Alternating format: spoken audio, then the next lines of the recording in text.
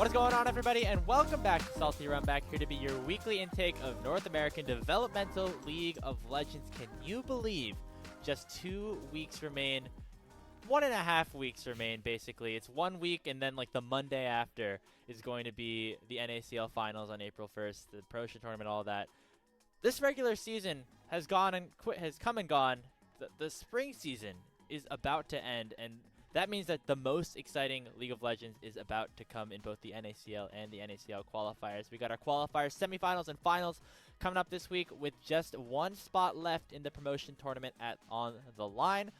And of course, we're going to be whittling down our playoffs even further after what was a wild weekend of games, from 6 down to 2 in the next 4 days. We're here to talk all about it, as well as talk about some of the games that happened over this past week. My name is Graves. I'm joined alongside Hawk. Hawk, how are you doing today? I'm doing all right. You know, it's been a content grind today, but as you say, we are yet 2 weeks from the end of the from the entire split, not the regular season. We're 2 weeks away. NACL finals on April 1st, so that's going to be a week and a half from today or so.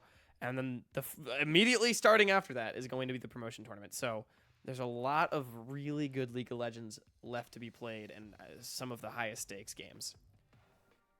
Super excited to get into it. Now remember, we'll still be around after this regular season, the spring split ends, because basically as soon as the NACL split is over, that's when CLOL really starts to heat up. So we'll be around throughout those next couple of weeks to break all of those games down, get into maybe some off-season stuff with the Challengers League, and then we'll see from there. But you'll have a steady stream of Salty Runback episodes coming your way over the next couple of weeks and beyond.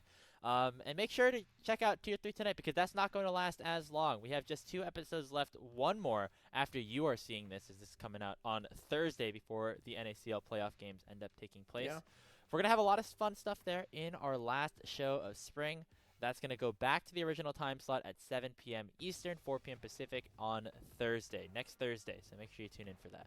Yeah, we're going to do a lot of stuff. I honestly think that one has the potential to be the best Tier 3 Tonight episode yet, just because, Graves, I know we've already got some plans. And if you're a fan of Tier 3 and you're watching this, make sure you tune in this weekend to our Grand Finals broadcast as well, which at the time of this podcast going up will have been announced. Exclusive live coverage on Salty Runback, and this is going to be a high-quality production, y'all. You aren't going to want to miss it. We are pulling out all the stocks. I don't want to flex before the show starts or anything, but our finals broadcast is going to be really good. We have a lot of really fun things planned, so make sure you tune in to twitch.tv/saltyrunbackpod at 8 p.m. this Sunday night.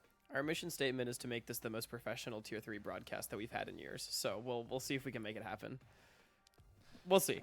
We'll try. We'll have our own little flair on it as well. So it's of course.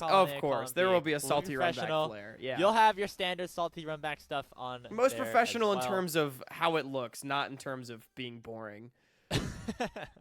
Yeah, we'll have our own flair fun in there. It is our channel after all. We get the rights to do whatever we want, I guess. But let's get into our headlines here, Hawk, as we talk about the NACL and the NACL qualifiers, which went pretty crazy. As we said last episode, we were eliminating a ton of different teams. But before we start talking about what happened there, let's discuss a team that was already been eliminated from the NACL, the 10th place team, Mirage Alliance, before we get into the games, because they made something that you don't see too often at this stage in the season, Hawk. They made a roster change. They've subbed out a couple of their players. They now have Saligo in the mid lane over RJS. They now have Neo in the bottom lane, AD carry position. And then they are moving Dardoch to the jungle, and they are moving Prismal back from bot lane to support. So that's the full litany of changes.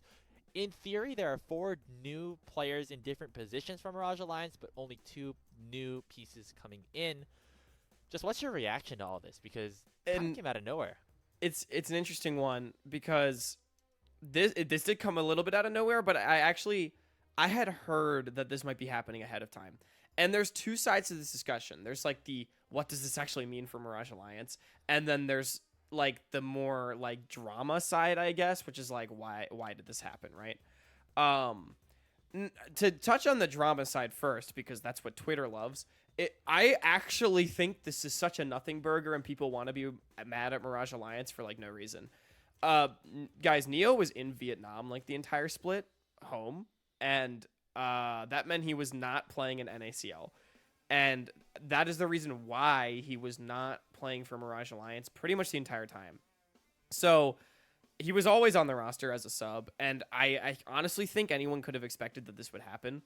So yeah, I assume it's a similar situation with Saligo. I don't know what Saligo was up to. I don't know why he wasn't playing. I do believe that Saligo was on the roster the entire time, though. So, you know, regardless of your feelings of, like, Mirage Alliance and what you think should or shouldn't happen with subs, like, this is actually a very legal move that I'm kind of like, I don't know. It doesn't rub me the wrong way. I don't know about you, Grapes.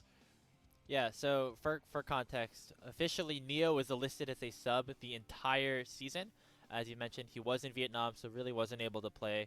I'm pretty sure the general sentiment is that if Mirage Alliance could, they would have had Neo as their starting bot laner. However, just due to the circumstances, not the case. And then I don't know when exactly he came back or when he's eligible to play, but you don't want to necessarily make those changes already when you're like halfway through a split, especially when Prismal like wasn't performing super bad on that team.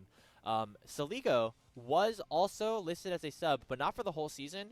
I think they had a situation where they had another sub, and then they got comp banned or something. But Saligo was added to the roster, to the I guess sub roster, before like the deadline to change players out was. So even though like we haven't heard about like these being issues one way or the other, this was like the subs coming in and basically, you know, doing everything completely legitimately, which, to be fair, I think I agree with the decision. Something needed to change. If this Mirage Alliance roster came down into the promotion tournament, regardless of how talented you think the players are, I think that Will is a great player specifically. I think RJS, you know, has had some of his moments high and low.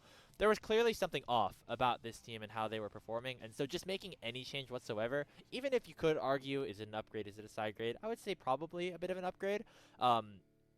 It had to be done, and so I'm glad that they exactly did. And it creates a more competitive promotion tournament. And hey, Mirage Alliance has been an organization that has been known to at least spend a little bit in terms of like the pieces that they want, and I think that's good for the ecosystem. And so I'm happy with what went down. And that kind of gets into part 2 of the conversation. I'm glad we're on the same page. I think there's some people that want to be like, oh, you know, they shouldn't be allowed to do that, whatever. Like, guys, Mirage was within their rights. They literally are. Yeah, so, exactly.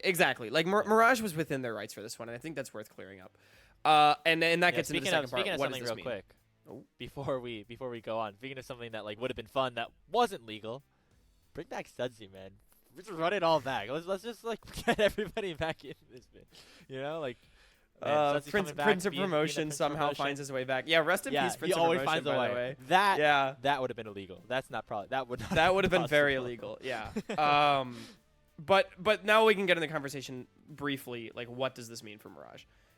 I've seen some people on Twitter, like Sneezes, for example. Shout out Sneezes if you're watching the show. We like Sneezes. Said like, oh, I think this makes Mirage Alliance like an overwhelming favorite to defend their spot now, which I think is such an interesting take. And it seems to be general community sentiment that I've seen has been that this means that Mirage is going to defend their spot. I think this probably makes them a little bit stronger. I am going to actually disagree. I think this team is still so fried. I don't think because when you look at these roster changes, this team was so dysfunctional in the spring split. They need to skill check people by bringing in Saligo and Neo to defend their spot. I think these are definitely upgrades. However, I don't think it's going to be enough to have Mirage Alliance suddenly start skill checking every promotion team that they need to. I think teams like Winthrop and CCG in particular should be able to stand up to Mirage Alliance no matter who is on the roster, because this is essentially going to be like a scrim roster that they're playing against. So I actually think that Mirage Alliance, they get better, they get stronger, but I don't think they're all of a sudden a favorite in the promotion tournament. We've seen changes to rosters between promotion tournaments happen in both promotion tournaments. One of them last split with Taco having his like some sub issues, and they had Spawn playing top lane. That doesn't count. But like we had the Last Dance roster come through with CLG That Faith. Also hardly counts though. And then we also had AOE subbing Quacker. That's true. Over Gomsu. So I'm saying there's multiple examples of these changes happening. You could argue whether or not they were upgrades or not, and it's led to mixed success at the most. So there's no saying that like these roster changes are going to fix anything, but it's also probably not fair to say that because you know it's such a last minute roster, things are going to go bad. You know, so I think I think that it definitely improves them. I think on paper they are now stronger than Lit. The question is, of course, how can they gel together, especially after all the shit that they went through this spring split. I think the last thing I'll leave it on, you bring up an interesting point about the other roster changes. This is the only roster change going to promotion tournament, Grapes, that I think most people would look at and say is an upgrade, right? Like, at the time, I don't think Quacker in for Gompsu was seen as a huge upgrade or even a side grade, right? And the Last Dance changes probably weren't seen as an upgrade either. So these are the only ones that I think can be like definitively said are upgrades. It really just is a question of like, do bringing in these players fix the team? I say no, but we'll see. You call it an upgrade.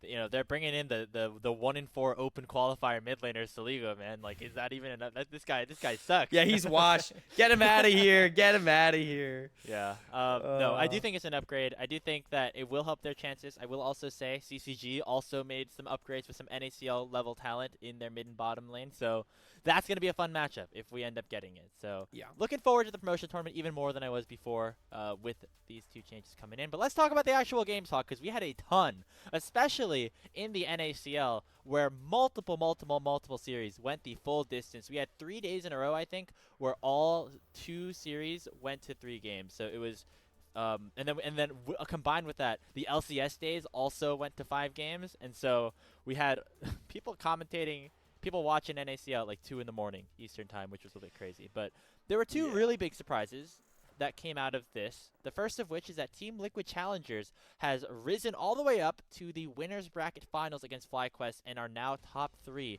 in the season. The biggest surprise on the other end is Supernova, who was listed as the 3rd seed coming in, beating FlyQuest in their last regular season game, dropping 2 straight best of 3s, losing to Maryville in the lower bracket, and are now out at 7th to 8th place. Which of these are the bigger surprise to you, Hawk? It's a tough question because I did not expect either of these things, huh? No. Which of these is the bigger surprise? I would probably say Supernova dropping out because it felt like we had such a strong top 3. And I think, Grapes, we really expected that slot would be occupied by either Maryville or Supernova, and it's actually occupied by none of them. I mean, one of Maryville and SN would have to be in the lower bracket at this point, right? But we did not expect one of them to lose. And that was a really, really big deal. So I would say that is more unexpected. I honestly think teams like Team Liquid we expected might be able to cause trouble for some of our upper tier teams. But just when I look at the matches, like Team Liquid, okay, big upset win over Supernova. Good for them. Like, that's doable. And then they beat Disguised. I guess from that perspective, like, it was within our logic that maybe they could find themselves in the 3rd spot. But it is so alarming to me that not only did Supernova not get to that spot, but that they actually dropped out in 2 series. And granted, one of them was against Maryville, but still. I also believe they went 0-2 to Maryville as well. It was, yeah, I think it was 0-2. It was 0-2. That was on Sunday. So it was one of our only 2-0s. So, yeah. I'm going to have to agree with you. I think that Supernova being out at 7 to 8th is definitely the most surprising, especially because, as I mentioned at the start of this headline, they just beat FlyQuest, who we all consider to be the best team. It seemed like there was some upward momentum here. I will say, of course, they got a very challenging draw. Playing Maryville in that lower bracket matchup where I don't think anybody expected that to be. Like, that's a really, really difficult situation to be in. Maryville beat them in the regular season. They ended up beating them again. I honestly didn't think Supernova played that bad against Team Liquid. I think that Team Liquid is actually just a very solid team at this point. They've had a lot of upward momentum.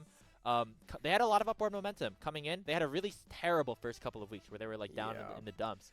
And then they started winning some series in a row. And then, as they came into the playoffs of the 6th seed, I think the biggest conversation was, okay, this Team Liquid team has won a lot of series in a row. However, they were a lot of them were against weaker teams. Their last 2-0 win of the regular season was against Lit, who ended up now being 9th place in the promotion tournament. So they needed to prove themselves against tougher competition. They absolutely did so with that 2-1 win over Supernova.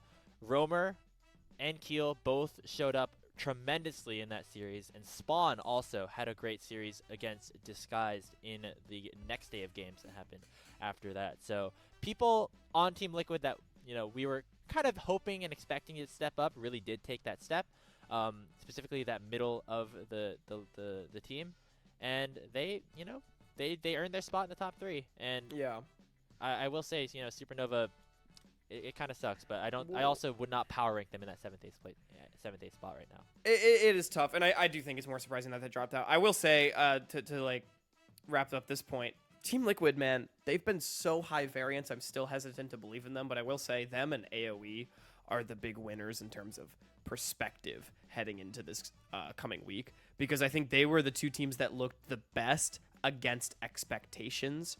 Yep. And so it's going to be really interesting, which maybe segues us into our third headline here, honestly. Yeah. The games that are happening today as this episode comes out, the first day of week 2 of the playoffs, are our lower bracket quarterfinals, I guess is what you can call it. The way that it works is the 4 teams that have gotten sent down there play in basically a 4-team situation. AoE plays Disguise, Maryville plays Cincinnati Fear right after that. Then the winners of those series play against each other, with the losers being eliminated. And after that, the winner of that best of 5 is the quote-unquote champion of the losers bracket, makes top 3, and plays against the loser of the upper bracket matchup between Team Liquid Honda and FlyQuest. Out of those 4 teams, Hawk, AoE, DSG, Maryville, and Fear, who has the best chance to make it? It might not be as clear-cut as we once thought. It might not, because if last week taught us anything, it's that, it's anyone's game at this point. The ball is in everyone's court to make it out. I'm going to say, especially after like a really good bounce back against Supernova, I still think it's Maryville. Maryville played a barn burner against Disguised on the first day of playoffs, or maybe the second day, whatever. In the first round of playoffs, it was like a very tense series that Maryville, I think, would want back and could say they won. That one and the series between AoE and FlyQuest were definitely the 2 closest series in the first round.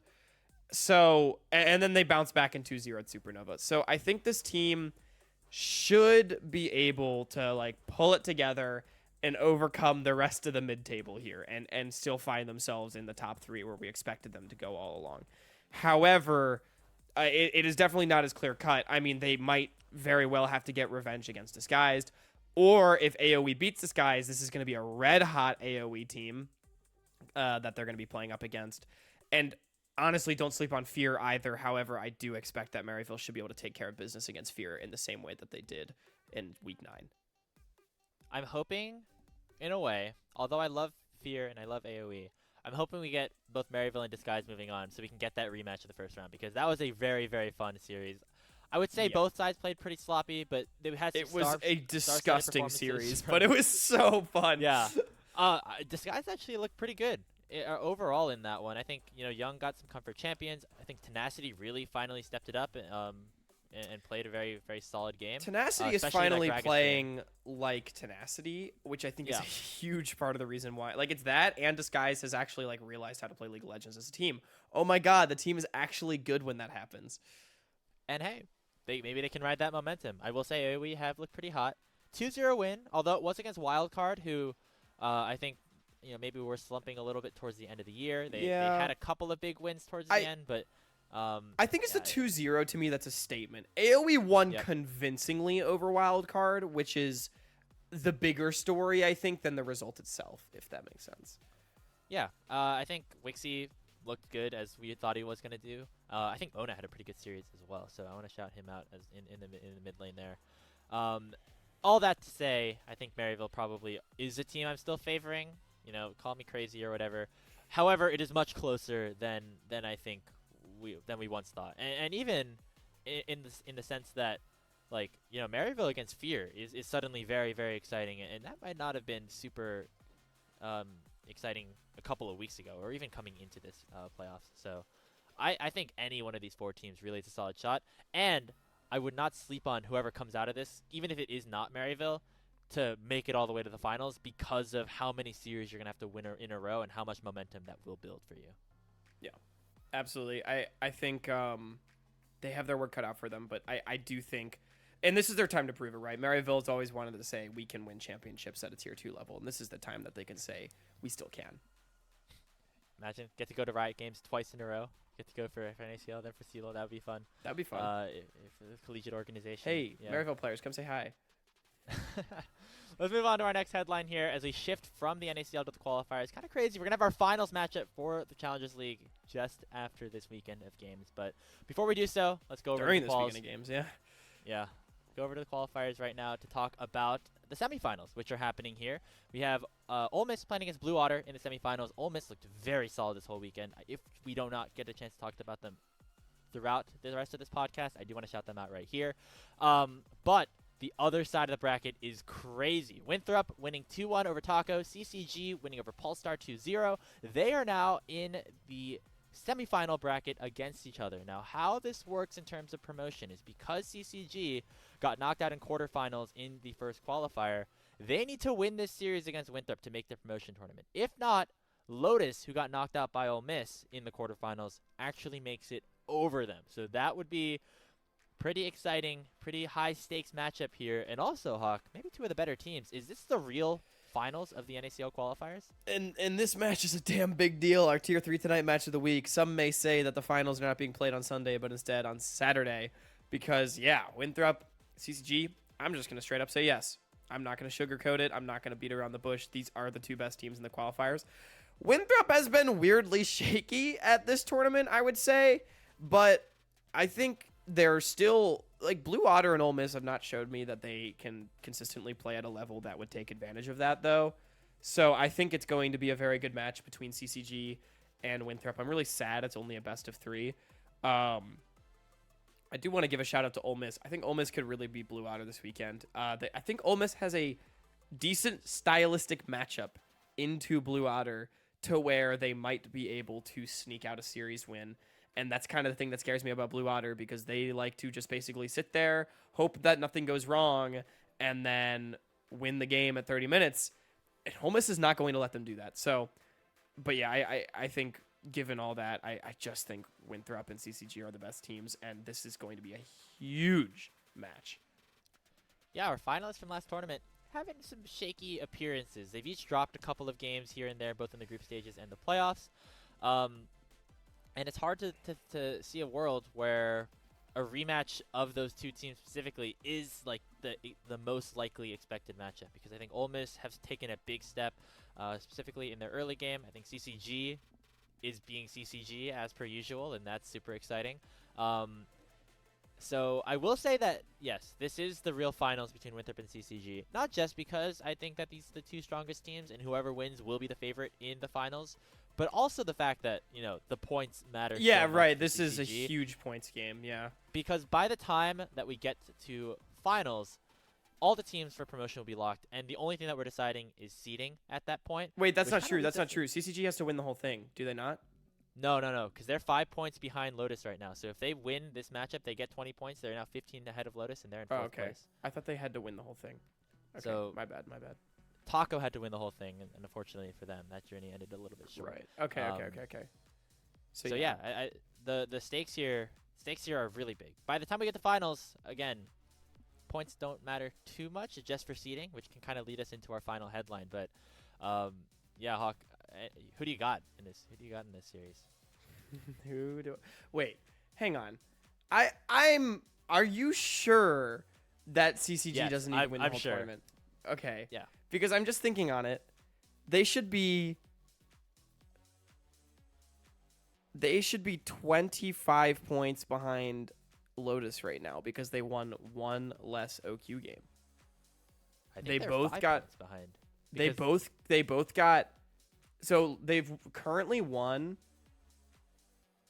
the same number of series. Oh, never mind. You're right. They're 5 points behind. Okay, Hawk figured it out. We got there. We can cut that from the episode. Or not. We can watch my brain struggle. Does promotion seeding matter? No, it does not. That's our headline. Promotion seeding does not matter, Grapes. Just win. Let's break it down a little bit then. Just win. Okay, well, if we're going to go that way, then I mean, okay, we can break it down too, but that's my piece. Yeah. All that to say, yeah, as we head into here, CCG just needs finals, and so by then, in the finals, promotion, the finals is basically to determine who finishes first in the group, and who finishes first out of that group of 4 teams. That'll be set to the promotion tournament. Now, assuming that the promotion tournament is formatted the same as it was last year, which I'm pretty sure it is, how it works is the first and the 4th seeds play each other out of the qualifier teams, and the 2nd and the 3rd seeds play each other in the first round of this qualifier. It's basically a double elimination 6-team bracket. with the qualifier teams being the 3 through 6 seeds and the NACL teams being the 1 and 2 seeds. So basically, the only thing you're determining with the seeding is what qualifier team you're playing against, and potentially, if you like really screw things around, what NACL team you could potentially run into in the first round. Yeah. I mean, like, it matters. Okay, there is one player that thinks it matters. I just talked to Mobility for our NACL Q&A. This will air in the NACL Q&A, the most recent one, where Mobility did say, I hope we gatekeep CCG this weekend, not only so we can win the tournament, but so then we can play Lotus in the first round, which is a free win. That is paraphrasing what Mobility said, which is really funny. So maybe seeding does matter, Grapes, but no, I mean, it doesn't really. Like, yes, you could get a slightly more favorable matchup, but here's the thing I'm going to say is, like, if you're shitting yourself at playing CCG in the first round as opposed to Blue Otter, like, if you can't beat both of them, you're probably not promoting into the NACL, you know? Well, yeah, here that's I think the interesting discussion as we can wrap up this headline here. The biggest thing, of course, is if there's parity between the 4 qualifier teams, then seeding does not matter. I think if you go back to last split, when Mirage Alliance kind of had a stranglehold over everybody, it probably felt better to be the 2 versus 3 seed, to be Winthrop playing against Team Ambition, instead of having to play against Mirage Alliance, who I think many considered to be the best qualifier team. Now, obviously, it didn't matter because Lit ended up beating I want to point out our last seed in promotion was promoted both times because it was Supernova and then Lit, who I think regardless of what happens in the promotion tournament had much lower expectations than Ole Miss or CCG will. Exactly. So in this current state of qualifiers, assuming CCG makes it, which of course we can't right now, if it is the 4 semifinalists there, I feel like it is a situation where anybody can beat anybody on the given day. I would say that the Lotus card that you threw out there, the situation where Winthrop beats CCG, then wins finals to play against Lotus, that definitely does mean a little bit more, especially because we just saw how quickly CCG or Lotus was dismantled by Ole Miss, and they were in the Taco group, and I think you can argue that they were probably one of the weaker teams in there. They're a weaker team than the other 4 in this group. So that is, I think, maybe where it matters. I don't think it matters depending on like what NACL team you end up facing, especially with the Mirage Alliance upgrades. It definitely does not. I mean, you know, again, dodging Lit or Mirage Alliance, like, you got to beat one of them to promote, you know? So you got to do it at some point. Just win. And hey, I mean, it seeding matter. It always matters a little bit because what promotion tournament's going to come down to, because I think we're expecting parity between the 6 teams. Like I said, I think Ole Miss, for example, if they're the 4th seed, like, that team could promote, man. And it's going to come down to, like, whoever wakes up on the right side of the bed on the day. And so maybe in that sense the seeding matters, but I don't think if Ole Miss is playing against Winthrop or Blue Otter or Mirage Alliance or whoever, that it matters enough to say that, like, they're doomed if they don't win this weekend. So, you know, everyone should just be playing to win as much as they can and aim for the best. Hashtag just win. That's all that matters. A lot of crazy stuff went down in the NACL and the qualifiers, all setting up for this bonkers weekend. We talked a lot on last episode about eliminating a bunch of teams, Grapes, and it delivered. Ooh, it was a barn burner. Yeah, I mean, the qualifiers kind of did in a way where, like, there were a lot of eliminations, but also they were kind of all the eliminations that we expected in the order that they kind of ended up. Yeah. I think Winthrop Taco was exciting, especially until, you know, the game 3 where everything kind of fell off the rails a little bit. But it was our top 4 power ranked teams last week that all won. So yeah. Well, shout out to them. I'm excited for the semifinals and finals. I think that's going to be exciting, and it gives us potentially a preview for that promotion tournament. But we're going to go back to the NACL here for our part 2, as something we didn't talk about in our headline, award season is upon us. We'll see you there. As we round out the NACL regular season and playoffs, it is time for the awards to come out. I think the MVP will get announced right before that finals broadcast on April 1st, but that doesn't that gives us enough time to talk about some of the other awards that have been announced here for the NACL this split. Some new things that they are going to be doing on the broadcast. We have Most Improved Player, we have Rookie of the Split, we have our All-Pro teams, of course, as well as... Everyone's so shit, man. How what I'm supposed to do. I know, big engage from the side. Uncle Sam is here. The ball is coming through. It's a 4-man shockwave. Uncle Sam is on fire right now. I would say like my team is good, like pretty much all around. Crimson is low. Can they find the turn? Then they find the scatter the weak. It lands. The healing is there. Crimson is just so damn healthy. They can't take him down. I think we just have the best bot lane in the league by far. Like the cornered animal known as Shogo trying to get the job done here. He's bobbing and weaving. He's shielding. He's got so much damage. Shogo's the best damn AD carry in C-Law. And while he may, oh my god, he got Pashani too. Instinct has got to be able to find the resets. He's excited and moving on towards Wakao. Wakao going to be the next one to fall. Instinct has got to be able to find these rockets, and he will. Both ADs down, and now it's a real brawl, ladies and gentlemen. Shutdown comes through onto Music Stray. Still in the front line, so tanky, so powerful, able to set up Salmonkin's death in the hands of your Uncle Sam. And just when you thought the game was slipping, the Land Sharks bite back. Crimson's the one dying first. Crimson is going to stay alive. Crimson is going to claim 2 kills. And CCG come in with a full-fledged collapse. And it's over, folks. The Land Sharks have done it. From the collegiate depths, they will go fly high with a 2-0 to the grand finals and topple Blue Otter. CCG Esports, they want to date the promotion tournament, and they're going to get it 2-0 over Winthrop University.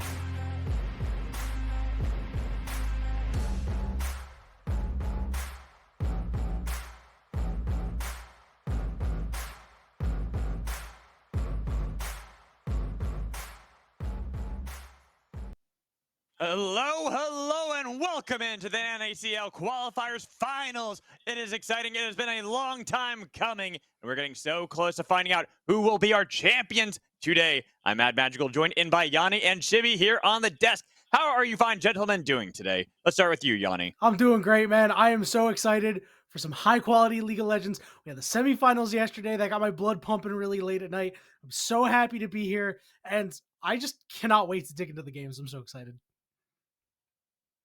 Some of my favorite players, some of my favorite teams, in my favorite tournament, Magical. I'm as equally excited as you and Yanni both. I mean, it's going to be electric. I'm expecting a very fun series. Same here, but we got to review how we got to this point in the first place, because, like I said, it has been a long time coming. We've had many different games of League of Legends, lots of teams starting off in our Open Qualifiers 2 at the beginning with the Swiss bracket, then getting us into the playoff bracket here, as you can see. You know, a lot of us were thinking that Winthrop were going to be the team that got here to the finals. They were the undefeated team from the Swiss, but they fell to CCG yesterday, and Ole Miss as well. Both Ole Miss and CCG from Group C making it to the finals. Shibby, how do you think about this bracket? Winthrop, I'm slept, I'm broke. Ole Miss, I'm awake. That is the true collegiate powerhouse in Tier 3, in my opinion. No surprises on my end, but I mean, I think a lot of people were expecting a much different final. Yanni, what about you? So I thought Ole Miss might have actually lost to Lotus, and then once they cleaned them up, I was like, I am not doubting this team anymore. I made the proclamation. I said, nope. Not doubting them anymore. They're going to beat Blue Otter. Again, you know, we all, I think, expected Winthrop to be able to get through, but CCG, so strong, managed to get the job done. Really impressed with what they've put together. And honestly, I don't think we can have a better final. I know. It's having Blue Otter lose to Ole Miss, our winners from the Open Qualifier, well, the last Open Qualifiers, then falling to Ole Miss in the semifinals. And like we said, Winthrop being the favorites from the previous Open Qualifiers, and then in Open Qualifiers 2 still being at the top of the board. Falling. It is so exciting to see how this is all played out. And I want to see how these two teams will match up against each other. But we got to also look forward, right? We got to look forward at the teams that will be playing in the promotion, because we are guaranteed that these 4 teams, Ole Miss, Blue Otter, Winthrop, and CCG, will be the teams in the promotion tournament. But it's now about seeding. For CCG, winning this one, it's either first or fourth. There is no in between for them. And Ole Miss, same thing, which I find quite wild for both teams, how important this finals is going to be for them, because you want to avoid, you know, and playing in as you want to make sure you're playing in as few games as possible and having a higher chance getting into the NACL for summer. So Yanni, I'm just looking at this one. What do you think is going to be the outcome? Oh man, I mean, put me on the spot, but I think it's Ole Miss that's going to get that #1 spot. Ooh. It's finally their time. They're gelling together so well right now. I think they're playing their best League of Legends that they have to date.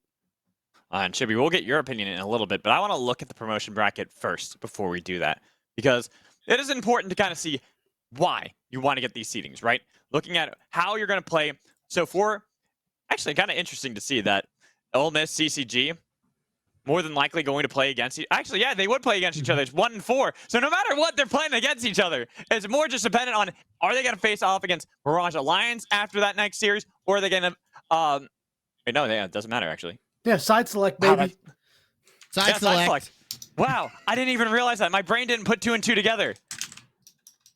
Huh. Look, if I'm on that end, I want to play Mirage Alliance. Just saying. No, I'm not firing shots. I'm just saying I would rather be playing Mirage Alliance right now. That's all I'm going to say. Well, Mirage Alliance are lit. I mean, that's like, those are the choices that you have. So it's pretty much locked in who they're going to face off against in the promotion bracket. Like you said, again, it's about side selection and having that in your first matchup and then seeing how you can go forward from there. But really, this is all about pride now. This series, this finals, about getting that #1 seed for yourselves and then facing off against Mirage Alliance, because you want to be as strong as possible going into that one, really proving everyone that you are going to be the team to beat. You're going to be the team that can get promoted into the NACL. And I also believe we have a nice guest that we're going to bring in here. We have Reppy on the line to talk about a lot of what has been going on. Reppy getting to play in a lot of these games. So welcome in, Reppy. What are your thoughts so far going into this open qualifiers and now into the playoffs here for the NACL qualifiers? Well, I personally think that these two teams are the strongest in the tournament. I think that for my prediction, it would be CCG on top of Ole Miss.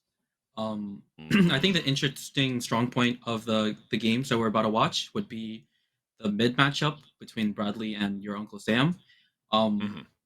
I think Bradley... Are you just saying that because you're a mid laner? No. I think that Bradley is a good overall player. I played against both these players, and I feel like your Uncle Sam has been improving a lot over the split, but I do think that in this series, he would just have to hold his weight and have Shogo and Rhino carry him to the promotion. And I'm kind of glad you talked about CCG being the team that you favored going into this one, because we heard Yanni saying Ole Miss. So let's take a look at CCG's roster. You're touching on that a little bit. Bradley, their mid laner, has been an absolute rock star, having swapped back into his preferred role from his time that he played on Team Liquid Challengers when he was in top lane. And the top lane for CCG being Crimson, with Yukino jungle, Instinct, and Trevor in the bot lane. So Shibby, gotta walk me through this team a little bit and what you're looking at as the power points.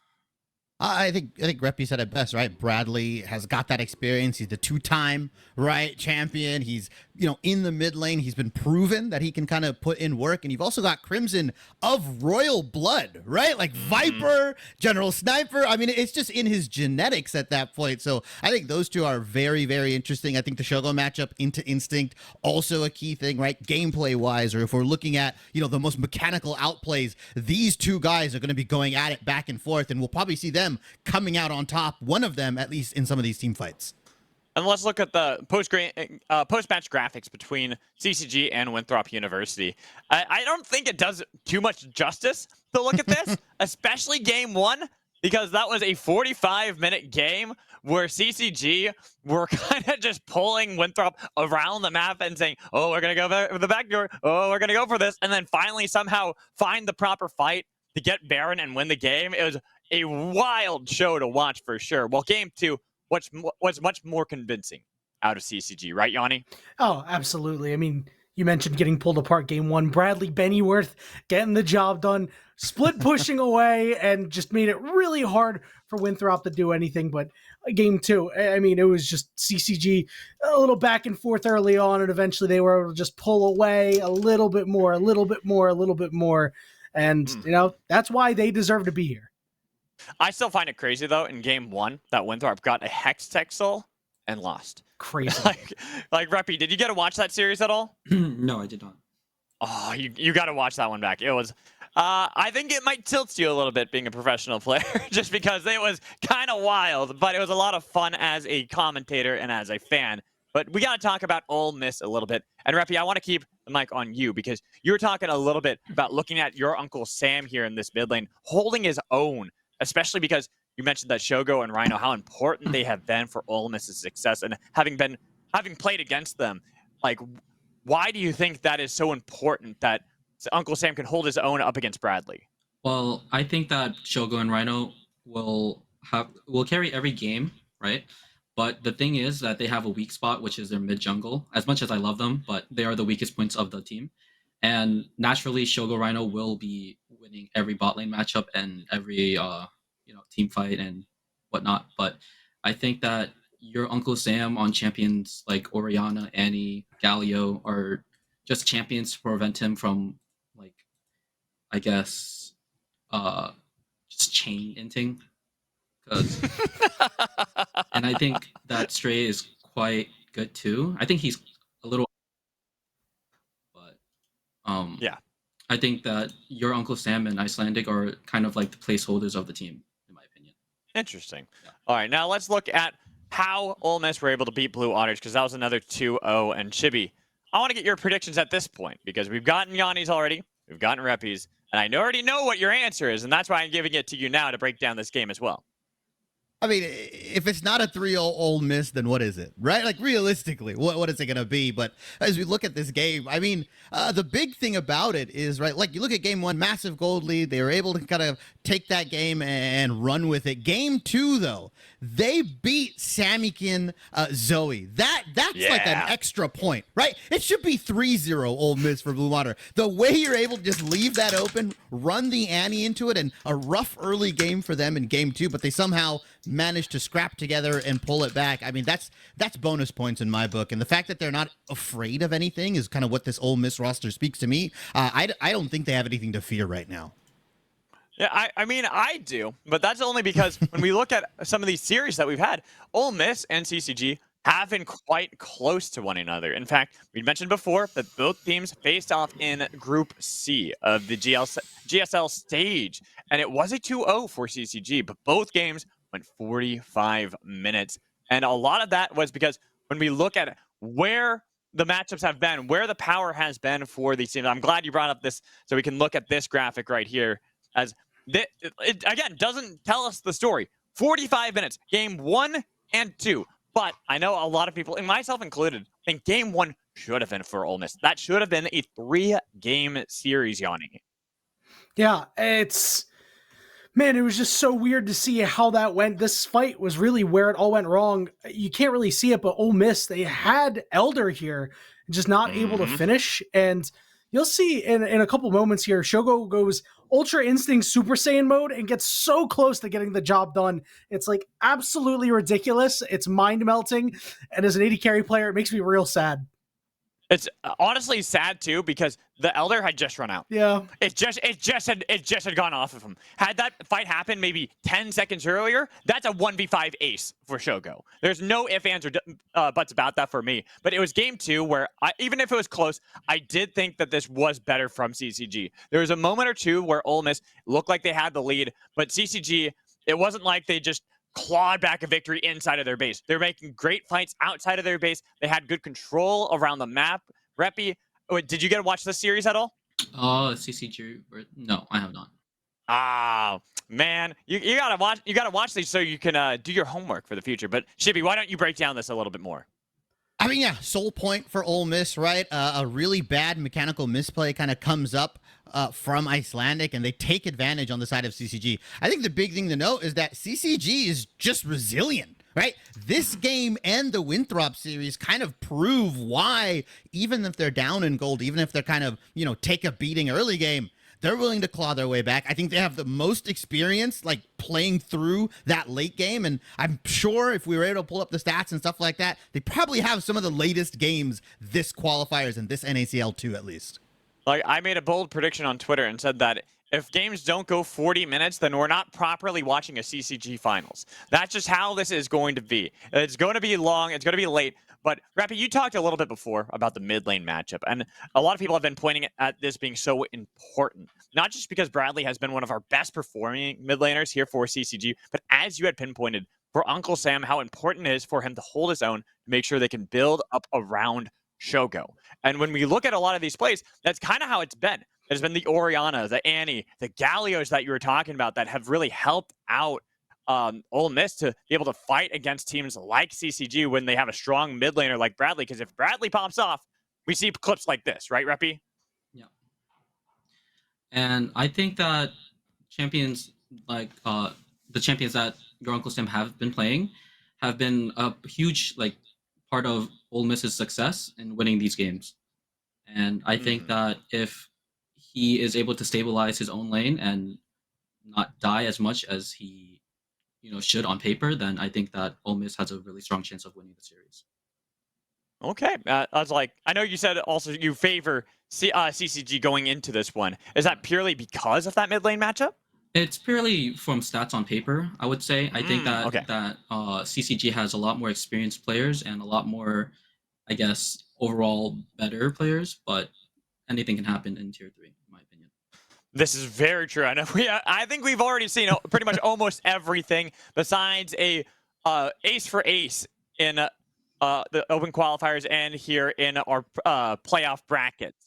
But we haven't quite seen any of that for the NACL qualifiers. And I would like to see an ace for an ace. I don't know about the rest of you. I think that'd be exciting. But I think we should really break down this mid lane matchup and have Yanni and Chibi kind of talk about how this looks. Because you look at the stats and you look at how these head-to-heads have been so far, especially when you look at the semifinals. I think Bradley's KDA doesn't do justice for how important he was in that semifinals, Yanni. Yeah, I fully agree. He had that big game on Tristana where I think he finished with 2 or 3 kills, had a lot of assists, but was really the main reason why CCG was able to come away with the victory. It doesn't show on the KDA, and he's always going to get gold funneled his way. Obviously, the CS per minute got a little inflated on that Tristana game as well, but certainly a performance to remember, and the Sway game wasn't too shabby either. His away game is definitely really nice, but for your Uncle Sam, Shibby, we look at that and you see that the KDA looks a lot better, but that's because he's playing more for the team. Like, you see a CS not really so great. It's more about rotating around the map, isn't it? Yeah, I mean, look, I'm a jungle main, and my CS per minute's a little bit higher than Uncle Sam's, but regardless, the kill percentage in KDA, I think the way he moves and the way he plays, yeah, okay, you could argue that he's not getting a lot of gold funneled him. He's not really getting the resources, but the man can just make a play out of nowhere, right? Like, he can hit massive shockwaves. He can be the one to land the crucial Annie ultimate, the crucial Nico ultimate, right? That's why those champions are being banned against him. It's because at any given moment, Uncle Sam, the X factor, in my opinion, can just make a play and win you the game outright, just completely.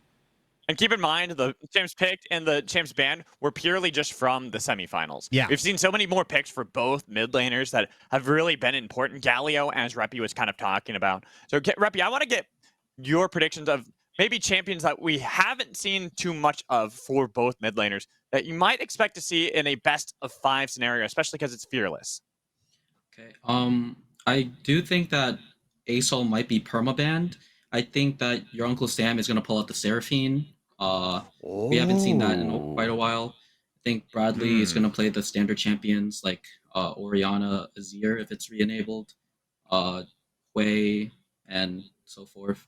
And I think your Uncle Sam might pull out something spicy. I'm just not sure what though. I like the Seraphine. I like the Seraphine shout out. I think that actually works really well with the team scaling as well. Like I said, I'm expecting as many games as possible to go 40 minutes plus. Now, we've gotten everyone's prediction here on the desk besides myself, but we'll leave that a mystery. We're going to let the desk sit at 2 voting for Ole Miss and 1 voting for CCG. But let's check out what the community has to say about this series and what they have said they think it's going to be, as we see that, actually, to my surprise, a lot more split than I expected. We have Hawk and Grapes not on the even footing there. Ole Miss for Hawk, CCG for Grapes. And I'm going to comb through and see. We have 1, 2, 3. We have Oh my God. And Collimer is the one of the 3 that says it's a 3-0, but he says not for his own team, but for CCG. Yeah, I think Cowards. I counted this up correctly. It's 12-10 in favor of CCG. Like, Yes, that it's is very close. So close. And like, look at all the 3-2s you see around everywhere. This is probably one of the more close series we're going to have on our hands in recent memory. At least I'm hoping for that. And it seems like the community is too. I'm not too surprised. I like Collimer's vote. Collimer is definitely, I think he's trying to jinx the other team. Maybe that's what it is. But also, it's one of those things where it's like no matter what, he comes out ahead. If his team wins, then he's like, yeah, you know, I believed him the whole time. I was just saying that we get the win. And then if they lose, they're like, yeah, you know, I got the prediction. I got the big brain. So no matter what, I'm right. But you know what? There's only one way to really find out, right? That is to get into these games. That is to watch both Ole Miss and CCG face off in a best of 5. It's been fun here on the desk, but let's give it over to the casters. We got Grapes, Hawks, and Camcom ready to get us into our first game. Hello and welcome to the caster desk now from the analysis desk. Here on the LCS Challengers League Qualifiers Finals, my first and only Qualifiers cast so far. You guys have done a couple this season so far, but I'm super excited to be here for Finals. How are we all doing? Cam, it is an absolute honor to be here for the Finals live on Salty Runback, and it's been a very, very long time coming. This is actually, I don't know if you guys knew this is my first ever live NACL qualifier finals that I'm covering. So I I know. Congratulations. It's been 2.5 years in the space now. We're finally getting one done. The last match, the last best of 5 for the qualifiers for the spring split. I mean, what a treat. Well, hey, last qualifier, we went all the way to 5 games between Aporia, now known as Blue Otter, and Winthrop University. And hey, both of those teams were taken down by our current finalists yesterday. And I think it's going to be pretty close. Can we pull up that prediction graphic again? I don't know how possible that would be. I like this prediction graphic. It's very close between the community about where we think people are going to be going. Yeah, it was 12-10. But one of those is Collimer for CCG. So I feel like it's really 11-11 right now, right? Like essentially 11-11 in predictions. It, yeah. And Cam, so many 3-2s. Yeah, so many 3-2s. I'm thinking either way it goes, it's not going to be a 3-2. I think it's very realistic. It could go 3-1 either way because Collimer will not let us go to 5 games on a school night. So either way, he's going to end it on game 4. I'm not sure which way it's going to go. I put Miss for that same reason. So you're saying if CCG's up 2-1, Collimer's just all right, guys, pack it up. We gotta go to class tomorrow. Yeah, I think so. The production side, I'm noticing right now, there's a lot of Ole Miss believers here. On production, at least. I know our producer, Leanne, has missed 3-2. I got Alls, Rare Adam, and Brighty, who are all working behind the scenes. Big shout-outs to them for keeping this show running. They all have Ole Miss. I'm the only one on the crew right now, guys. What's up? Cam, we're pretty based, I think. Look at this. I mean, I've still got the production blood running in my veins right now, so I'm definitely on the production side. Yeah.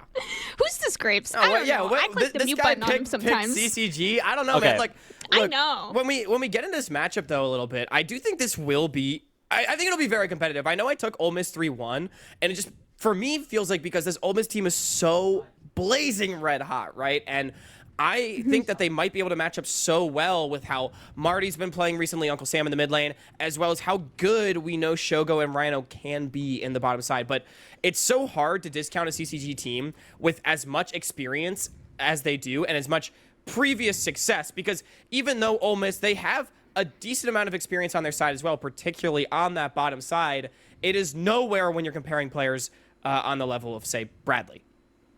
Yeah, I'm really glad that our desk decided to highlight the mid lane matchup because what a story it would be if Uncle Sam comes up and just takes over the game and wins the series for Ole Miss here in the best of 5. Kind of was exposed a little bit the last time that these two teams faced off. Bradley had a tremendous series on the Aurelion Sol in game 1 and the Hui in game number 2. But in terms of other matchups that we want to look at, I think the bottom lane is also one that we should be focusing on here. Shogo and Rhino, these guys are looking for like their first real full split in a tier 2 league. Rhino had some time on Team Liquid, but it was mostly in that like substitute capacity. Where on the other side, they're facing off against Instinct and Trevor, who have both been there before. Both have had full splits in the NACL as recently as 2023. And I think honestly, Shogo and Rhino have been the better bot lane in terms of performance in this OQ. So what a story would be if they're able to come in and really prove themselves here in the finals right before, of course, they play against each other again in the promotion tournament. Yeah, it honestly feels to me like Shogo and Rhino have been not just the better performing bot laner in this open qualifier. It feels like Grapes in this qualifier, they have been unparalleled in their level of performance. I think they have been on a league of their own when compared with every other bot lane in this tournament. And that's not to say that others have not been playing well. They have just been so incredibly dominant throughout the spring split, and they have been a huge part of the reason why Ole Miss is now locked into promotion and looking towards a shot at the LCS Challengers League. Yeah, I'm super excited. I thought you were gonna say something, Karis. It's all right. We got draft starting. I was gonna, and then I was like, no, wait. I heard draft is coming up soon. Yeah. But yes, I think it is funny that the actual bracket for the promotion tournament has actually been totally locked. Like, we know that these two teams are gonna verse, what is it, like April 2nd or whatever that promotion tournament starts, right? But then it's not gonna be best of 5. It's gonna be best of 3. So they're actually going backwards, and this is gonna be the who gets to win it today to be able to have the side select first in that best of 3, which I think side select actually matters quite a lot in a best of 3, definitely more than a best of 5.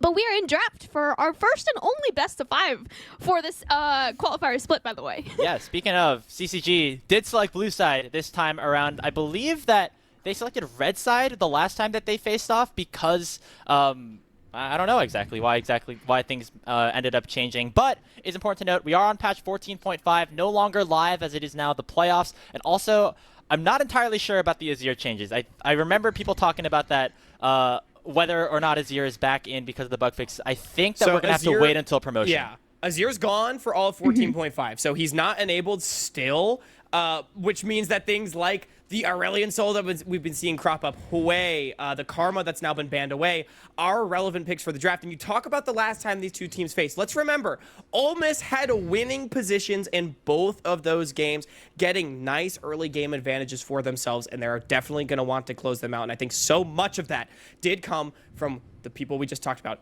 Shogo and Rhino going to try to get things going. Uncle Sam, Icelandic Hero, we expect them to make their moves down to the bottom side. And I think, kind of surprisingly to me, Grapes, very little bottom lane attention in these picks and bans so far. The Karma getting banned out and the Ashe, the only ones. It is difficult, though, to ban out Shogo and Rhino, as we have seen. I mean, we've definitely seen teams try, though. I feel like a lot of the time when Ole Miss is playing against somebody, they will ban 3, 4, even 5 marksmen away from Shogo. This time he's going to be a little bit more open. Now, obviously, with some of the changes that have happened, Hyper carries much more strong in the bottom lane. We saw the Kog'Maw the first time that these two teams played, as well as that Vayne here for Shogo. But CCG want to get things started. They know that hyper scaling could be coming, so they're going to lock in the Varus right now. It's a pick that can work very strong in that 2v2. Yeah. Oh. I would agree. But you talk about hyperscaling, you got the Kale coming through for Stray. That is... Okay, it's a bug. It's a draft bug. We'll get that one fixed for you at some point. It's actually an Orianna. That makes way more sense. So Orianna Jarvan going to come through for Ole Miss. Again, we're talking about getting Uncle Sam on something that he could be comfortable on up against Bradley. Make those moves down to the bottom side. An aggressive pick for Icelandic Hero. Already, we could potentially be looking at a tale of early game against late game, looking a little bit more at Ole Miss getting ahead, as opposed to that CCG scaling. Nautilus pick to continue rounding things out. I mean, so far, Grapes and Cam, we're going very meta with our picks and bans so far. Nothing too surprising. Is Xerath surprising? I would consider Xerath pretty surprising. It would be. Is it locked in? Oh my gosh. Okay, so we're gonna see a Xerath here. Okay. I guess it's mid lane here for Bradley, right, Cam? Could be mid, could also be support, but I would definitely predict that more for mid. Also, is that a Rumble or an Orianna? I know you said Orianna, but then it changed to Rumble. Is it an actual Rumble? Okay, it is still Orianna, is what I'm hearing. Okay. Okay. I'm sorry. I'm just trying to figure out the draft right now. I mean, okay, it's pretty straightforward. So just to recap everything for everybody, it's Varus, Nautilus, Xerath right now for CCG, Orianna, Jarvan, Leona right now for Ole Miss. Very much all in wombo combo. We've got it fixed on your screen now for Ole Miss. Whereas CCG, they're going to try to play at range and protect their carries. I think this Xerath pick is so interesting to me for Bradley coming out, where he's just going to try to outrange and dominate Uncle Sam in the lane. But something we've also seen from Xerath so far is that they can sometimes fall behind and become very useless. Their poke will fall off a little bit and then just not be able to match the one-shot late game damage potential of the Orianna as things progress. But I think regardless, as we move into the second phase of picks and bans, looking at a lot of team fighting on both sides. I'm interested to see what happens here in terms of what Ole Miss want to counter here on R5, because there's no jungler locked in here or top laner for CCG, but we do know Crimson likes playing a lot of those bruisers, so you can maybe kind of expect what is going to be picked up. Instead, there's a Jarvan that was appearing early in the draft going towards Icelandic Hero, paired alongside the Zeri, which is now going for Shogo in the bottom lane. He played this in game number 1 in their last series against Blue Water, did very good on it, especially when he was able to get a couple of big leads, which I think somebody like the Jarvan is going to help out with. Okay, I totally understand now. So the J4 was picked 4th. Doesn't matter when it was picked. It matters that it is picked now. Doesn't matter. Okay, it was picked now. And then the Aatrox is now the counter on the top side here for CCG. And it was a Rumble actually picked as well early in the draft. So that was like a spoiler, not spoiler. R5 picked for Ole Miss on the Rumble. There we go. Okay, now my brain is functioning again. This whole draft, I was like, how is this working?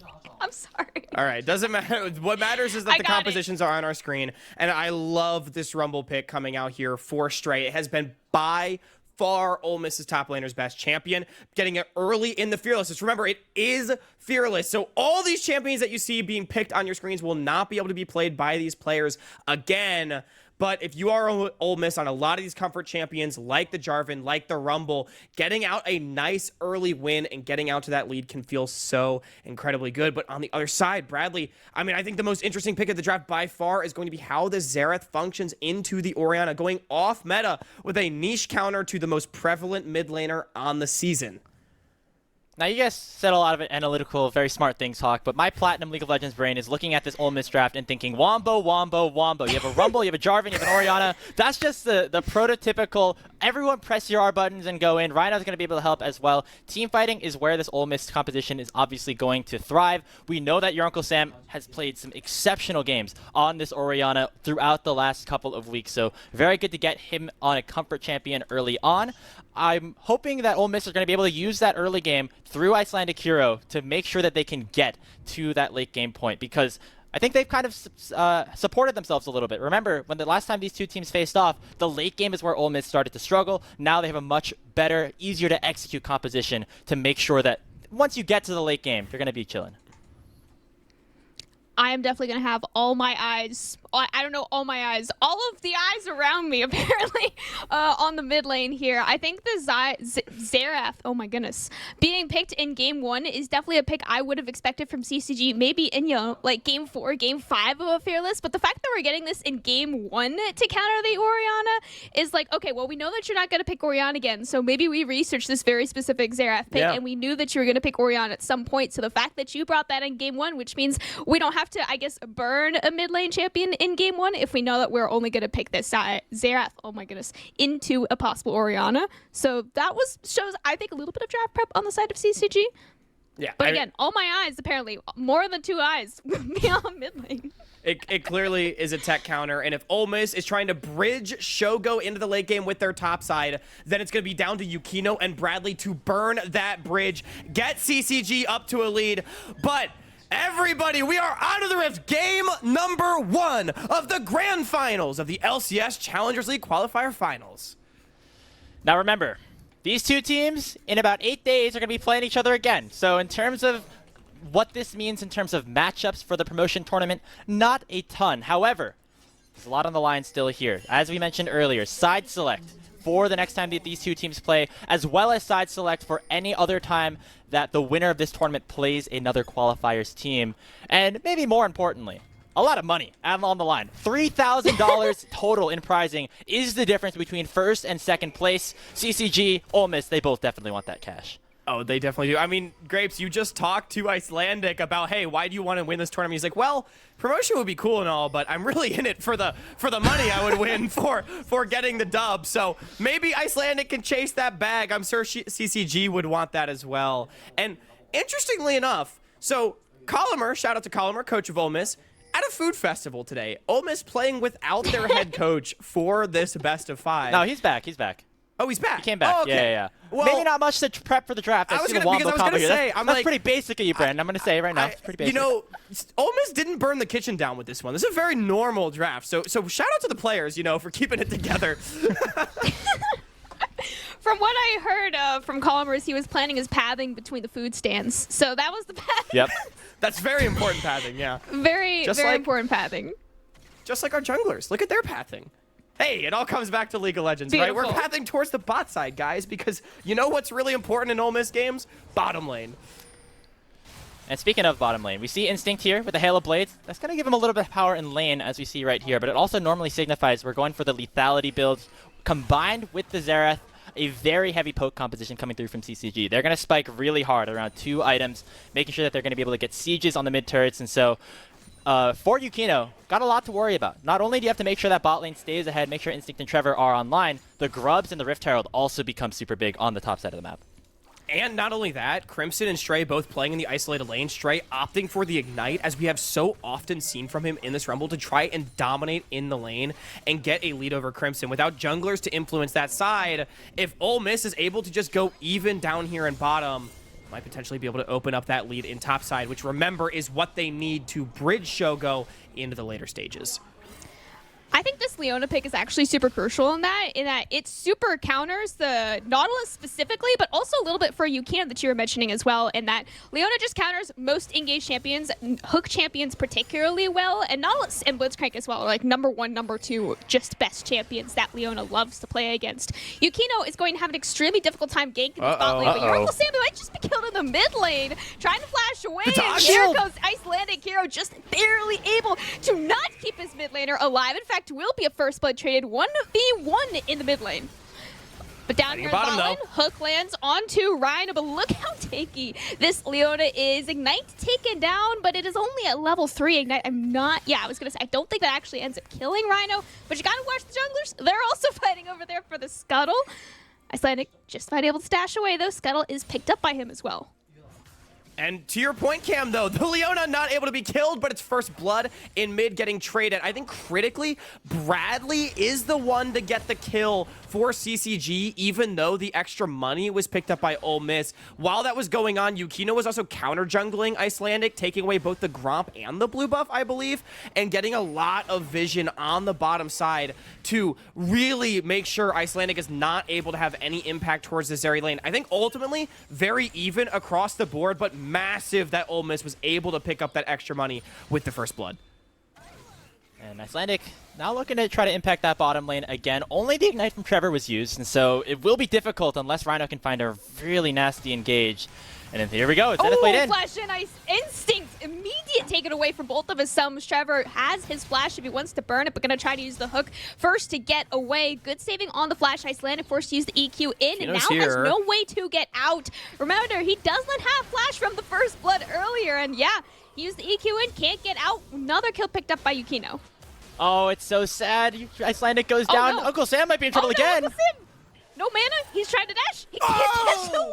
Bradley with a solo kill in the mid lane.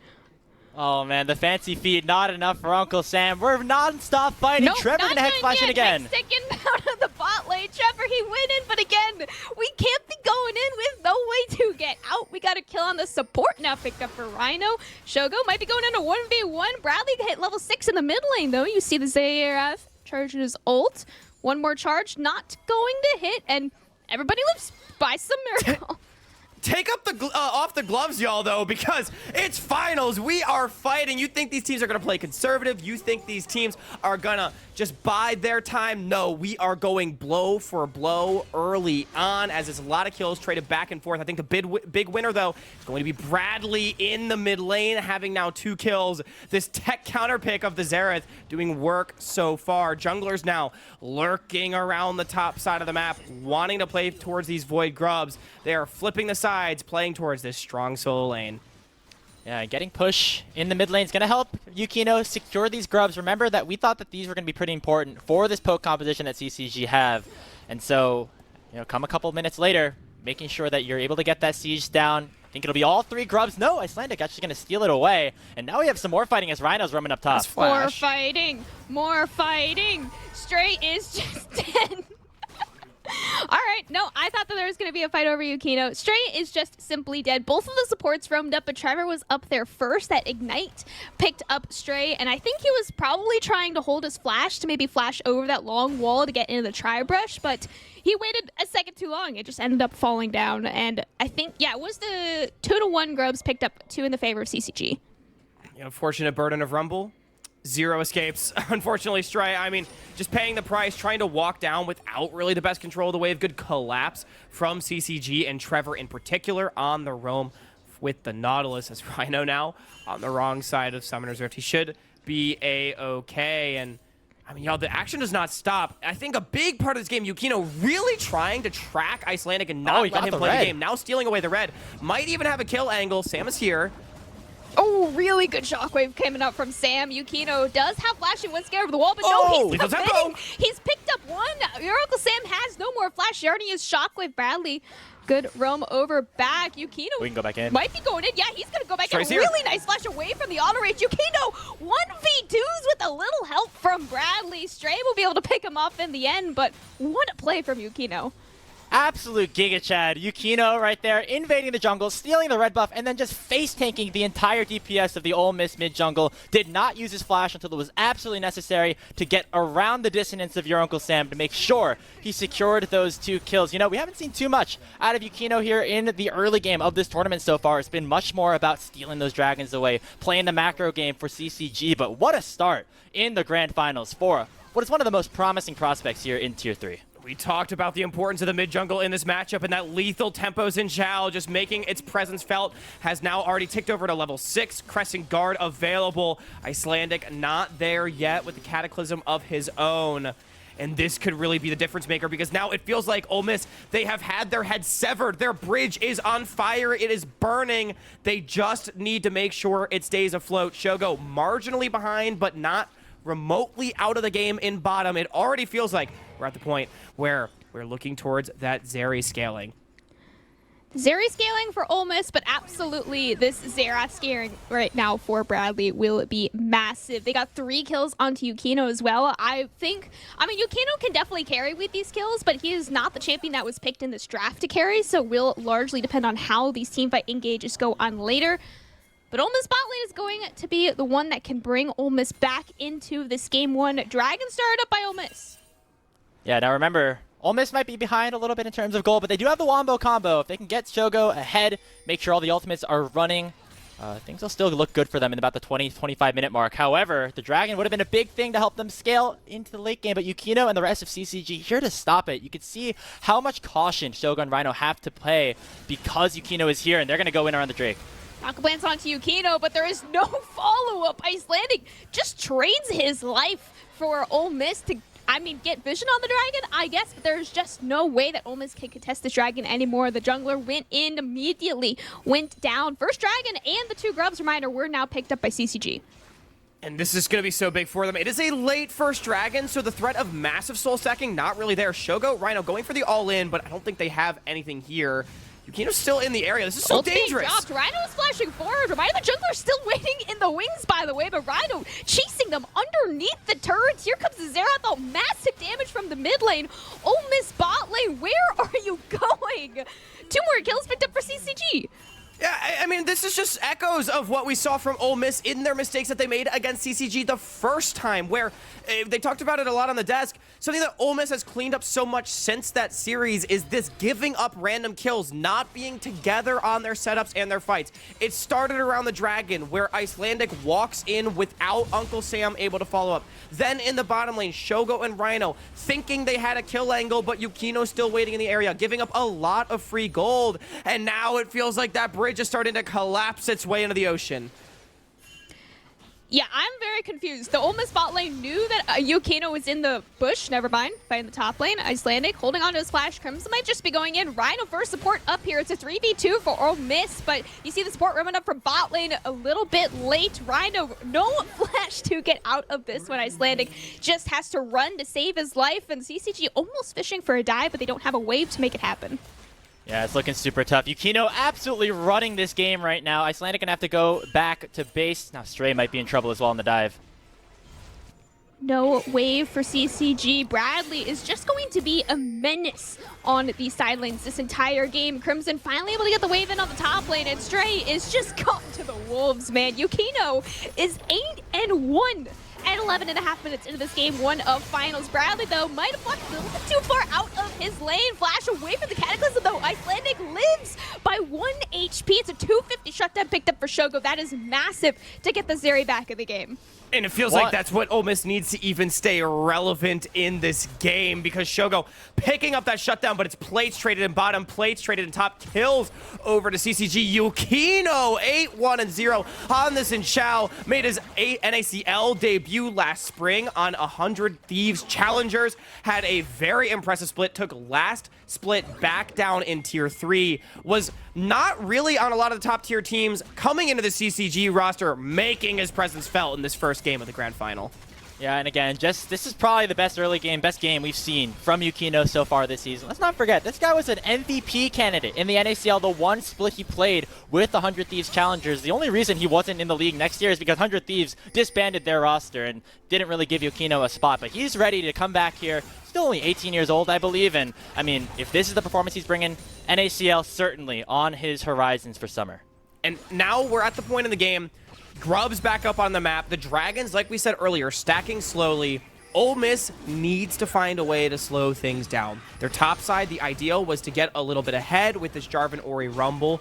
It's not worked. They've got to get their Zeri scaling online. They've got to get their Wombo combo to the point where they can one-shot multiple members, because the more and more isolated skirmishes that go down, this 8-1-0 Xin will just mulch them.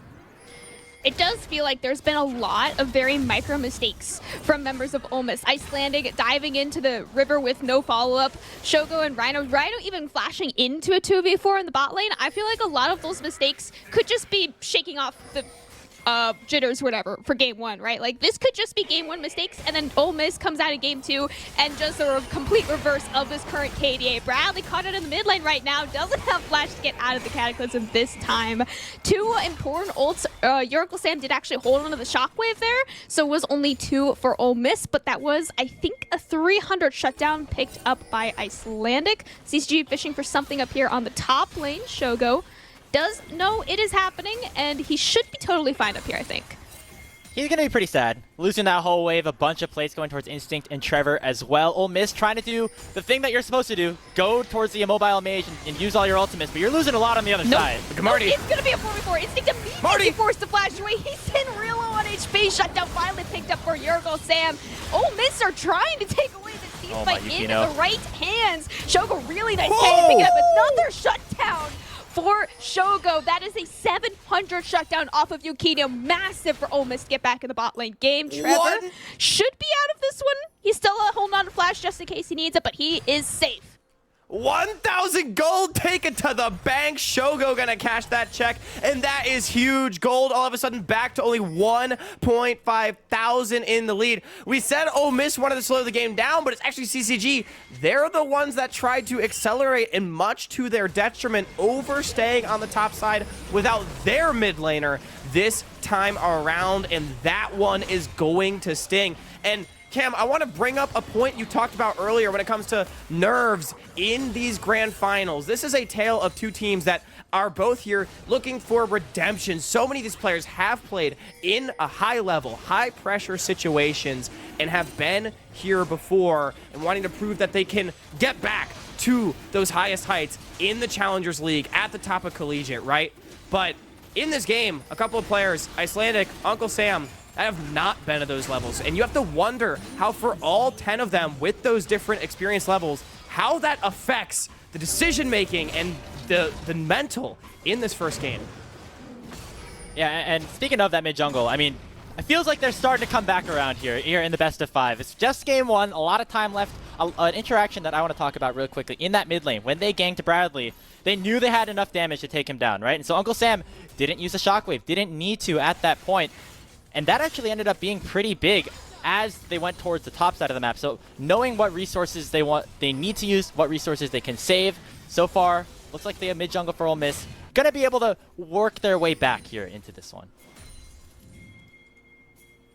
We just saw CCG take the second dragon as well. I don't think we mentioned that, so they are now 2-0 up on these dragons. But like you've mentioned, the gold lead has just been closing so quickly now by Ole Miss. 1,500 for 2 kills, right? Picked up by Shogo. Will be so helpful in getting him back. He is actually ahead in items now compared to Instinct. 2 full items completed with the boots as well. Instinct sitting at about 1.5 with the tier stacking for now. We got 3.5 minutes for this next dragon. We've been saying Ole Miss needs to slow the game down. With the current positioning, they don't look like they're slowing it down. They're trying to fight over mid-prio.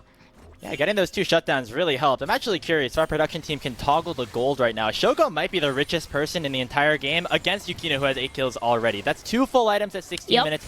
Yeah, most fed by far. Oh my word, 8,100. Somehow this guy always becomes the main character of whatever game he's on. You know, Ole Miss Icelandic, they didn't even really focus down there towards the bottom lane. It's just these random shutdowns he's able to pick up, the plays that he's able to make alongside the rest of the team, and all of a sudden, it's once again the Shogo show. And you can see as well, he's got the highest farm in the game. Ole Miss commits so many resources to their AD carry. I mean, we saw in the pregame graphic, Bradley getting so much more farm than his opposite number as Icelandic hero played away from his most fed member.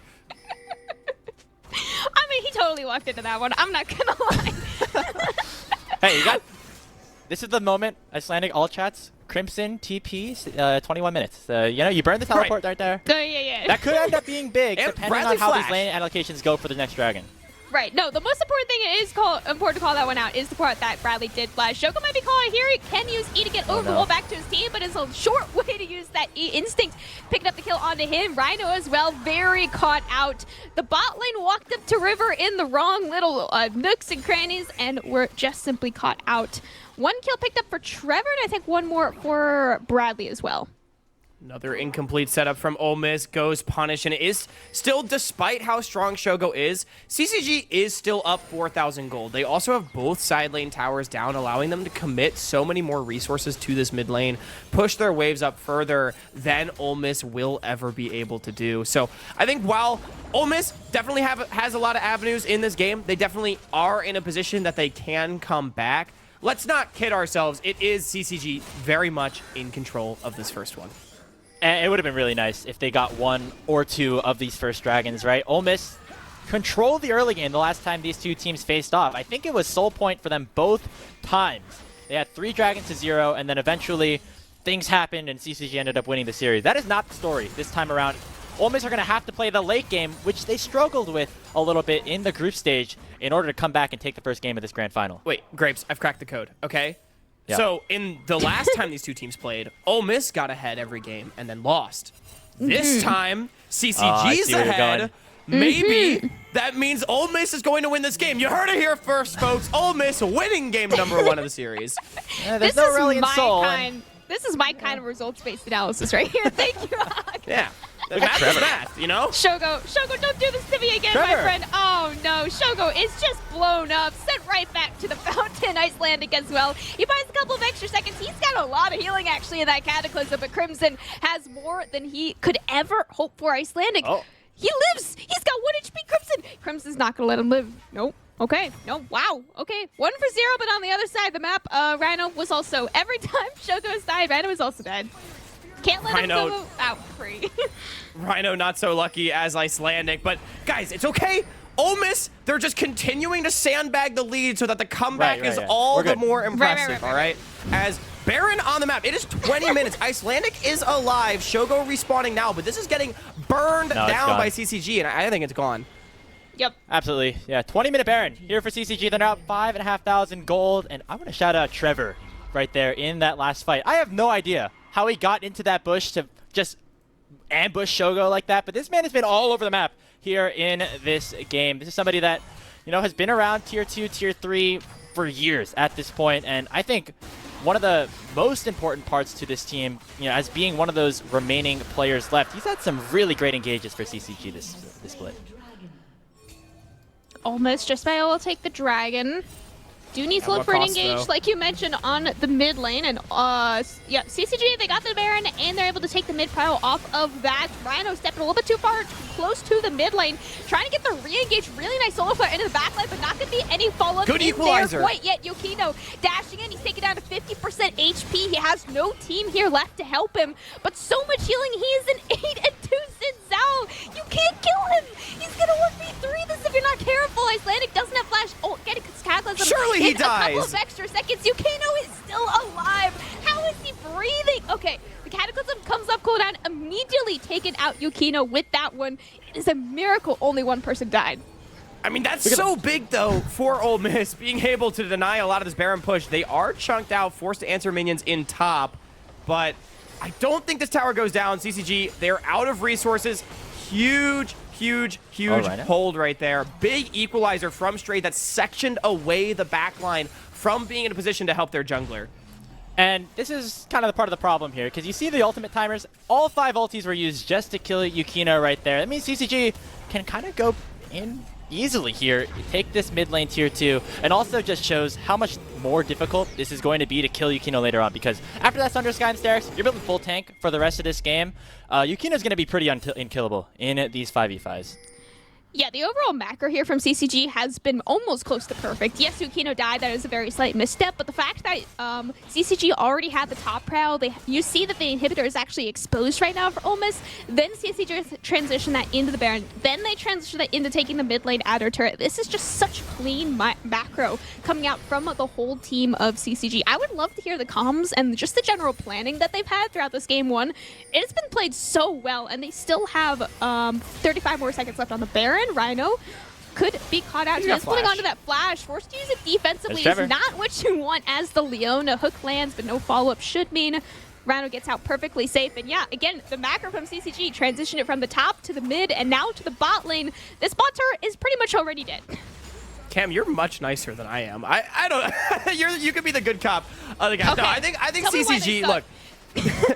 CCG is playing a really solid game, but they have made mistakes, which is why Ole Miss is still in this game in the first place, particularly going too far forward on certain plays. I do like the way they have set up the siege. Bradley in mid can contribute from so far away. Marty, though, trying to interrupt.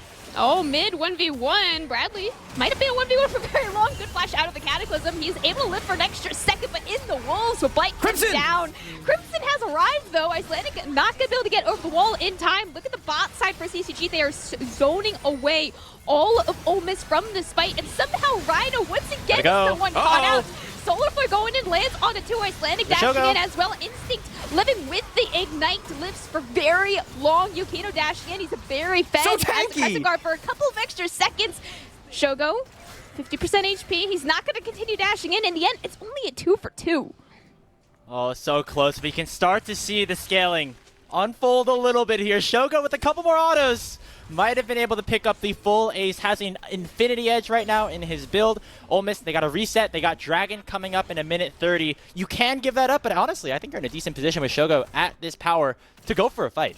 And that was the kind of fight that demonstrates the value of both these mid laners. Bradley recognizing what his job is so well, but Uncle Sam, for as much as, you know, you might be able to criticize his individual play, which to his credit has improved so much over the course of this tournament, or you might be able to criticize his laning or whatever, he always knows what his job is for the team. And in that moment, committing onto the Xerath, trading out 1-for-1, I think that is always worth it for Ole Miss, because it removes the longest range threat that can try to gun down Shogo and the rest of the team. So very nicely done. Again, keeping this game maybe not close as it is a 6,000 CCG lead, but at least Ole Miss is still in it. Now, let's take a look at this dragon, because it looks like CCG set up pretty well around it, and Ole Miss targeting the top side of the map. But trying to catch out Crimson potentially, but he's already back, and that is who I wanted to talk about a little bit here. You see the wards that are on the bottom side jungle right now of Ole Miss. If Ole Miss wanted to go for a fight, Crimson absolutely would annihilate them. He has quietly had a very solid game. The only deathless member on the team so far, now at 3.5 items himself, and so because of that, and with TP advantage, it looks like Ole Miss are going to seed this and fight for the soul in about 5 minutes. Soul fight. If CCG are able to take this next dragon, of course, honestly, Ole Miss, if they keep going back and forth on these dragons, Ole Miss will be very happy. I consider every dragon Ole Miss gets to this point a 5-minute timer to continue allow Shogo stacking. Not stacking, but scaling eventually, right? So if they are able to even contest slightly, which at this point, now that I'm saying, they definitely aren't going to, they'll contest the soul, but not the soul point, I think is a safe decision for Ole Miss. Baron is spawning up, though, in 10 seconds. I don't think we actually mentioned that. CCG started on spawn last time. Ole Miss will be the first ones to the ticket this time. Yeah, Ole Miss actually has a lot of control over the area, and they're going to have first access to this mid wave. Now, their side lanes are in a really dangerous spot. I think Ole Miss might actually be in a position where they have to force a response from CCG. Pings onto the Baron, and they're going to do it because they know that if they don't do something, CCG is going to just be able to reset the map and clear out all their hard work. Blue Trinket does spot it, and they're on the way. Look at the top wave right now. Crimson actually going to teleport before finishing the base. CCG want to stop this right now. Yukino has to go for a steal. Control word popped. Yukino going in. Icelandic trying to re-engage back onto CCG, but he's taking down real low. The jungler is out of the fight. Baron totally forgot. Rhino diving in solo to the backline. He buys so much time. The equalizer on top of them as well. Misses so much damage, but the follow-up is taking such a long time. Look at Crimson. So much healing. Double kill now coming out from Instinct. And CCG just wipe the floor with Ole Miss. They don't even want the Baron. They're looking to end this game 1.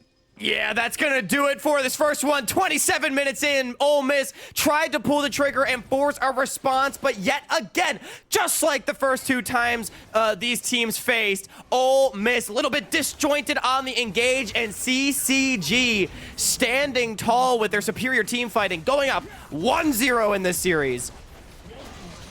CCG onto the Nexus turrets. Rhino once again the only member here to try and hold them off for just a couple extra seconds. 50% left on the Nexus, but that'll do it for game 1. CCG in the continuation of taking down Ole Miss will take them one more game. 1-0 in the best of 5.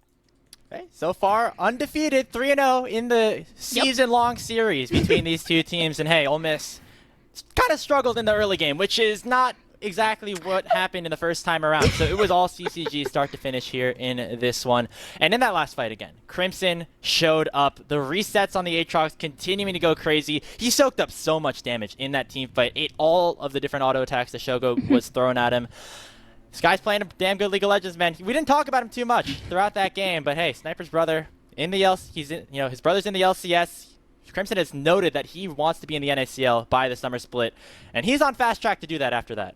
Yeah, it felt like Crimson did not necessarily have to do that much that game, but I mean, in the team fights, he was so incredibly big. I think all of CCG individually showing up with their performance, and I do, for game number 2, want to go back to the conversation about mental. So much experience from top to bottom, but the mid-jungle of Ole Miss looked uncomfortable. I think Icelandic in particular had some problems being together with the team for that game. And look, it's all right if it happens for one game, just nerve, shake it off, move forward, but we have to see those adjustments moving forward because CCG looked locked in and ready to go. Yeah, I was going to make pretty much the same point in that there were some very uncharacteristic plays and mistakes from Ole Miss. I think the one shining star was the fact that Shogo got a couple of really important shutdowns that almost brought the game back into their favor. They brought the goalie back from like 6K to 1K at one point, but that was still not even enough to, I think, take a tower. I don't think, did they take a tower? I'm not sure. Ole Miss even got a tower. They got a tower. Okay. They got a tower in the game, yeah, but I was worried. I was like, did they even get one? If I'm being honest now, it might partially because Shogo played the Zeri, but they didn't even get ahead in bottom lane, right? It was only the shutdowns that were able to bring him back. So a lot of things we'll have to keep our eyes on, at least in this redemption tale. CCG able to stand on top, and a lot of these players looking to prove that they still belong at the next level. And welcome, everyone, where I am now joined by the mid laner of Ole Miss University, your Uncle Sam. Marty, you know, aside from being really good at League of Legends, which is a great trait, right? You also have another side hustle. Why don't you tell the people about your social media presence? So, on my first semester here, no one knew what Ole Miss was or what we did. So me and my friend, our jungler KJ, decided to do a TikTok dance every time we won, and that's how I started really getting. That's like how I got into TikTok dancing. But I was like, oh, this is actually kind of cool. I actually kind of like dancing, so I'm going to keep doing it. And then, yeah, I stopped, obviously, for a minute. And now that spring is back and CLOL is coming back, some people are getting danced on. Hell yeah. Hell yeah. I know. If anyone did not see it, I'll play the video right here for the TikTok dance. I believe some people got junk cooked last weekend. They did get junk cooked. Put it. And we'll make sure to get that one shown off. So Marty is going to teach me now on tier 3 tonight how to do a TikTok dance. For those who don't know, I never use TikTok. It's never been something that I've been involved in at all. So I have no idea what I'm doing. I'm going to be fully at the mercy of Marty here. You got this. I believe in you so hard. You know, that's great, because I don't really believe in myself. This is not my strong suit, but we're gonna have some fun, and it's gonna be a good time. So why don't you show us what we're gonna be doing? So it's pretty easy.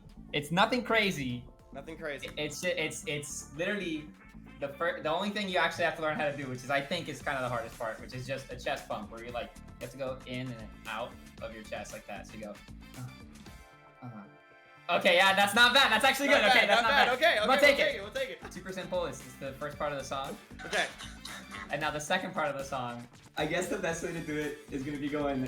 We'll just do shoulders in, because it's since your top half of your body, so you'd be like, All right. Okay. So yeah. Exactly. All right. Okay. And then the last part. This is the actual move is this, okay? Because I just wanted you to do a spin because it's much easier. But the actual move is this. Maybe it's actually easier for you because of the headset thing. But it's like this. So you go.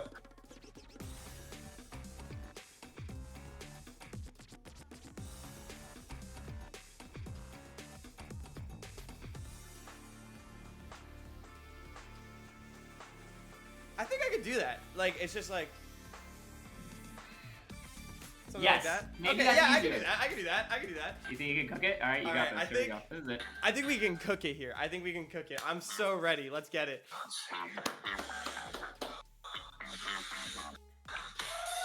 Oh shoot! Sorry, I was not ready. Wait, hang on. Ready? 3, 2, 1.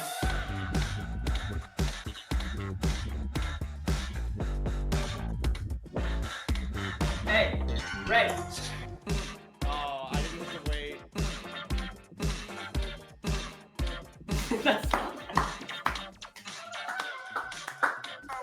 It's so good. It's not bad, bro. I'll take it. It's actually not even bad. You dance better. For first you have take. more rhythm. You have more rhythm than half the people I've tried to teach how to do it. Well, I'll take that. Especially because I'm doing it over Discord. Haphazardly over Discord with f***ing audio from a phone. It's so funny because the inspiration for this content was we Grapes, and I saw your Jungkook video. I'm like, I should just have Marty teach me this. And then I watched it again. And I'm like, I don't think I can do that. It took me 4 days of practice when we won on last Sunday though, because I was like, I was super locked in, but in the back of my mind, I was like, oh my god, if we win against these guys, I'm gonna get to say they got junk cooked, and I'm gonna post this stance. I cannot wait. So I'm just sitting there thinking about like how I'm gonna do it. Y'all had to run the gauntlet. I'm not gonna lie. The week before did not go according to plan for you guys. So how did we like bounce back? I came into this week after a whole week of review and coaching and like a lot of team talk, like actual team talk. Thought about how we want to play the game, how we want to put out call outs and things like that, how we want to dictate the game out. And afterwards, it felt so much better. Like communication flowed like a river. So now like all of our talks, everything that goes through is much easier. It's much simplified. Team fights are a lot even better than before. Things like that. But most importantly, it comes to our mid game macro. That is way more stable. I'm glad to hear that things are going a lot better for you all. Because I mean, the games, I think the gameplay speaks for itself. And now as well, matchup against Winthrop next week, a team that you all are familiar with. I guess like the last thing for this content piece is, do you have any words for your future semifinal opponent? Nothing. I only look at one person when I play against them, and it's always the mid laner. So obviously, when I played against Reppy and Drew, I added Reppy and Drew, and I have never but the thing is, I interact with Reppy and Drew all the time on Twitter, and I don't interact with Sword. But Sword, if we win, you're gonna get danced on and you're gonna get added. I swear to God, it's just the way the world works. The tile, listen, the cog keeps spinning, and I'm at the center of it. So like, if you guys don't win, like you're gonna get danced on. That's just how it is. My name is Bilal, aka my. Hello. Welcome back in to the Analyst Desk. I'm Magical, joined in by Yanni, Shibi, and Reppy again. Game 1 domination from CCG. Absolutely destroying Ole Miss, and a lot of that does come down all from one play very early into the game, where it was pretty much a solo kill for Bradley mid lane. And Reppy, we were talking in between the break, talking about what happened in this one, and it really did feel like it was a mid lane mismatch. I agree. I think that the mid lane solo kill dictated the whole early game for CCG, and it threw the tempo off for Ole Miss really heavily. And I think that, having them lose on their strongest picks, like Oriana, Rumble, and, Jarvan, I think that this series will be a lot more interesting to think about coming forward we have for the a next replay. few games. And I think that Marty has to really lock in these next few games if he wants any chance of winning.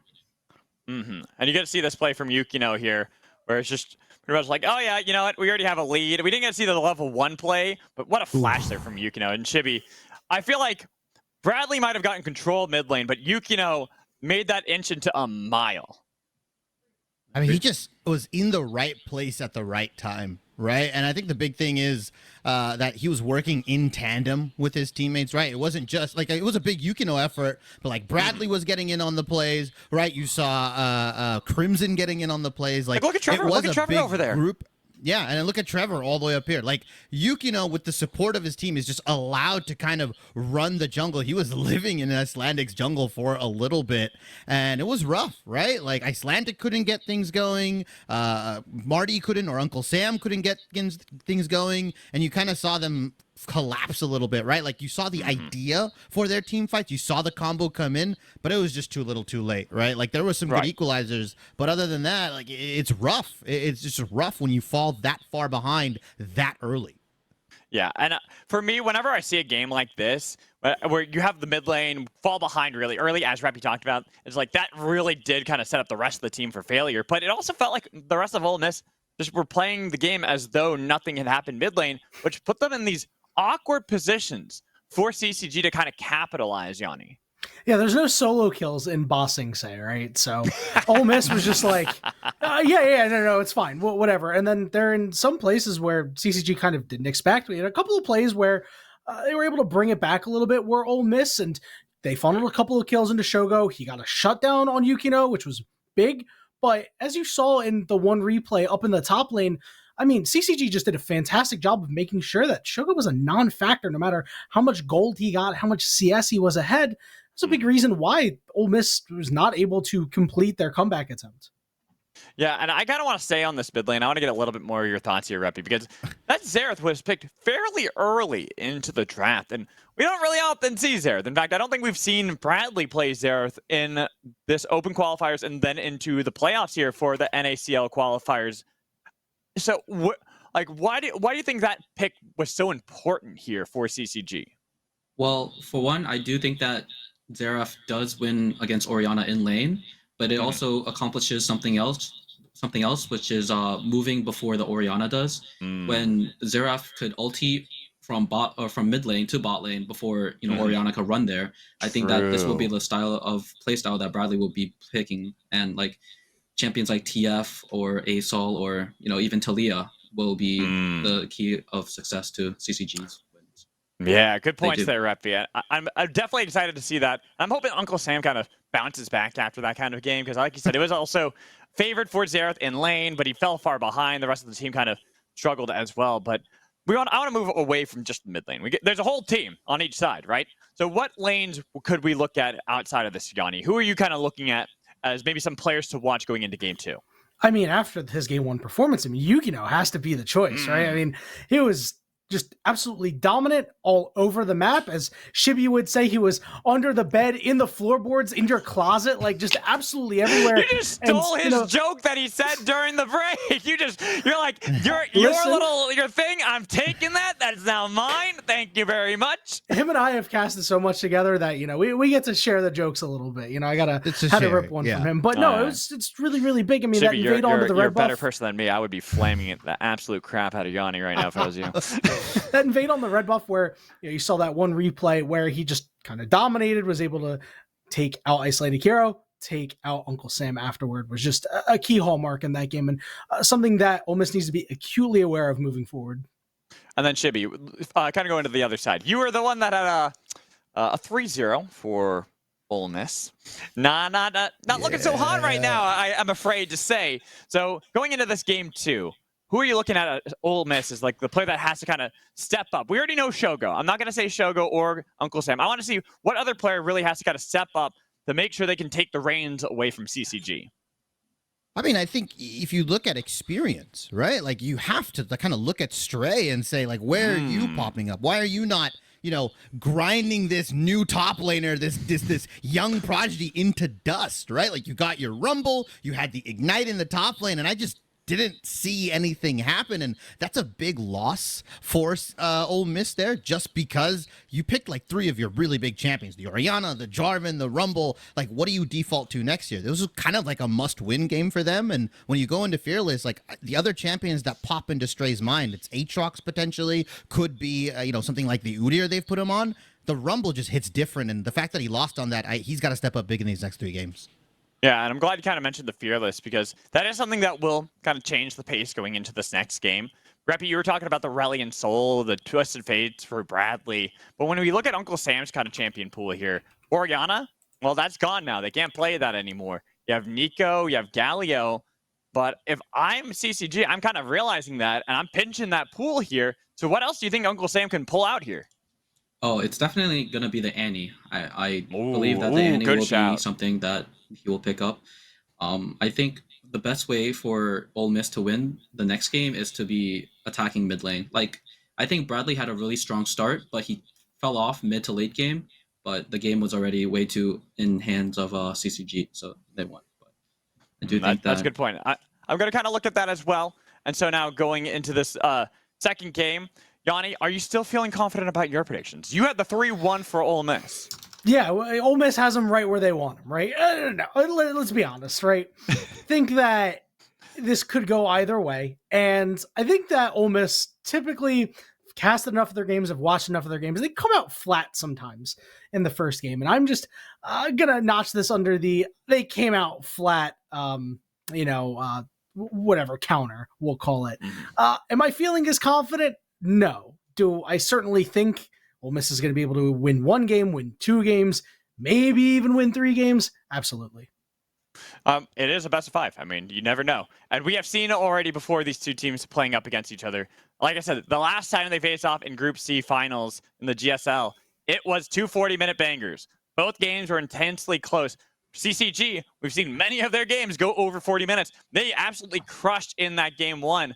So we'll see how Ole Miss can do going into game 2, whether they can bounce back. That's going to be a big thing off the coaching staff to kind of get these younger players, get them their mental, and reset that. Go into game 2 a lot stronger. The best way to do that is to send it back to our casters so they can take us through our second game here of our NACL Qualifiers Finals.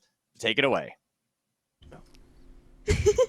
Thank you, Matt Magical, and the rest of the analysis desk. We have such a great desk tonight as well. I think it's thank you, Reppy. I think that is the final game that he's on with us today. We have another. Is it a secret guest or is it announced desk for our next guest? Technically secret. I mean, we could leave it secret if you want. We can leave it secret. Why not? Yeah, I think I see who breaks down game 2. Yeah. Yeah. Stick around to see who's going to be on our desk next. It's definitely not music junk. No, what? No. Oh, I ruined it. had no ideas. So. Graves walks away. Hey, I already Ruining tweeted the about content, it. man. Look. But shout out to Reppy. Easy viewer bait there. Come on. I know. Well, I think we just lost 20 viewers when I said that. They're just gonna wait for music to show up. Then all of his Twitch fans are gonna show up. I'm getting the people excited about music coming. Isn't that what we want? Like they're gonna be like, oh my god, music! I love that guy. It's my favorite Twitch streamer, and then they're gonna watch. You know what my favorite Twitch streamer is the draft. We are into draft. Yo. Yeah, I'm a tier 3 the draft sub on Twitch. Make sure to send it down there. I heckin' love me some drafting. All right, well let's get into this here. Ole Miss, they default over to blue this time around. That does mean that they get first to pick. It's definitely could be helpful. I know that now that this is Fearless, you see the champions here. It's a Fearless best of 5, which means that we're not going to see some of the most signature champions for either of these players. Crimson has played a ton of Aatrox. That's not on the board anymore. Stray, one of his best champions, is the Rumble, as well as your Uncle Sam's Orianna. Thank you, Cam, for directing my vision, so I know what exactly is not on the board here today. Oh my goodness! And yeah, we got the champions banned outright, and honestly, I think this is a good thing for CCG because we talked about the tech pick of the Xerath into the Orianna, Uncle Sam already being on that meta champion. But when we look ahead towards this game 2, I really need to see Ole Miss get Shogo and Rhino in a lane that they can win. No more Zeri. Shogo can't play it anyway. I don't want to see these passive scale for late sort of 80 carries. I think scaling for late's fine for Shogo, but where this duo has really made their name to me has been how hard they have dominated so many lane phases throughout this tournament. And I think Ole Miss lost a lot of their win conditions when they were not able to play through bot in that first one. And the rest of the team looked a little bit lost when they weren't able to play around them. So I think a first pick, something along the lines of, I don't even know. The Varus gets banned out. Yeah, I was gonna say Varus is can't pick Ori, exactly what we would be asking for here. You know, Lucian, Milio's kind of fell in popularity a little bit, but Lucian, Caitlyn, like even talking things like Kog'Maw, screw it, like that Shogo likes to play. It's at least long range. It can actually fight back in a lot of these lanes. I think that's what Ole Miss needs. I really liked the draft on paper for their bot lane of Zeri, Leona, but it felt like very much just a vacuum counter to their lane counterpart and not something that they actually thought about, like, at 20 minutes or even in laning phase, not even at 20 minutes. Like, how do these champions actually pair together? And I feel like Leona and Zeri actually have a lot of anti-synergy when we're just talking about laning phase between the two of them, but we've got a couple more champions here. Jax as well as a Sejuani picked by CCG. Oh, blind Jax here for Crimson. Could be a flex always. You know, you could always see the Jax head to the jungle, the Sejuani head to the top lane, depending on what ends up going down. But again, Crimson, such a confident young kid in the top lane, played only bruisers. He said in a content piece on Tier 3 tonight, he's willing to blind Olaf like against anyone, basically. And we haven't seen that just yet, but maybe down the line, a possibility. I mean, the answer is going to be the Gragas here, though, which is a good matchup into the Jax. And he said it about Denethor as well. Best top laner in the tournament, I think it's fair to say. So Stray, just going to take the handshake matchup into what could be a Jax. I expect this to be a Jax jungle for Yukino into what I also expect to be a Wukong jungle for Icelandic, because this is a pocket pick that Icelandic likes to pull out. When in doubt, let him get on the Monkey King, make big plays in those skirmishes where I think Ole Miss did fall short last game, was in a lot of those early to mid-game skirmishes. Twisted Fate, though, getting locked in. I love this as well. Bradley going to have something that he can move around the map on to answer this Galio from Marty.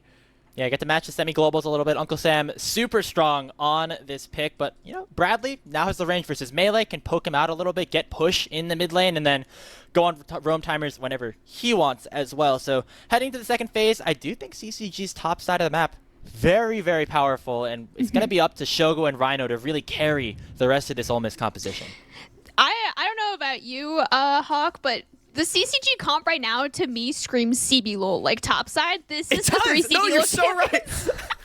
It does. It's if very you had like a Renekton topside or something, then it would be like, oh yeah, no, we're just drafting CB-LOL. I don't know where CCG is getting their draft research from, but this is a CB-LOL comp if I've ever seen one. We're gonna get an early game 80 carry and then like a engage support. That's the CB-LOL. It's very much a composition that wants to try to play on 3 lanes with a jungler that can facilitate that playstyle anywhere. And I think the Xayah still makes a lot of sense in this because it's very safe in mid while you have the Jax and the Twisted Fate moving around to different sides. But now where does Shogo and Rhino go? I think Jinx, which is the best answer to Xayah, has already been removed. Kalista, it at least is a pick that is built to fight for lane. Ole Miss, they have a composition that wants to go bottom. But I'm going to be honest with you, Kalista into Xayah, a very dicey matchup for this short-range marksman a lot of the time. Yeah, it's going to be the Renata for Rhino as well. Ooh. In the support, that would be so based. You got the slows. I know Trevor likes to cook a little bit down there in the support position, as we've seen over the last couple of splits, but Ole Miss definitely on a timer here now. On the bottom side, the Lovers duo is going to be finished off. You have Bradley likely going the on-hit build alongside Crimson, who will be in side lanes 24/7. The 1-3-1 for CCG is going to be very strong. This is something that they played against Winthrop in their first game of the semifinals. And if Shogo and Rhino don't get too far ahead, there's not a ton of wave clear. It might be a little bit dicey once we get to the late game. This is really interesting. I really don't like the Rakan into the Kalista Renata whatsoever. So with that, I do think Shogo and Rhino, they've got the favorable 2v2, right? They have the advantage in the all-ins, but Instinct going to be very hard to bring down. The Twisted Fate that can move down to that bottom side as well. And when you're looking at Ole Miss, the goal is clear. Dive bot. Dive bot. We will see if that is what they will be able to accomplish. Game 2 of our final series. Once again, the one and only best of 5s of the qualifiers to split.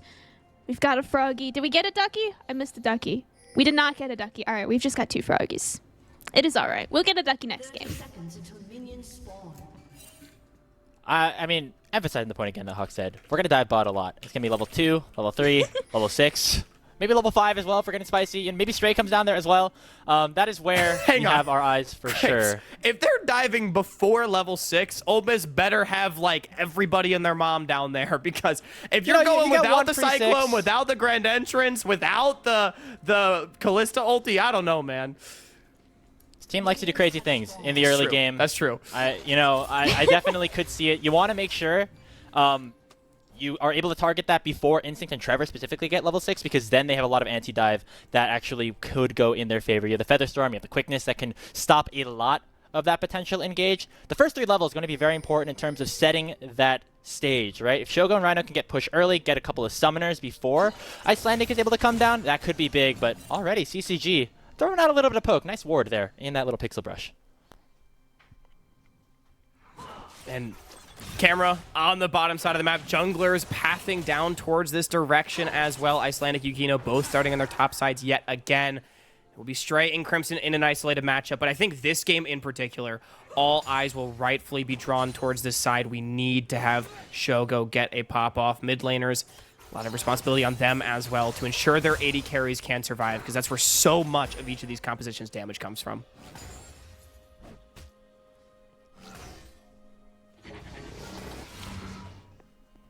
Right now, top side of the map, where the junglers are, and Stray versus Crimson. This is an interesting matchup. Gragas versus the Jax. Obviously, Stray's going to get outscaled a little bit here, but holding his own, at least a tad. I know that we talked about Icelandic wanting to focus down the bottom side so often, but you could always go for a gank up top lane. The 1-3-1 for CCG is definitely where I'm interested to see how they're able to execute. Of course, these are very experienced players. Bradley did such a good job there. I'm really excited. So I would like to see Ole Miss go for some sort of invade on the bottom side of the map. They already got that ward with the initial crash from Shogo and Rhino, and they're continuing to push in. The Wukong going to be much stronger in the early one-on-one, so he's already onto the blue buff. Rhino making the roam. Yukino, I think he's just going to be denied his camps right here. Rhino? Okay, I was a little worried that Rhino was actually going to go for something in the bot lane, but you do see Yukino. Good route from Rhino. Handshake.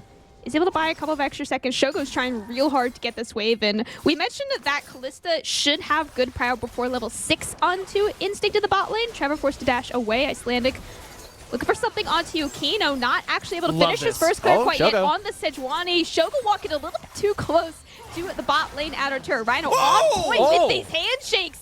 And so on point, he actually gets first blood onto the enemy AD carry. Bradley walking all the way over here from the mid lane, only to just run away in disengage. First blood picked up by the support. I have no idea how Rhino got that kill. We're going to go to a replay, I believe, right now to take a look at what's going on. Yeah, Rhino just somehow had enough damage to kill Instinct right there. Very impressive. We didn't get the full story exactly, but that is still big for Ole Miss. They target the bottom side, they get that first kill, and hey, level 6, you go right back down there again. And I love what Ole Miss was doing. We said we needed to see them come back with confidence in this game. Where was their mental going to be at was the question we asked at the end of last game. These are the kind of plays that can give you an edge. Stray, he should be fine in the top lane with the flash to get away, and it's just going to be an unanswered kill in bottom, getting this Kalista Renata lane on the board to continue trying to fulfill this Ole Miss win condition. And if you're looking at this draft for Ole Miss, that is exactly what you want for them, is to get this Kalista ahead more particularly, but if you could get a kill on the Renata, why not take it? Crimson taking down real low in the top lane. He is fighting into a massive wave stacked up by Stray. That is the largest or biggest reason, in fact, that Stray did not die to the previous gank, and Crimson is probably calling off this gank in call right now, saying, hey, I cannot die to this game or this wave. We cannot gank into this wave either, and Stray, with the wave management, might actually get a solo kill. No, he dies under the turret. Crimson flashes in a little bit too aggressively, and now he's going to be forced to recall again due to the wave management. Crimson will be forced to recall now to the top lane. Icelandic brought up the top as well. Icelandic flash on the turret. Crimson is being put down on the top side. Yeah, the flash, I think, came out exactly on the same frame, but again, what a nice play by Icelandic, having a much stronger early game here in this second matchup between these two teams, getting both of his side laners ahead. Could be in trouble, though.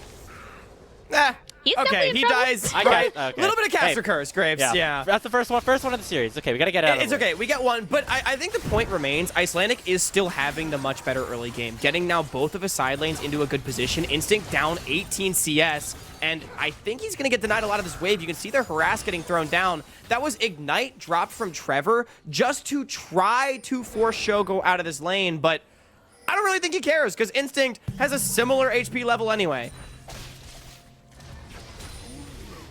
Yeah, I want to see Ole Miss look to extend that bottom lane lead a little bit more. You see now your Uncle Sam hitting level 6. That is a big timer for this squad. All eyes once again going towards that bottom lane. Shogo, not in the healthiest position, but I think you're going to take that. The biggest thing right now, CCG has managed to keep both their flashes on Instinct and Trevor. That is going to be helpful, especially if they do call for that dive.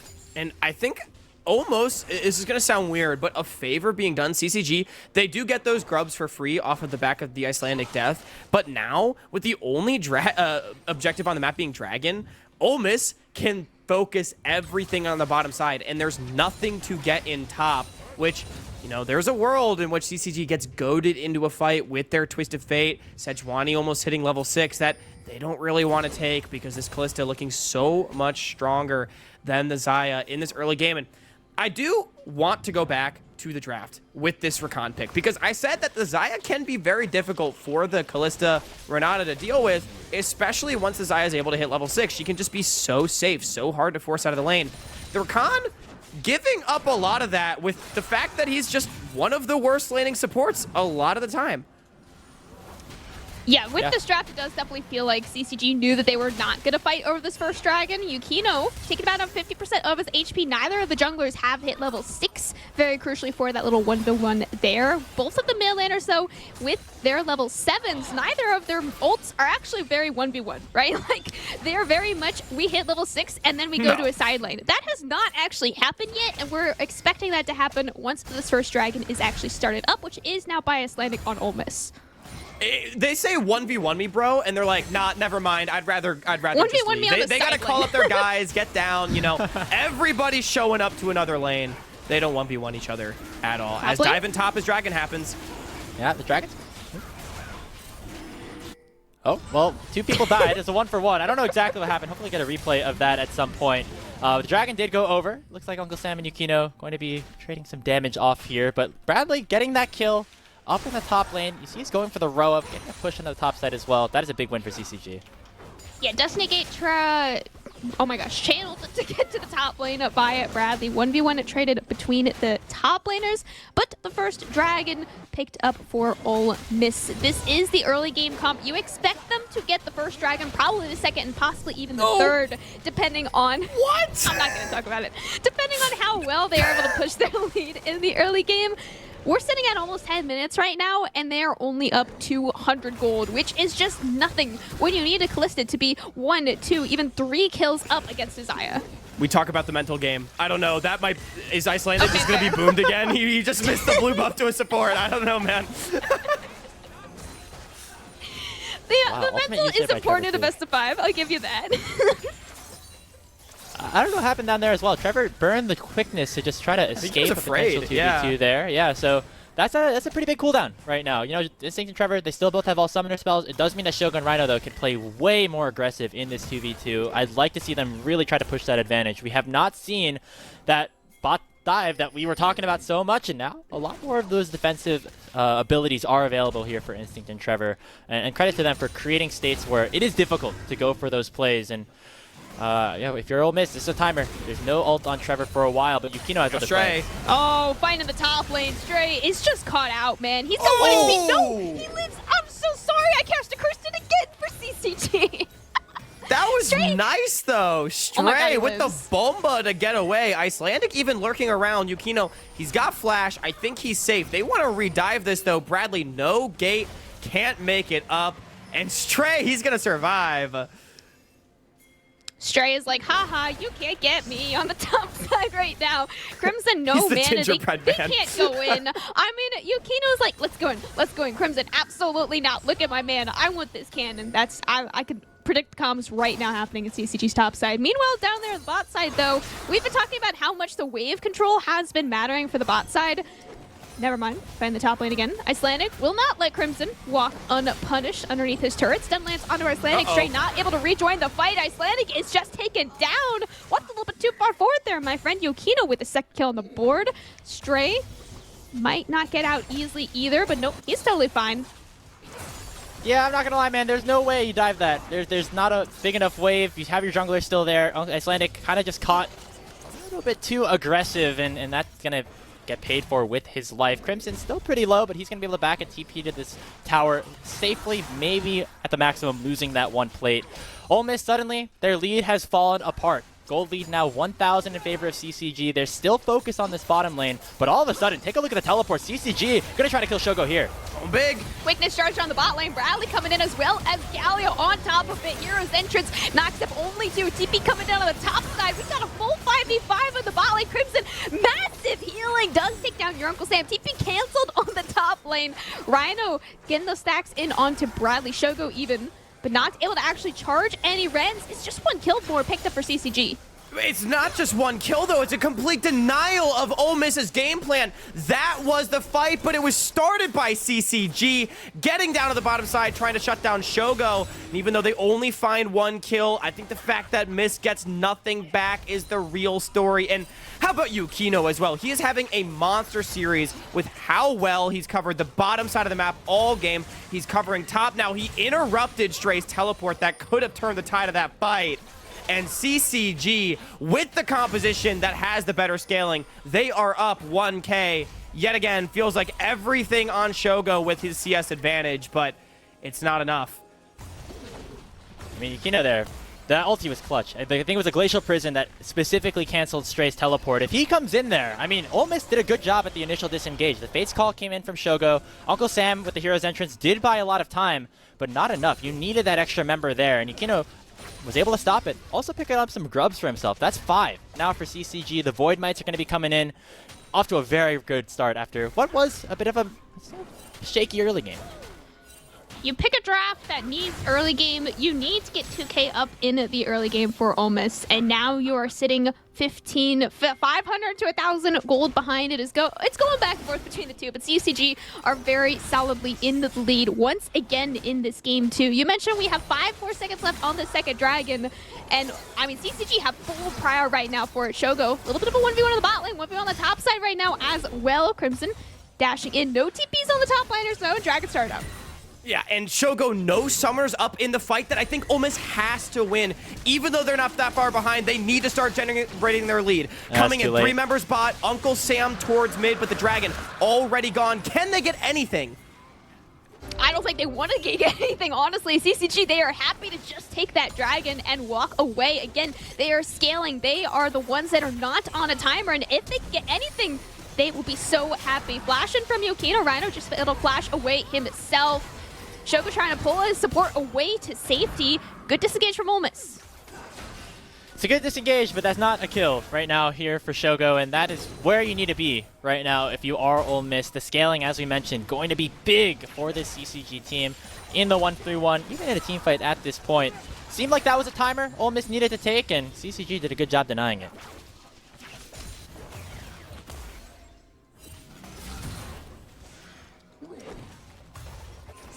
And now, Ole Miss, I mean, it's just such a difficult position to be in, right? Where now you have the Herald on the map, and that's basically the only advantage that can be taken. 1 Dragon apiece, no soul stacking to speak of, in a composition where the damage is just going to fall off so hard. Sure, you know, they have damage in a lot of roles. It is going to be a full AP Gragas, but they don't have a lot of that consistent DPS that can match up with something of the likes of the Jax and the Xayah.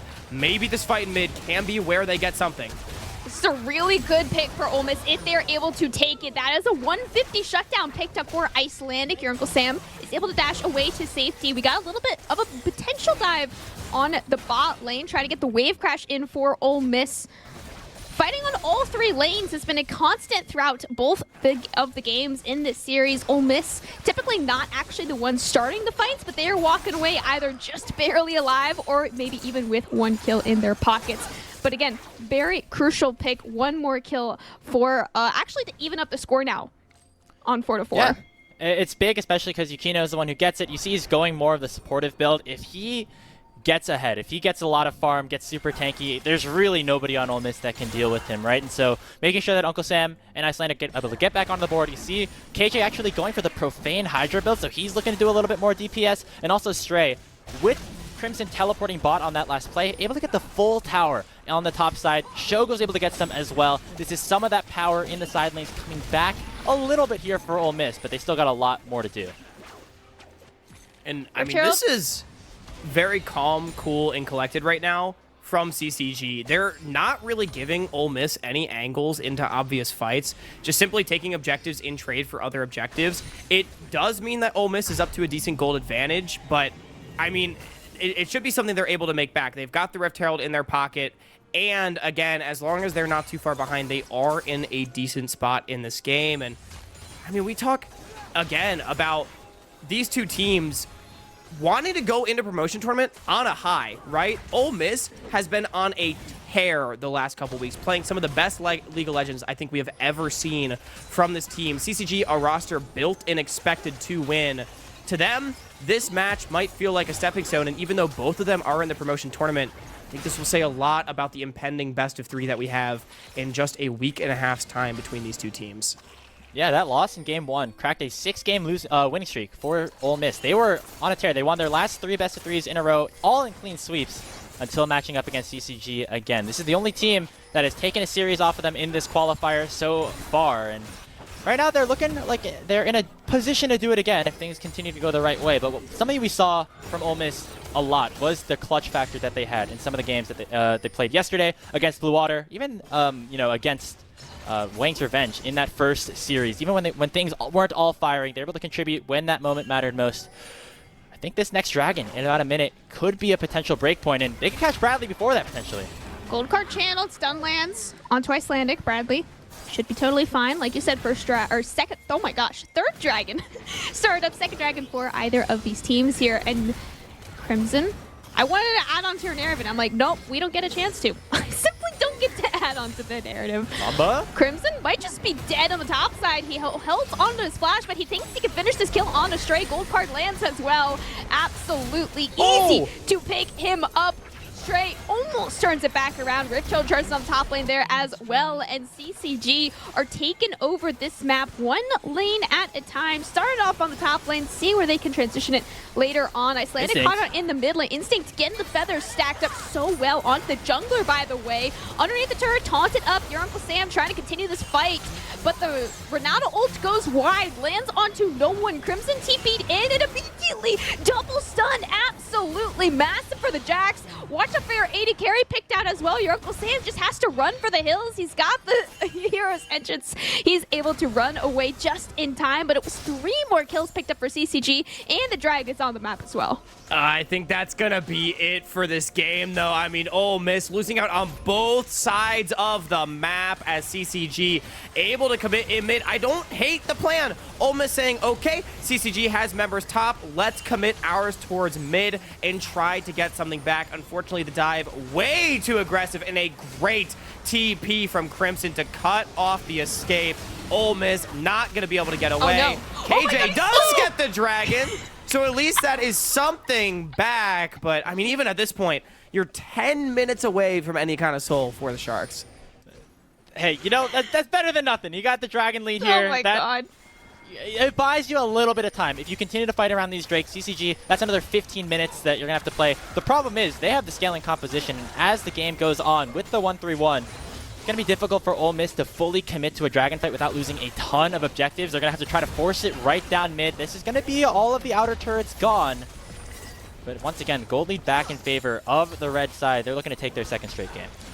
And we keep talking about how ahead CCG are. Even though Ole Miss had a 1,500 gold lead maybe 2 or 3 minutes ago, they needed double that and 10 minutes before that. That is why we keep saying CCG is so far ahead in this game too. Icelandic might be a little bit caught out. Crimson has that channeled in, but TP is being joined now by Ole Miss. They want to continue this fight on the top side, and they've already picked up one, picking up another onto Trevor. Super crucial picks for Ole Miss. Yukino forced to run it to the hills. We don't need to fight over the red buff, but we do need to fight over this Baron, and 2 quick kills for Ole Miss do suggest that they're able to take this Baron on spawn now. And Ole Miss needs to pull this. They have to get this Baron. This is the ticket that they needed back into the game. It was a big shutdown off Bradley. Now, Yukino is alive, and we know how well he's been playing in this series. It's going to be Sam's job to try to mark him off of the Baron pit, but do not let this Sejuani get in. Do not let him flip it. Yukino was forced to flash there, and with that, should be a Baron locked in for Ole Miss. Yeah, Yukino, he's going to be calling. Your Uncle Sam knows his job, though. He's going to continue diving underneath, almost underneath that inner turret on the top lane. But no, it is going to be 5 men wearing purple on Ole Miss. Wow, what a turn that is for Ole Miss. The goalie's back in their favor. They need to get more off this Baron buff right now, but I love what they did, splitting the members of CCG up a little bit. Bradley and Trevor so disconnected from Crimson. Instinct, some of the main DPS on their team, allowed for those 2 kills and the Baron to go over. Uh-oh, Stray. He might be dead. That's okay. The rest of the team can still do something. A little bit too quick onto the map. Honestly, if I'm Ole Miss, I'm almost willing to give away that bot tier 1 just so we can get all of our team together, take down some of these inner structures, get to an inhibitor, get yourself back into this game. And these are the kind of mistakes we've seen a lot from Ole Miss this split, that they have not always cleaned up, right? Even when they have been playing really well. A lot of misunderstandings about where they can be at what times on certain side lanes, getting picked off, and Stray, unfortunately, the victim of another one. Credit to CCG for finding that punish, going to delay the Baron push by a couple of waves here for Ole Miss and prevent the Sharks from, at least ideally, if you're a CCG fan, from getting out to a big lead and trying to close out this game before another massive team fight can come through. Icelandic fighting around the chicken pit. Might not even fighting. He might just be caught out, honestly. Forced to use Cyclone to get away, calling his bot lane up to make sure he can run to safety. And I just wanted to mention that Baron right now has been used for half a turret HP in the bot lane right now. Right now, it feels more like a takeaway Baron by Ole Miss than anything. And the fact that they were, I'm going to call it, able to do a takeaway Baron as well as take away that last dragon from CCG does buy them a lot of extra time to continue their run in this game to potential fight here in the mid lane. I'm not sure if they're actually going to fully engage. Lots of things forward, but nothing actually engaged yet. No, Icelandic is just dead. I'm sorry. I'm cast cursing this so hard. You've got the Berserk coming in onto your Uncle Sam. He gets 1 extra second of life. Most importantly, though, is able to buy some time for Ole Miss to run away for the hills. Bradley used the Destiny Gate to try and get that gold card landed onto someone, and that someone is going to be Stray, but there is no follow-up to actually secure any more kills. 2 kills picked up for CCG. The tower is still standing. I mean, Ole Miss just simply diving the tower. That's their lack of damage on full display as they're not able to chew through this massive Jack, Sejuani, Rakan front line. But why? You can spread the map with the Galio. I know they're not great split pushers, but at least force CCG to answer in multiple lanes of Baron minions. And even without the dive, I think that tower would have fallen if there was just a bit more patience. But unfortunately, in this high-pressure series, seems like patience has been lacking for Ole Miss. And for CCG, credit to them, they have punished in spades. Yeah, and not a lot of resources even to fight in that mid lane tier 2. We mentioned that Stray already burned his TP to start the Baron buff off. KJ, again, these chickens, man. Chickens on the right side, on the red side jungle. We fight for them too much as blue side jungle. There's no need to go that far forward. That is the ultimate already blown by Icelandic before a fight even started. It's up again now, and Ole Miss definitely want to try to fight this dragon here as it's about to spawn. Oh no. Nope, no more fight. Forward. The jungler is gone. Crimson is diving the backline solo 1v4, by the way. He was taking a 50% of his HP, but the fact that Icelandic is dead is far more impactful for Ole Miss. In fact, Ole Miss are still trying to contest this. They don't have a smite. They don't have a hope to steal this. They're only in a hope to contest the fight itself. Gold card landed onto Shogo even is so crucial to keep Ole Miss away from this dragon.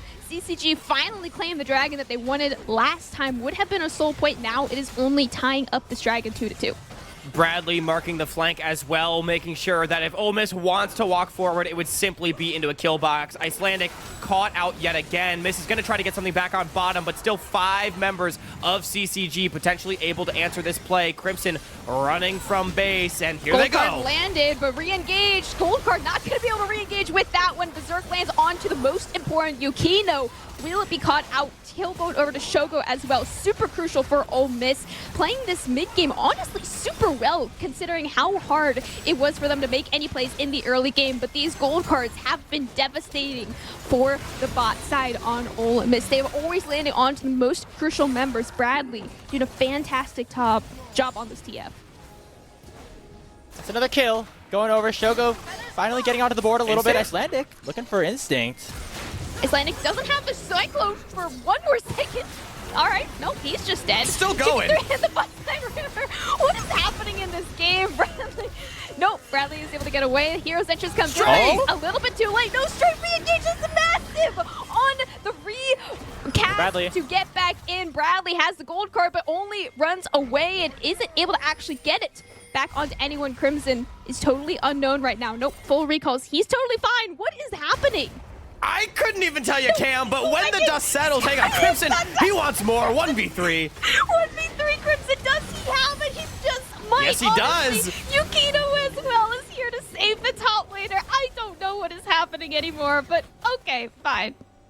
Desperation is absolutely what is happening. Ole Miss, they're trying everything to get back into this game. And CCG, I mean, honestly, maybe playing into it a little bit, but the fact remains, as all the dust settles, it's still a 1,000 gold lead to CCG, and Ole Miss, it is feeling like they are rapidly running out of win conditions. Baron spawning in a few seconds. I would have to expect that is going to be the focus for both these teams. Shogo on 3 items, but no summoners. He is still probably that guy for Ole Miss in this fight, but Yukino, Instinct rather, he's got the 3 items of his own, and summoners up and available. This Xayah going to be very difficult to deal with. And the problem, yeah, as you said, Instinct and Trevor still both have all their summoners. This is still going to be an advantageous fight for CCG, especially if they start the Baron, because who on Ole Miss is going to go in? What, you Fates call Shogo and throw the Renata into the middle of the enemy team? But there's not a ton of big primary engage tools to try and counter something like this Baron being started up for CCG. And I think a lot of eyes are going to have to go towards Icelandic Hero to be the one to make that play. He's died a bunch, isolated away from his team. He's going to need to make sure he shortens it up a little bit and is in a good position to make sure that Ole Miss stay in this one. Yeah, you look at this column for Ole Miss, and you're like, wow, they have so much engage, right? But no, they have so much secondary engage. The Hero's Entrance is secondary. The Renata ult is secondary. Even the Cask is like more disengage even than really true engage. The only true primary engage they have is a Cyclone and a Flash from Icelandic. And if he does not land those really perfectly onto Instinct, and assuming that Instinct also has no Flash or ult to get out of it himself, it is actually so difficult for Ole Miss to actually play the true engage in these team fights. But that should be enough. When you have a Wukong flying in with Grand Entrance, it can be so potent, and that is what the Ole Miss composition was designed to do. It just honestly feels to me like they have not a single time in this game, or even in this series, been able to get Icelandic and your Uncle Sam on the same page, making the same play at the same time. And I think that has been the boogeyman. And if Ole Miss is to come back from this deficit in the series, we need to start seeing it right now. 4v3 TP on the mid lane. Cyclone lands, but it's only on the 2. Bradley a little bit late, and Instinct picking up the first kill. Hero's Entrance is just late. Shutdown picked up for Shogo onto Instinct, though. That is the engage that Ole Miss needs. Look at Shogo. He is free firing. CCG do not have the damage to deal with Shogo. One more shutdown picked up by Rhino. The CCG members are wiped, and now Barrett is on the table for Ole Miss. But your Uncle Sam take it down real low. Bradley and Trevor, they have some extra DPS up their sleeves, and that extra DPS might just be enough to save the Baron for the couple of extra minutes. Level 17 on the Twisted Fate. Our other 99 rated FIFA player card, Bradley. After Shogo pops off in the fight, he staves off Ole Miss from the Baron. And even though, what a fight win from Ole Miss, not being able to get anything for it stings. At the very least, we said they need to be together if they're going to come back in the series, and they were. No Grand Entrance needed on the engage, but the hostile takeover catches up Instinct. And look at Shogo in this fight as the team puts 3 bodies between him and his opposition, free firing into multiple, and now we are back onto the Baron, y'all. Round 2, fight. All right, I'm ready for this time. Let's see the fight. Gold card? Maybe? That's the one. Nope. All right, gold card on Icelandic. Totally fine. Look at this. We're vibing. Instinct, meanwhile, he's on the dragon. That's a soul point for CCG if they're able to play this out slowly enough. We're looking for Icelandic to really go for a play. Over the Raptor Wall could have been an option. Instead, they're going to back off, make their way back towards the Baron. I do like Ole Miss's position more when they're the ones starting the major objective. You can have Uncle Sam dive in alongside Icelandic a little bit easier. They want to set things up, try to find a catch, and make sure it's a numbers advantage before the Purple Worm gets hit. The longer this goes, though, the worse it is for Ole Miss. They have to start hitting this Baron because their waves are going to be in a difficult position. Bottom wave already crashing into their tier 2. Destiny going to be popped. This play is known. Stray, it's up to him to defend. I think Miss is going to try to burn it down. Yukino wants to go for a steal, though. 4K left. Gold card is on the ready. 2K left. Yukino has to steal it. No, it's going to go to Shogo. The man himself with the Baron in his pocket. And that just might be it. Shogo now on a killing spree for the first time in this series. Icelandic, he has the massive cyclone in the backline. Crimson forced to flash away. Look at Stray. He's buying so much extra space for the bot lane of Ole Miss. They have finally, somehow, at 30 minutes, come online. It's a 1-for-1, but the Baron is happily in the pockets of Ole Miss. Man, Shogo's saying, early game my ass. I can team fight on this Kalista too, man. Kiting around beautifully. Icelandic and Stray doing a good job to zone as well. Shogo's the main DPS right now of this team comp. He's almost full build. Kalista didn't do a ton in the early game, but right now it's delivering against CCG. There is a reason why this player is a back-to-back collegiate champion, leaving the University of St. Thomas, coming to Ole Miss, believing that alongside these players, he could do the same. And, I mean, Shogo, yeah, as you say, it doesn't matter what champion he's on. Just so brilliant in these fights. There's a reason they put all of the resources into him. And now, Baron in hand, 5 members of Ole Miss being committed to the bottom lane. Crimson nowhere to be found yet for the defense. Critically, Shogo, without Summoner's Instinct, has his flash. Flash potential down here on the bot lane. Baron on 3 members right now for Ole Miss, but if you're grouped as 5, it doesn't really matter. Rhino flash trades a flash out with Bradley. That is crucial. That means no more gold card flash for the next 5 minutes for CCG. That's not super crucial, but it can be if anything does end up happening. And Rhino, that's the kind of thing that you need to be doing. Ole Miss, recognizing their strength. You have the ability to flash forward as that Renata. Shogo with the Fate's Call in the back pocket if he gets into any trouble. Getting that flash off of Twisted Fate can be so impactful moving forward. And with the Baron push, I love what they're doing. Getting Uncle Sam into his side lane, forcing CCG to respond on 2 fronts. Even though he doesn't have the Baron, it is at least another point of pressure. Divide and conquer is going to be the name of the game. Now the macro play looking much better for Ole Miss in the second half of this game too. Yukino still wanting to go in a little bit, but he's got to be careful. Handshake lands. There's the Berserk as well. Landing onto 2, and they're just dead, by the way. Watch out for the DPS coming out from Instinct, though. Trevor forced to dash back into his own team. Crimson, massive healing. He has the extra shield as well, just about able to buy him a second life from the disengage. 1 kill picked up for Ole Miss. Shogo full HP at the end of all these fights. How does CCG touch this Kalista when Ole Miss peels so well for him? Stray, Rhino, Marty doing everything they can to keep their captain going. We talked about 99 ratings. There's a reason why this player has one. Bradley going to make his 99 rated appearance in the mid lane just to try to force them off the wave. And y'all, this game will continue. 13-15 in kills, 34 minutes in and no winner in sight. This is late game, you know, the 99 overalls. Shogo's on takeover mode right now. He's hot, he's on fire. Anything that he does is going to be good as long as the rest of Ole Miss play to those win conditions. We've seen them do it really well over these last couple of fights. Catching Crimson could be big before the Dragon. Crimson, again, has so much of that extra healing, but does he have an extra teammate? Yes, he does, to get him out alive.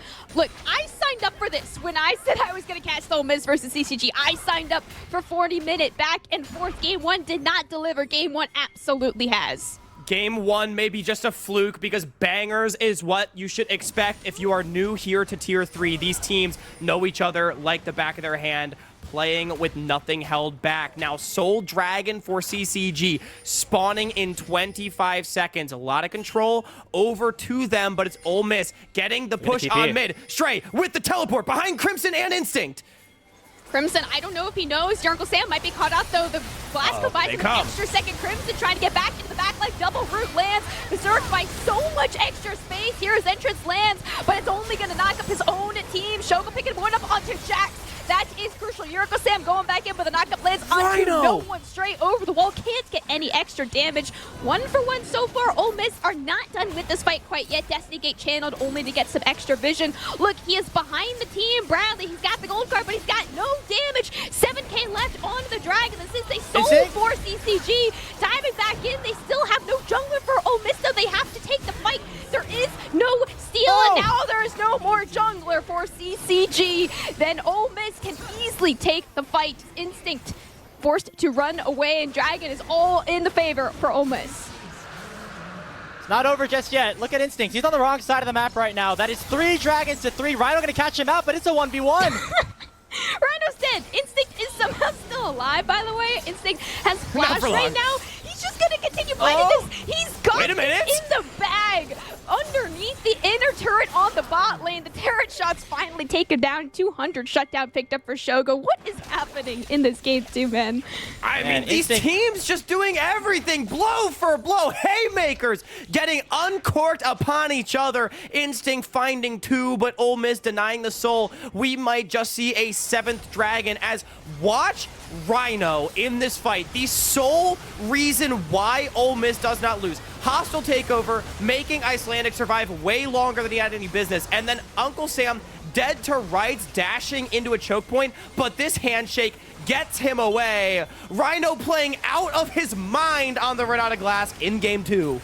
We knew he was good in the early game. Late game, he's showing up right now for Ole Miss, coming back here. Remember, CCG, they have the smite. Ole Miss does not, so they know that they have to go in. Stray lands a really nice body slam, buying some time, all, of course, for Shogo. Taking over in this one. The last rend will separate the rest of CCG from the Drake.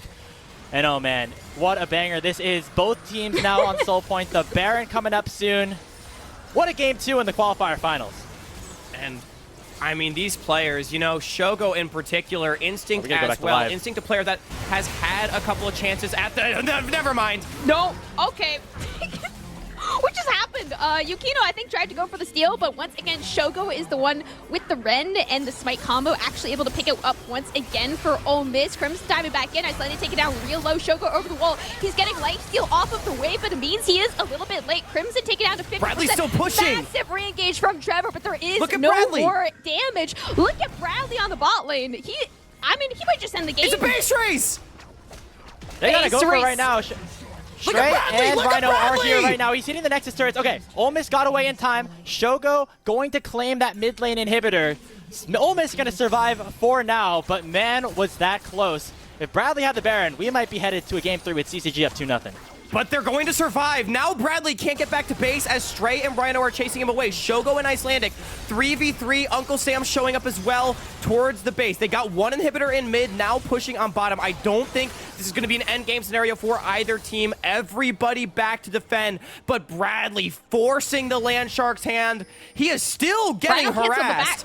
Yeah, no, that's actually super crucial that Rhino canceled back, and we got another re-engage on the bot side, but Icelandic is the first of all. Your Uncle Sam can't take this fight. Shogo will have to win it single-handedly. Can he do it? Straight TP'd in. You got the enemy redemption for some extra damage on the Shogo. Stray is the health bar, but the massive double charm from Trevor means the Shogo cannot get any more damage onto the backline of CCG. They are actually able to disengage completely for Ole Miss, and as I say that, it is never a disengage in this game. Gold card landed onto Bradley, or from Bradley onto Stray, and it will finally be the disengage. But now, 2 members dead for Ole Miss, 1 for CCG. 4v3 on the map. Baron still in hand to help Ole Miss defend. I don't think there's any world in which the game can end. Bottom lane inhibitor getting hit down by minions. No teleports, though, for Ole Miss. And CCG wants to keep going. Berserk lands onto 2. Crimson forced to run away, and that is the disengage that they can take to save the inhibitor right now for Ole Miss. Yeah, Rhino saving that play, chunking Crimson down with the hostile takeover onto Instinct. And it's just the inhibitor tower that goes down. So only 1 inhibitor down here for Ole Miss. CCG now have 2 down on their side of the map. Dragon is spawning in a minute. This is the ultimate soul. Game 7. Who's going to get it?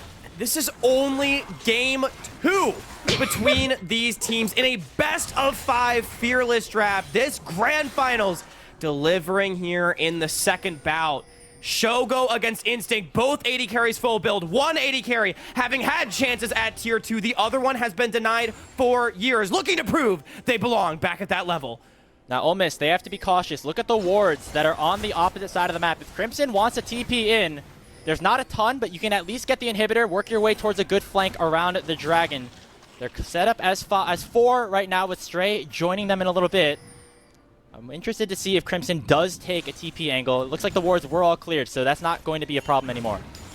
exposed nexuses on both ends of the map right now. It does mean any team fight that actually ends 5-0 will immediately end the game. Even 4-1, I think, will probably end the game. But we got a soul fight, 3-3 tied. Doesn't matter who gets a dragon, only matters who gets a soul.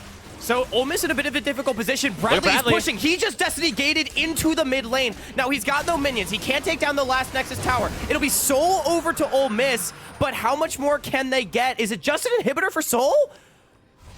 Just an inhibitor for Soul. I mean, Bradley, I think, is completely out right now. Even if he doesn't have Destiny Gate to get back out again, the recall should be perfectly in time. I can tell you right now, 10 minutes in the future, it's going to be a base race to end the game. That is my oracle that I see.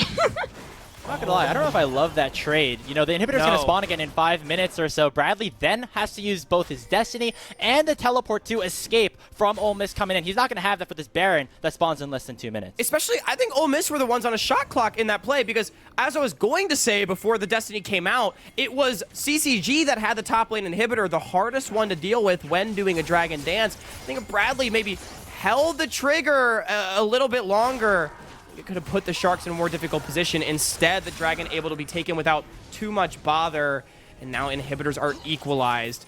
At the very least, it means that this mid inhibitor will be down longer when the Baron does come up, as opposed to a lot of the other ones respawning, but not sure how much of a difference it is really going to make. The Baron is not going to be what ends the game. It's going to be the team fight around the Baron again, if we even get a team fight. We didn't have anything. Get one, yeah. Yeah, we didn't have anything that happened for the Soul, and that is probably the most important part of this game that's happened so far, even with 1 or 2 Barons being taken by these teams. We got 50 seconds left. It's going to be all about who can get that mid-prio before the Baron actually spawns.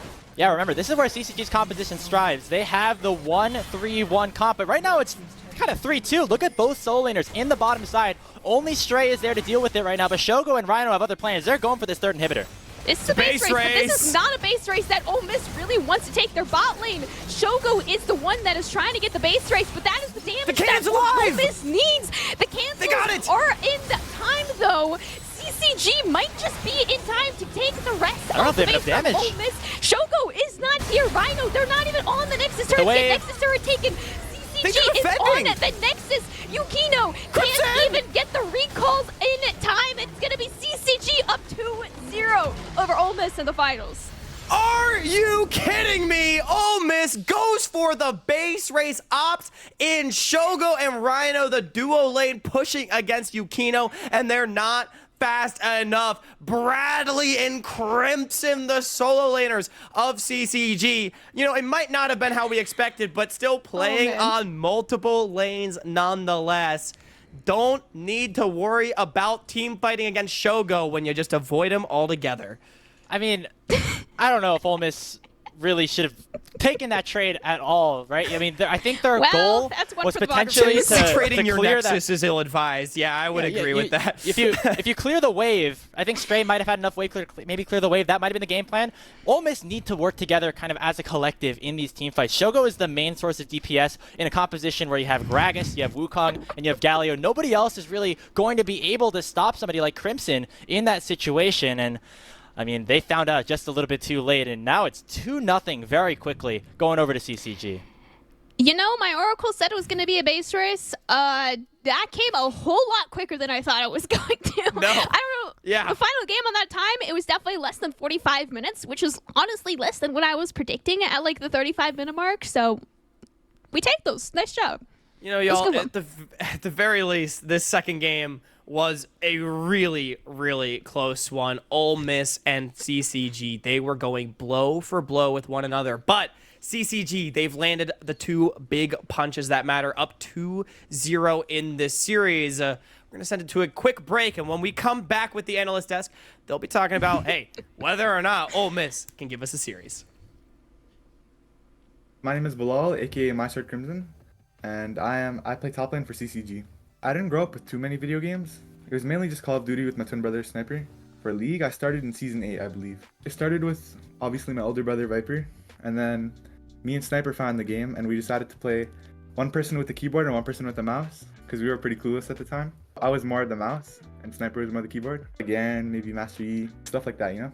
I saw my twin brother hit Challenger, and then I saw all the hype around him, and I see him as myself, and I felt like I could do just as good as he did, you know? I played like 2,000 games. I hit it like 2 seasons after I started taking ranked seriously. I just wanted to be like a 2-trick at first. Afterwards, I didn't even know I really wanted to go pro. I just like thought like Challenger was enough for me, but I saw my twin brother hit rank 1 and I'm like, hold up, I can do this too, you know? The first ever team I played on was Dig or Radiance, and it was in 2022. As soon as I hit like, I think you have to be 15, I'm like, my brother's already on 100 Thieves, I'm pretty sure he's on the amateur team. I'm like, okay, it's my time to compete as well, you know? It was really fun, like the first year I played, but like, I was really clueless, you know? Like I had no experience. I didn't really know like who was good, who was bad, you know? I didn't expect too much going into the team. Like, I just wanted to like compete and see how I felt first, you know? Like I heard good things about them and I realized like, sure, like might as well go for it, you know? Going from mid to top was something I'll never regret down the line because like I really thought mid was my role, but realizing that I wanted to go pro and realizing that I actually have to start like playing mages and playing like things outside of my comfort zone, I realized like mages really which wasn't something I personally enjoyed. Committing competitive, like a lot of it was just mainly farming, and it was like you can get like those lucky like solo kills or like really well played solo kills, but I feel like top lane is a lot more volatile than mid lane. I always knew like deep down inside of me that like I preferred to like brawl it out 1v1 on an island, you know? I wasn't too like focused on playing on a team last year. I really wanted rank 1 last year. The main goal was to hit rank 1 and prove myself that way. Like hitting rank 1 like was a really hype moment. But what it made me realize is that if you want to climb in solo queue, like you really need to stick to a certain few champions and like learn what like your win con is. I believe it was sometime last year, like during August or September, both my brothers were talking about going to Korea together, and then I overheard them and I'm like this is a good chance for me to go as well, you know? I heard like a bunch of players improved from going to Korea, and like it was like a really fun opportunity. I just spammed games every day. Like I hit like Challenger 700 LP. All 3 of us were sitting beside each other. Honestly, it was really fun, but also like there was a lot of frustrating moments in solo queue. Like me and Sniper were brawling it out together. We'd even get into fights every now and then, but for the most part, I think I enjoyed Korea. I don't know if you know this, but all 4 of my teammates, they've all played in academy before. I feel like they had like good experience that I can learn from, and hopefully like we can maybe even make NACL. In terms of comp experience, they definitely helped me a lot because I think I still have a lot to improve on. I think in terms of laning phase, like Bradley can help me with that too, you know? I would say like my team is good like pretty much all around, and they can help me with whatever I struggle with. I definitely want to be on like the big stage one day and face like my twin brother. I think that'd be like such a hype match to watch, and my family wouldn't know which side to root for, you know? From what my brother told me on how his scrims are going, I think definitely I have a chance. I think a big goal of mine for this year at the very least is to play on an NACL team. I think with CCG, I think we can definitely have a chance to make it. And if that's the team that ends up working out for me, then I'll go for it, you know? You can go catch me at twitch.tv/myswordcrimson, and that's where I stream and show all my games that I grind to rank 1 for. Thank you. Hello, welcome back into the analyst desk. I'm Mad Magical, joined in again by Yanni and Shippy, but we got a new guest. Reppy is out, Music is in. Welcome in, Music. How are you doing today? Hi, thanks for having me. I'm doing great. Yeah, we did just get to watch a game of League of Legends, that is for sure. So, Music, I'm going to let you break down that game a little bit and your thoughts on how the series has been going so far. Well, that was a bit of an unfortunate game. It was very, very long, and it was kind of going back and forth. I felt like this game should have been early snowball for Ole Miss with the comp that they drafted, but CCG did a good job of scrapping fights and skirmishing to make the game even, to eventually outscale. A bit unfortunate how the game ended. I think we were all hoping for one explosive team fight, you know, but we didn't see that. No, we did not. Well, it's definitely a bit tragic there, but speaking of the early game, I kind of want to go through this a little bit before we get to that moment, because early game, like you talked about, Music, we were looking at how Ole Miss were going to play that one. It looked pretty good at first, but Yanni, kind of talk to me about the strategy CCG drafted to go up against Ole Miss. Yeah, they just decided, hey, we're going to split push some more again, right? We're going to play Bradley on a split pusher, so we're going to be able to pull Uncle Sam wherever we want. And this bot lane that they brought out was actually pretty interesting because while early on it went down a little bit, it was actually able to keep pace with what Shogo and Rhino were putting together. I mean, take a look at this fight. It's a really nice flash from Shogo. They just failed to get more. I feel like this is one of those fights where it kind of just shows a little bit of the miscoordination for Ole Miss in that fight, because we did see that Icelandic had already gotten chunked out pretty low. He went back to the red buff, but there were other moments that looked really good for Ole Miss. Right here, where they noticed that Bradley kind of overstep. They all make the call to go for him. And this is what we were kind of hoping for Ole Miss. This is why we were talking about we were expecting an explosive team fight to end the game, Shibby. Yeah, it almost felt like CCG understood what Ole Miss wanted to do more than them at some points, right? Because the moment that hostile takeover comes out, it whiffs. They lose one of their main peel kind of tools here, and then just CCG kind of strikes onto them, right? And once they were able to dissect what needs to happen, you saw Bradley just doing Bradley things here. Another fight onto this dragon right now. It's like they lost priority. They're still trying to go for it. Like Ole Miss is desperately searching for these fights, but CCG's kind of rarely giving it to them. And I like the way they played. Later on to the game, they just did guerrilla tactics, and it kind of just won. They thrived in the chaos. Yeah, and Music, you kind of talked about it well, like in the break, where we look at CCG, and you and I we're favoring CCG to win this because we're looking at the experience, right? The macro calls that they have, because sometimes that is how CCG have won their series here in the NACL qualifiers. It has been that, hey, we lose that early game, let's out macro them. All right, that's why the last time these two teams faced off against each other, it was 2 40-minute bangers between the two teams where CCG found these good plays later on after they realized they were starting to lose the fight. So Music, like going into the next game, what would you like to see from Ole Miss to kind of change to adapt against CCG?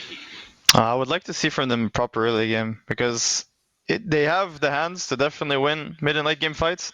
The problem is that if they don't have a lead to close out a game, it's hard. That's why you see these long 40-minute games when these two teams play against each other, because they definitely had the tools in this comp and they didn't execute it. So I'm hoping to maybe see something similar with just better execution in the next game. Yeah, and we're getting close to that moment that we keep alluding to. That if you watched, it was an interesting time. But like this is like one of the real last final fights of the game, where we see the power that Ole Miss have, like you're talking about, Music. The hands that they have going up against CCG, it's just the macro calls. Here, Bradley realizes, I can go down mid, I can push this, try to get a good priority. Instinct as well, showing off his own hands in a 1v4 essentially scenario where he takes down 2, and he really should have just died for nothing. Like it should have been an easy kill for Ole Miss. Kill Instinct, peel back, regroup themselves. So Shibby, kind of looking at this game, I asked Music what you wanted to see change there for Ole Miss. What do you want to see from CCG? What do you want to see them do going into this game to secure the 3-0? I mean, just shout out to Reppy way back, right, that we had him on. Like the idea of having your mid able to kind of move across the map, having first move mid, matching the Galio. You saw how well Bradley facilitated some of those numbers advantages in the dives top. I mean, granted, Strayed played them very well, but just having that ability, like you now need to find a third mid laner. I doubt the Aurelion Soul is going to be opened up. They've also been banning Talio away. I mean, you could, right? Like, you just need the ability to roam to these fights the same way Uncle Sam does and have more impact. And I think the other thing for CCG, I think, is to just get their top lane a pretty solid matchup, right? You have the Aatrox, the Jax. I think Crimson has really been flexing his muscles against Stray here. One more advantageous top matchup for him, and it could just be a clean 3-0 for CCG. Yanni, do you think that we'll see Riven? I mean, why not, right? They're up 2-0. They're feeling themselves. Like, give the man his Riven, give him the bloodline, and just say, you know what? Go out and do your thing. Because, honestly, if CCG lose Game 3, even if the Riven pick goes disastrously, which probably won't, they're still in great shape. They'll be just fine. If Riven gets locked in, we're going to need a hand cam, I think. I like it. I like your music. We'll get the hand cam. Here we have a graphic that we can throw up on the screen here really quick. So keep in mind that the coach, this is the coach of Ole Miss, saying 3-0 for CCG. We have school tomorrow. Yeah, he knows something. He knows something, or it's all been planned, going according to plan from Colomer here. We can, of course, see a reverse sweep. We did see on NACL that I believe yesterday was the reverse sweep by Maryville up against Disguised. Was it Disguised? Yeah.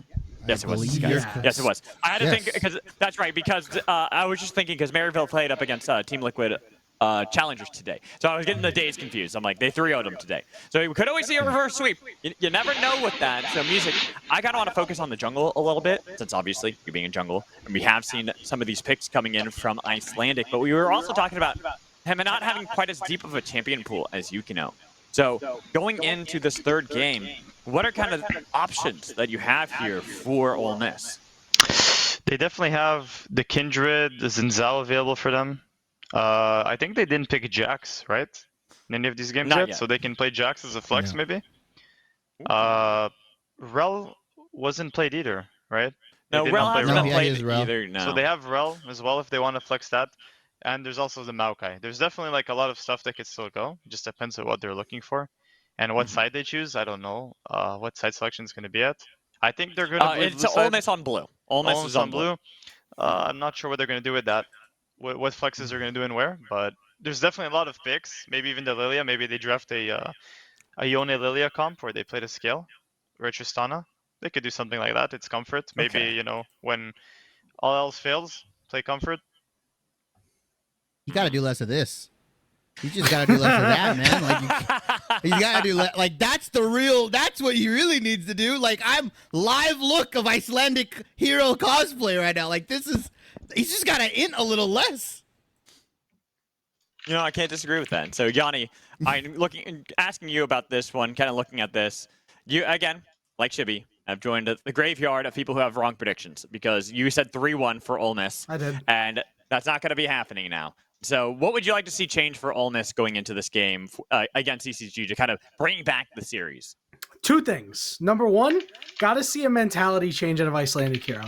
He's got to play with the team. He was going off on his own adventure. He thought he was the hero of his adventure, but he just was an adventurer and took an arrow to the knee. And number two, listen, Nico's been left open. Just give it to your boy, your Uncle Sam in the mid lane. Give him the Nico. Give him a playmaker to just walk around, deathball around at these big team fight ultimates. It didn't work in game one, but you just need to do something. Go back to Ole Miss League of Legends and try to play as a cohesive unit. All right, so I'm trying to think. I'm trying to think of drafts here. I would like to see Shogo get the Kog'Maw.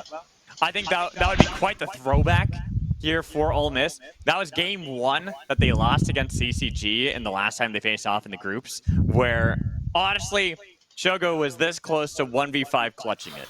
That's how close he was. It was just the Elder Dragon had gone off of him, so he lost that buff. And honestly, I think had that been 10 seconds earlier, he fully wipes them by himself. Doesn't matter. And they win that game. They get three games.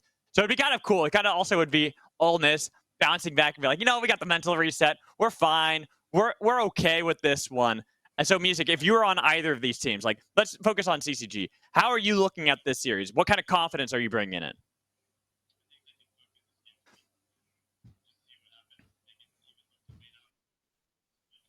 Oh, we can't hear Music really quick. So we hopefully, I think the wrong output got muted by him because there's an echo. So hopefully get that fixed here in just a second. But Shibby, how about you? What would you like to see from CCG going into this one? What kind of draft do you want to see them go for?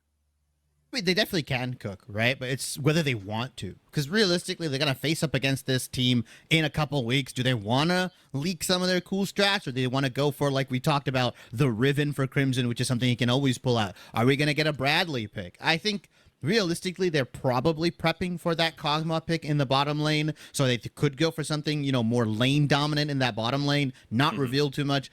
The world is Crimson's oyster right now. And I really want to see him kind of just pick anything. All right, let's try round two with you, Music. What do you got for me?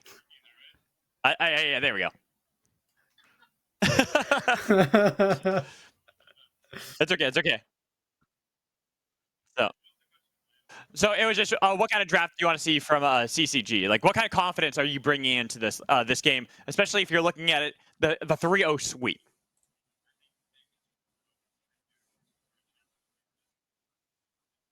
Oh. Okay, so Music, now I think Stream can't hear you. Like, we can hear you, and now Stream can't hear you. Don't worry, I got him. Music, start screaming. Start screaming. Yeah, just yell really loud.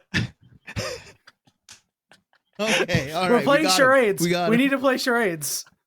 Okay.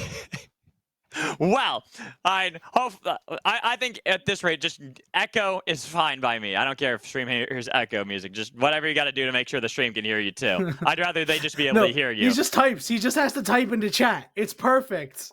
Oh. Yeah.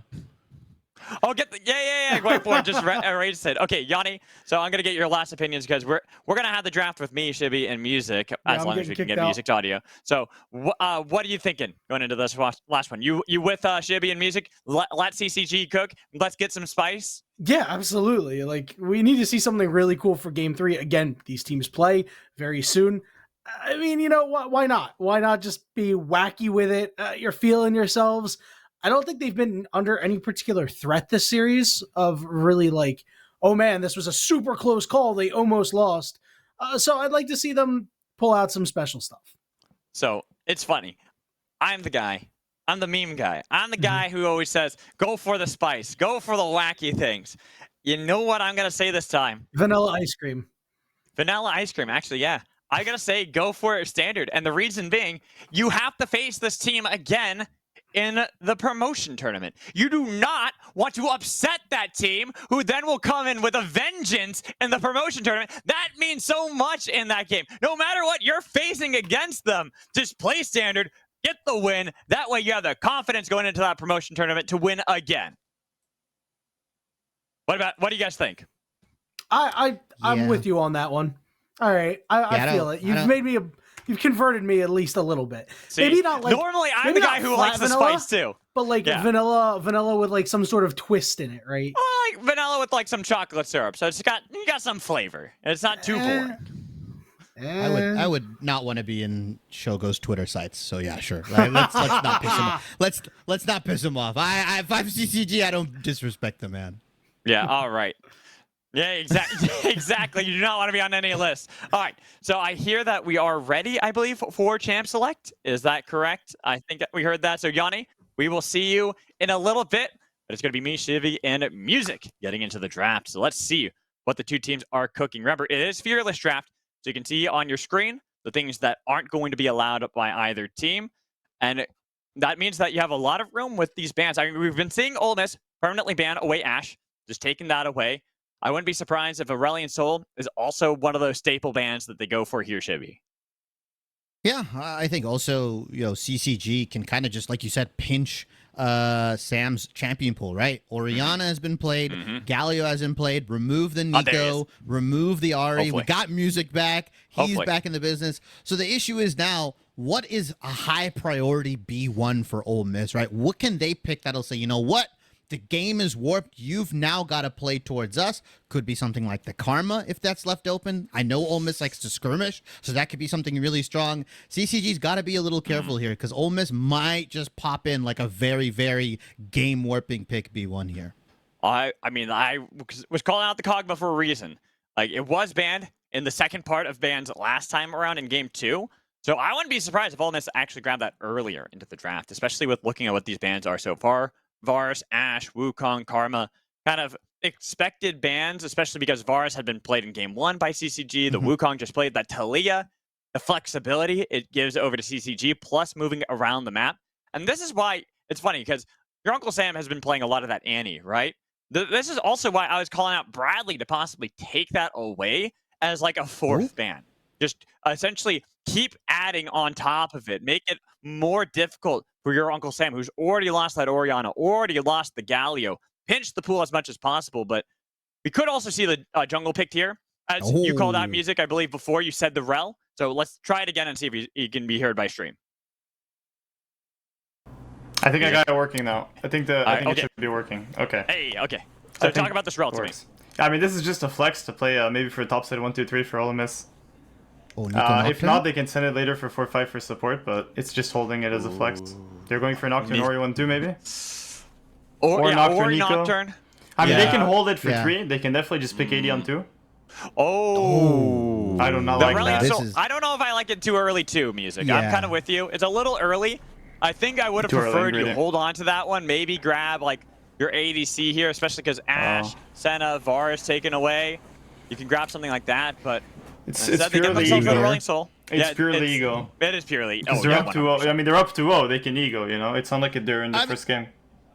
Yeah, I mean, but what does Uncle Sam play to pressure this ASOL, right? Like, if I'm Bradley... but there might... Or that's also a flex pick. So they've got a couple flex picks here. No, it's not. The Rel, The Rel can go into the jungle, can go into support. The Yone can go into the top lane, the mid lane, or support here. Oh, no. Right? Shogo's played this. Shogo's played the bot lane. The bot lane Yone already here. He played it in the Swiss bracket. Wait, I believe it was the Swiss bracket he played it. No, it wasn't. He played it was in in the CLOL GSL as well. against. No, you played it in the GSL against Wings Revenge. That was the game that they lost. Yep, this is a classic Shogo pick here. I think this it's is. going Hey, mid though. you want to win on it? I think so. You think it's going mid? I think so too.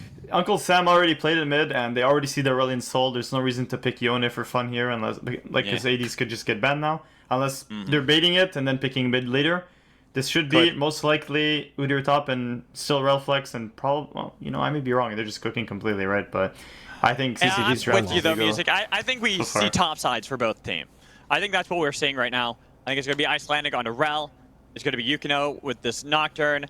The Udyr up against Olaf is kind of a skill matchup between the two. And now we get these ADCs pinched again. Xayah, Lucian banned by CCG, Kalista, and Smolder taken off the board. Which for Instinct, what does that leave up for you? Zeri, I guess, is still there. Ezreal, something they can pick for them. Is still up. They can Aphelios, they could Aphelios Emilio. They can even Renata themselves on 5. We're going triple melee into Olaf. Like Olaf's just gonna eat good this game, right? Like he's gonna love it. He wants you in his melee range, right? The Jinx gets locked in for Instinct. That's very good. The amount of space that's gonna be created by the Nocturne Olaf. I mean, Instinct's just gonna rocket from 50,000 yards away. We do have the Aphelios for Shogo, so I do like this. But what do we pair with it? The Enchanter, like the Lulu potentially we could see come out. Emilio's still there, I guess. Yeah, I feel like this Olaf's gonna go crazy. I kind of like this Thresh, actually. I like the Thresh. Just it's something to create a little bit of distance for Shogo that then allows Icelandic on Rel to play more aggressively because you have that Udyr or Yone. Pretty much there's a giant target painted onto Instinct. That Lulu is required now because of that giant target that has been painted onto Instinct. Music, what are you thinking? This is an interesting draft because I feel like Jinx Lulu is really good at scaling to late game, but at the same time they can pressure early game because of Jinx's rockets. But their mid jungle is extremely weak, I feel like, until 6 at least. But it's kind of the same for Ole Miss. So both drafts are kind of weird because it's like fearless. Because mid jungle in both teams will be later winning for CCG just because of how they went. But this is just protect the president, and if they can protect the president, they might get a win here. So we'll see what happens. You know what's funny? You're saying protect the president for CCG, right? I wasn't. I was talking about Ole Miss. They need Shogo. Thank they need God. Shogo. I thought for a second you were trolling me. I was like, I don't think that's protect the president at all. I think Instinct is a false target. No. I think it's like they almost draft this Jinx to bait in Ole Miss to look for that Jinx. To say, hey, we got to get rid of that Jinx. And then all of a sudden you have Crimson and Yukino diving the backline, killing Shogo. I like that. I'm with you, Music. I agree. It's protect the president for Ole Miss. This game is really about building up Shogo and making sure that he can carry this game. So Shibby, are you in agreement with Music though that it's going to be more around level 6? Both teams might just play kind of passively until we get the first or second dragon. Yeah, I mean, I don't even think CCG cares if they give up the first couple dragons, right? They've got the Jinx, they've got the ASL scaling. I mean, eventually when teamfights just start to break out, the lights are going to get cut. Shogo's going to be in a dark room, and he's going to be locked in with Nocturne and Olaf, and he's not going to be able to do anything about it. I mean, just look at the amount of space that's being created. This game is primed for Instinct just to fire away with rockets. He's got the Jinx in the back pocket. Even if Uncle Sam manages to get onto Instinct, I'm pretty sure he just dies because of Wild Growth and Polymorph. This Lulu pick from Trevor is mega here. It stops one of 2 ways Ole Miss can get onto one of CCG's carries. All right, so Music, you're Icelandic in this game. You're playing Rel. What are you doing early game to make sure that you're getting to that point when Uncle Sam and Shogo feel a little bit more confident? Disconnecting. We need to try to get grubs here. I think Udyr, his main strength is getting the first grub rotation. I think Drake is not that easy. You kind of lack the damage in early game with the Ole Miss comp, while even though Nocturne, pre-ult is kind of quote unquote weak in a skirmish, he is definitely good in a one-on-one with lethal tempo. a lot of steroids in his kit with his Q. So it's definitely hard. I think CCG has this advantage in this draft because they have the mega scaling with Jinx, Lulu, and Aurelion Sol. And I feel like the scaling all and misses part is mainly Shogo and Yone, but like then again, you're playing Yone into late game Jinx, Lulu with Aurelion Sol. True. So it's not easy. So I just kind of continue to harp on it. It's got to be like right around like level 9s, right? Like level 6 to 9 here for Ole Miss? It depends. I think that it's harder for them to force, honestly. Okay. It just depends how CCG played the mid-jungle. If they get the prio mid-jungle, they cannot play any side. All right, well, we'll have to find out if that's going to be the case. We are ready for Game 3. Will we have the shutout here by CCG to claim the championship? Let's get into the casts, and let's get into the game. Thank you very much, Magical. Welcome back, everybody. Game number 3 between CCG Esports and Ole Miss. Ole Miss, of course, down to their last game. These two teams going to face off against each other in just a couple of days. But right now, Hawk, CCG, they got the late game scaling composition. They have not lost a single game since the Swiss stage when they had a different roster. They are all fire and looking for another sweep to take home the crown. And the story throughout the series has been Ole Miss, just a little disjointed CCG, playing together better as a team, that little bit more, giving them this 2-0 advantage. And now, backs against the wall for Ole Miss. We got to harken back to this tale of redemption and experience that we have between these two teams. Every single player in this game wanting to prove that they are capable of playing at the Tier 2 level. But when you look at the side of Ole Miss, there is not as many years under their belts as opposed to their opposite number. Uncle Sam, Icelandic, never been in this position before. Shogo, a player with multiple CLOL titles, has, at least in recent memory, never been on a match point in a best of 5. On the other side, you're looking at 9 combined Academy or Challengers League splits. This is going to be a true test of these young Sharks. And if anyone's going to take a game off of CCG at this point, right, it has to be Ole Miss. Whether or not it is today or next week in the promotion tournament, Ole Miss want to have at least one game, right? Come on, get 1, get 2. Even if you can win both series, that would be 3 wins over CCG. Ole Miss are going to have to be the team to do it. And at this point in the split, they're going to have to be the only team to do it. And it feels like I'm going to beat the same drum that we have been the whole series, but in this draft in particular, against a very stalwart team fight comp, I think it's all on Shogo and Rhino again. They both played an insane game in Game 2, keeping them in it for longer than they had any business. And I think the Thresh in particular for Rhino is a brilliant pick alongside a hyperscaling AD carry. Icelandic already here, will be spotted.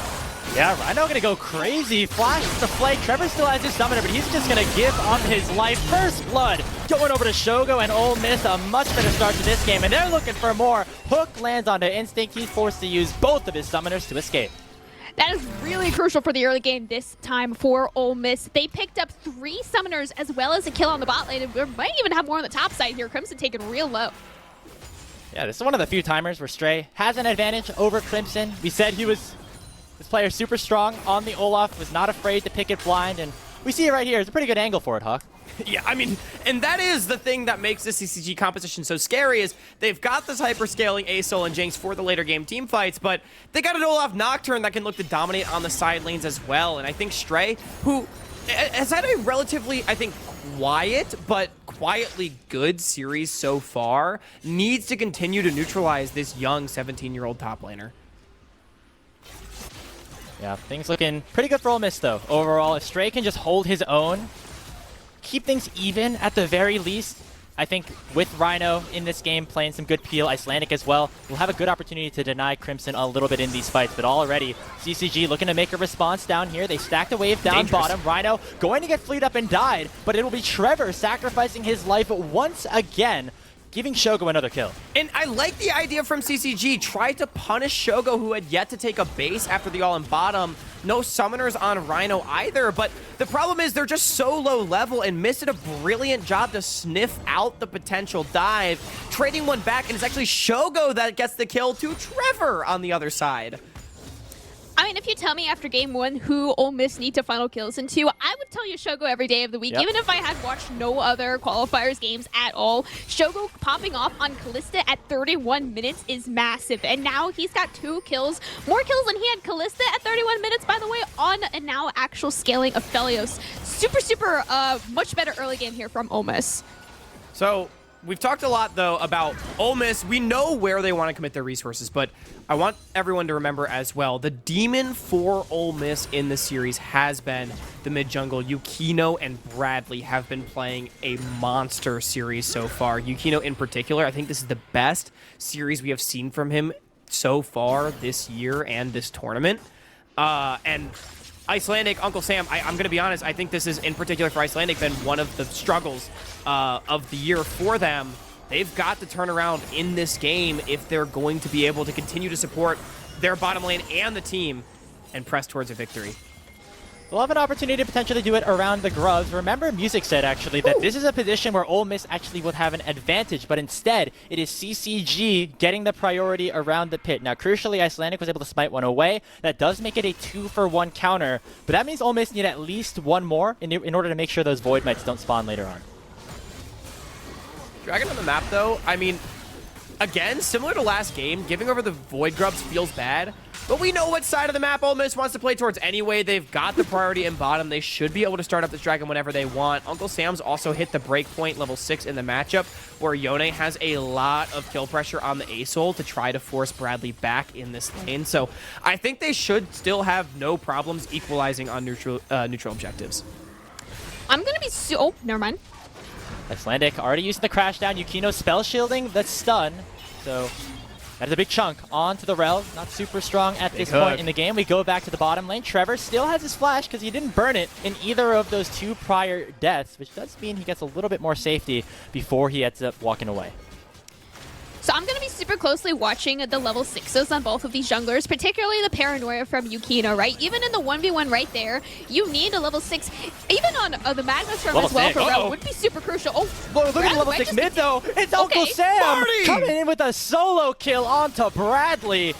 That is not what we expected at all in this game. Early game going great for Ole Miss. They get the first Dragon as well. In the quarterfinals, he almost found one onto Robbie Bob with the same Yone pick.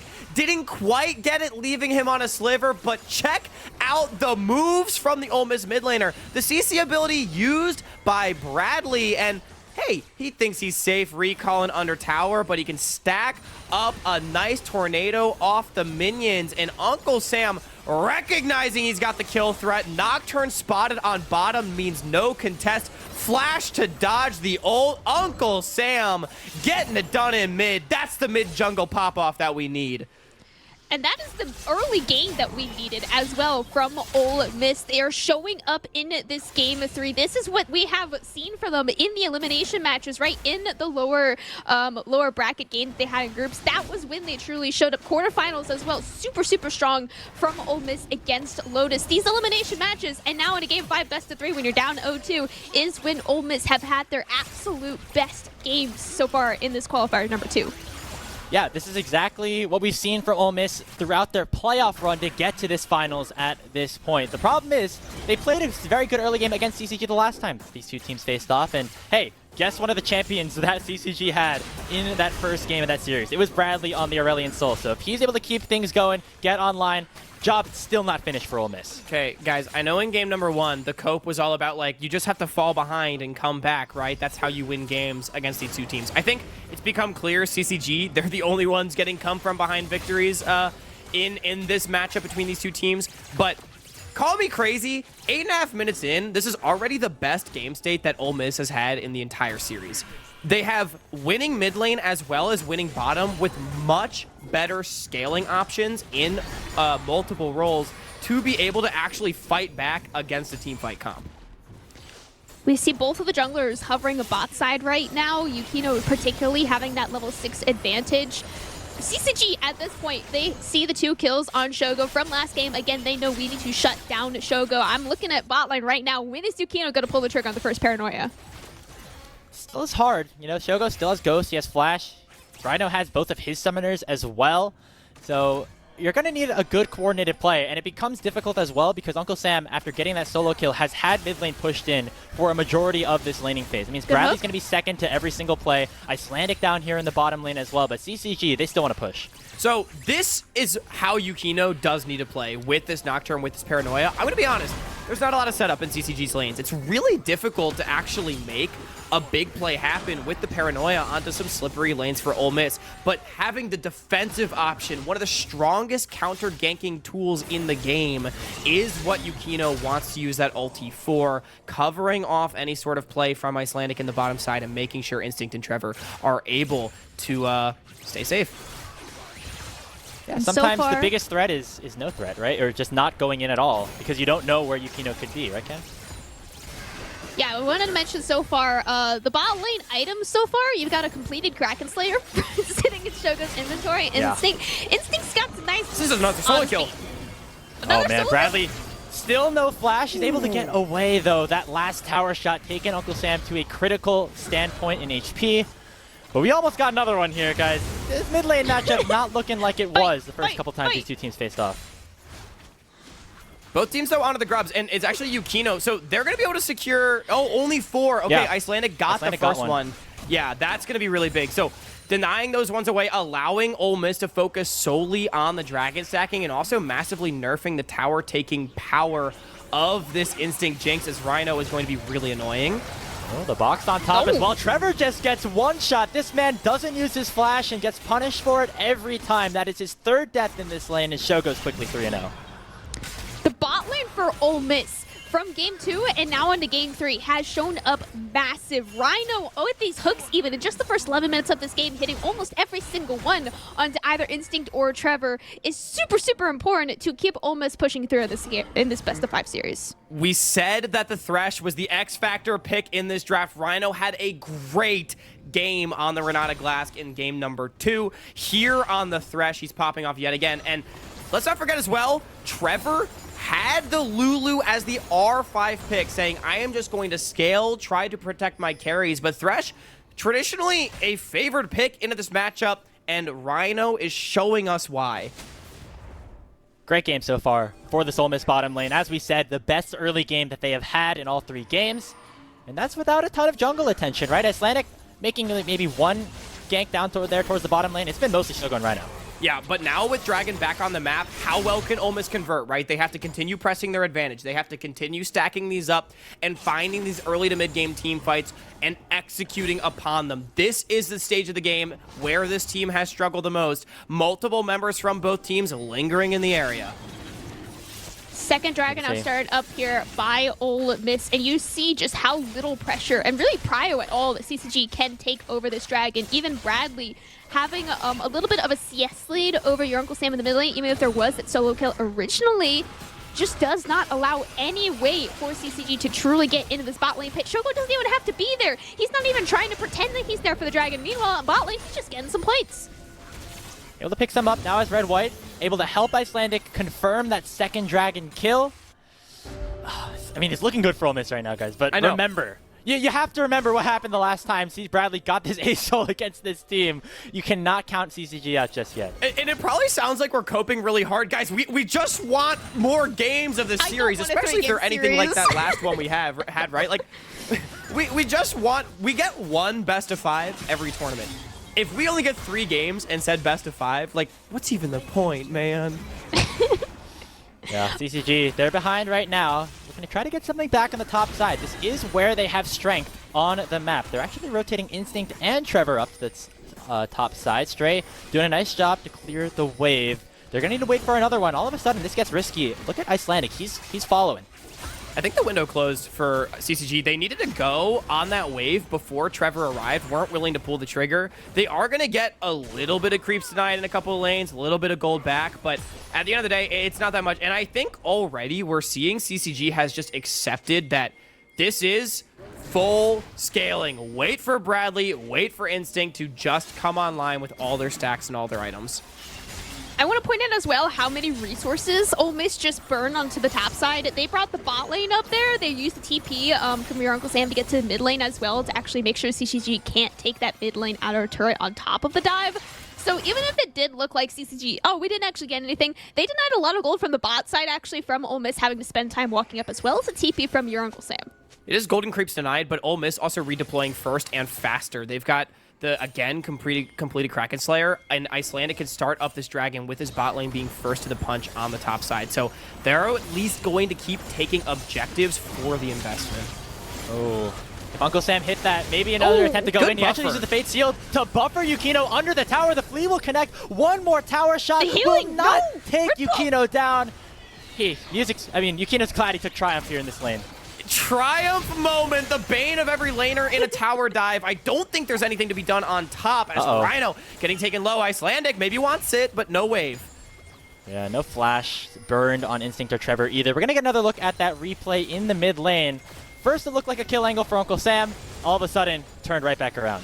Yeah, it was a really nice buffer out from Uncle Sam to get under the tower in the first place, but Yukino just knows that he's not dying, and now it's Shogo under threat. That's a level 11 Olaf. Here comes Crimson with a teleport, and Bradley with the flaming breath. That is 2 kills now. Back to CCG. They're looking for some more as well. Under the tower goes Stray.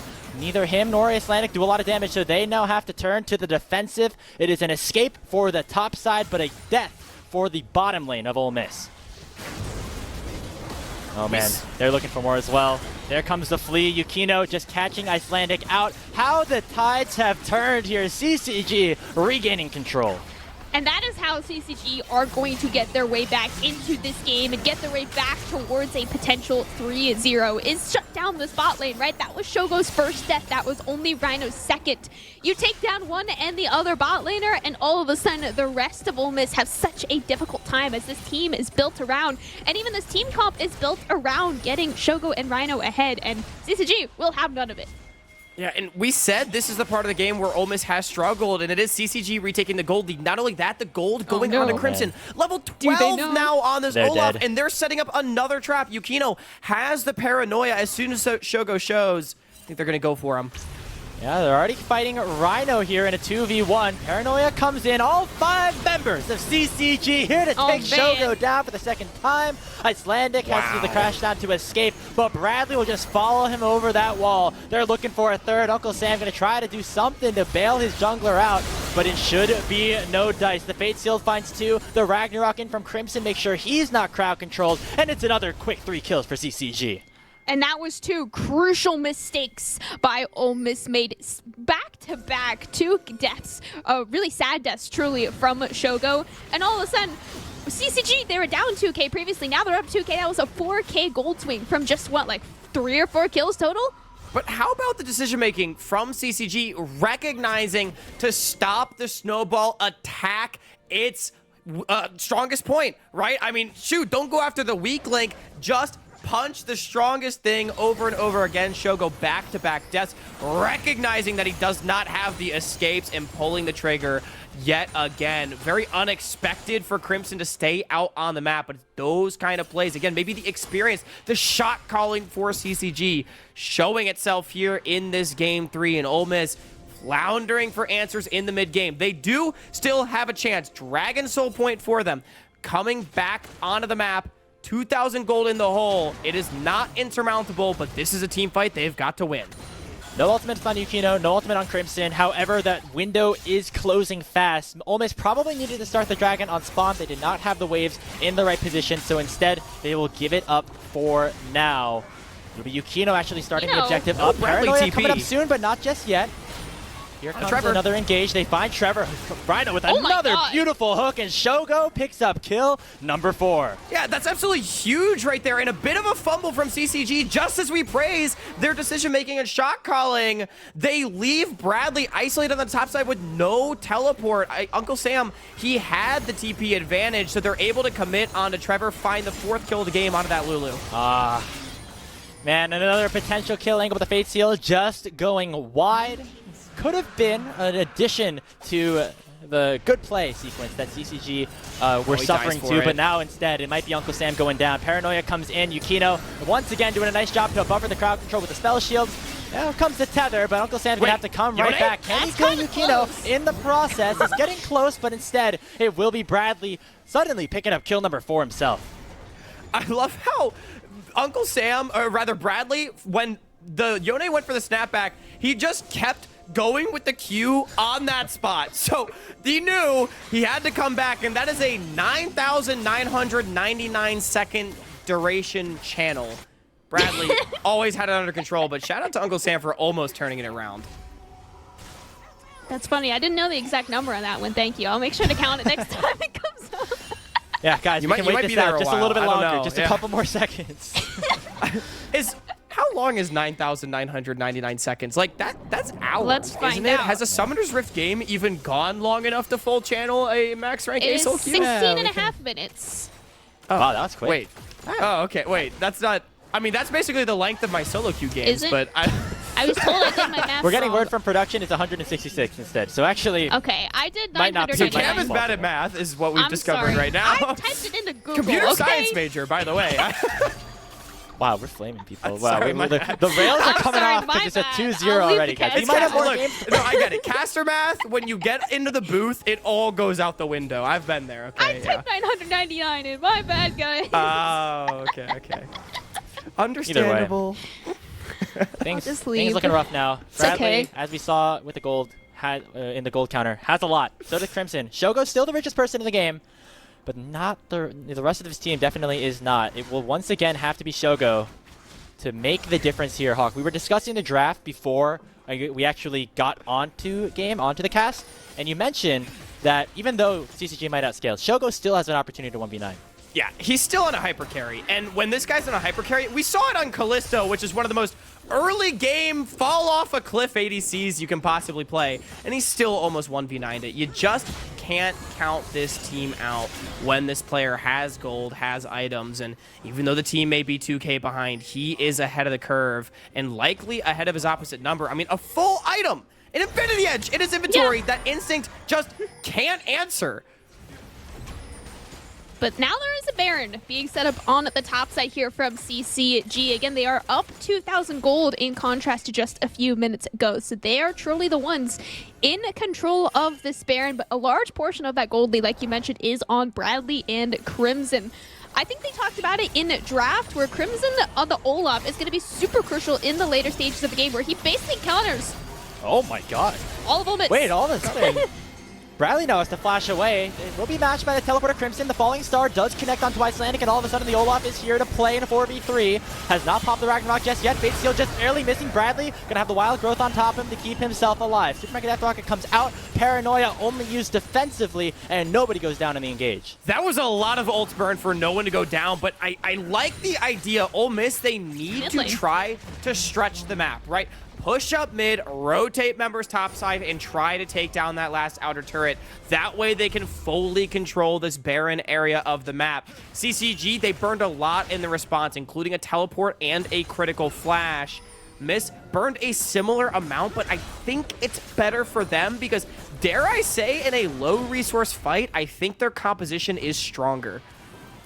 And with 60 seconds left on the Soul for Ole Miss as well, this is the team fight that they actually do want to take, and they actually want to care about this team fight, honestly. Whereas the Baron, they're like, all right, maybe you can take the Baron. You're probably not going to end with the Baron. If we're 4-0 up on these Dragons with the Mountain Soul, we're going to be a whole lot happier with that game state than they would have with a Baron. We got 45 seconds on a Soul. CCG, they got to do something about this one this time. And I want everyone to cast their minds back to the last time these two teams played each other in the group stage. It was Ole Miss on a Mountain Soul point for 3 consecutive Dragons. Yukino got 3 in a row, and eventually CCG got the Soul. Yeah, but he stole 3 in a row, Graves, which is a pretty insane feat. Icelandic, try to block that one out of your mind. I'm sure he wants to do that again as Trevor forced to flash away from Rhino. Oh, but Rhino might have gone a little bit too far. Everyone going forward for CCG. Paranoia comes out. Knockup doing a ton. Moonlight Vigil not finding enough. Yukino going to the back line, but he will not find a kill. Finally, Crimson finds it onto Icelandic, and now Instinct is excited onto the back line. The Falling Star finds 2, and all of a sudden, Ole Miss are done. They're routed. It's a triple kill for Bradley. I I've seen this movie before, but this time it's in the grand finals as Bradley, the prodigal son of NA mid lane, 7-1-4 on his Aurelion Soul. The fight looks good at the start as Trevor's forced to flash, but Rhino just runs into a free-firing Jinx, loses so much HP, and from this point on, it doesn't matter how much the backline is zoned out, it's all on Bradley, completely untouched on the side of the fight, biding his time with the skies descend, and he brings down the hammer potentially on Ole Miss's series. And it is so easy to give the credit all to the people who actually secured the kills. I want to give the credit to the people who did not secure the kills in CCG. Even Instinct, the fact that he was the one caught out, let Bradley and Crimson be the ones that got the damage and actually were the ones able to get the kills. Because again, look at the gold, look at the items. All of it is on Bradley and Crimson. If the engage is on the bot lane, that is a wasted engage from Ole Miss. And when I talked to Bradley this past week, he said, I came back to Tier 3 to win. I came back to Tier 3 to get back into the NACL. That is not my hope. That is my expectation. That is the reason I am doing this. And Bradley has been, bar none, the best mid laner in the qualifiers throughout this tournament. Level 15 now on the Aurelion Soul. Crimson at level 16 on the Olaf. These solo laners maybe have varying levels of experience, but they have been electrifying throughout this split. CCG looking to siege on the bot lane, tier 2. Shogo, red gun goes away. So now maybe a little bit easier for CCG to push down. But yeah, I want to go back to what you're talking about. This is 2 Chainz Bradley. Let's not forget, this guy won back-to-back Academy NACL Proving Ground splits. And he's looking for more attempts at that title. Right now, fighting on multiple fronts. Uncle Sam might have caught Bradley out, but in comes Yukino here with the paranoia as well. The flash forward will force Bradley to go golden. Uncle Sam fighting 2v1 is not able to get a kill. And now CCG are on the offensive. Yukino not going to go down with the spell shield on top of him, and Icelandic has to flash over the Raptor pit.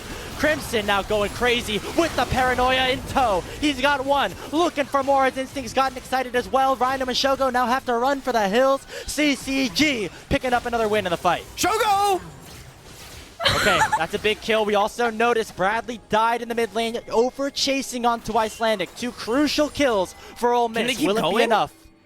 It's a 3v3. Rhino's still hunting. Rhino's running forward with Icelandic on the side. They want to catch Instinct. Oh, they found a stun on the Instinct. There comes the second proc of the W. Hogan's barely going wide. Instinct gets one. All of a sudden, he's excited. The flame choppers land onto Rhino, and it's a double kill for the former Academy AD carry. Looking for the last kill. It's Shogo in a 1v3. He's got the Infernum. Is it enough? The zap comes through. Instinct finishes the fight, and he's looking to push down mid lane. Master Chief does indeed finish that fight. Instinct gunning everybody down. Uncle Sam tried so hard to save the game, and now the base will be broken as a result. Their backs are shattered. Can they defend? Yukino going crazy. Here comes the paranoia. Gets on top of the wild growth, keeping him alive. Uncle Sam has the fate sealed away. With Shogo respawning in less than 15 seconds, it's not enough for CCG to end the game. But another big swing in the game. The gold lead up to almost 10K. 10,000 gold pretty much now in the favor of CCG. We do get another look at that last team fight. I mean, what a beautiful team fight. The micro coming out for the first time truly from CCG. Just so well played on all 5 fronts. Again, everyone is getting their own little MVPs, I want to say, throughout this whole fight. Look at Crimson. Crimson has been a massive part of all of these fights. Without actually getting as many kills as some of the other members of the team, he's just been unkillable from draft. And there's the 1K shutdown right there as well. Icelandic, that's a big kill, and it was almost enough for Ole Miss to turn it around. I mean, and just, it feels so bad. Ole Miss, if they weren't so far behind in the first place, they probably win this fight. But Bradley, the reaction time on that stopwatch, and then, I mean, the overchase. And I hate to say it, but for as close as it was, there's another play where Ole Miss, they were not together. And you just have to wonder, how many of these do they continue to do before they realize that they just have to fight with each other if they're going to win? Shogo now in a lot of trouble. Paranoia comes out. Crimson running him down as well. The main carry of Miss is down for the count.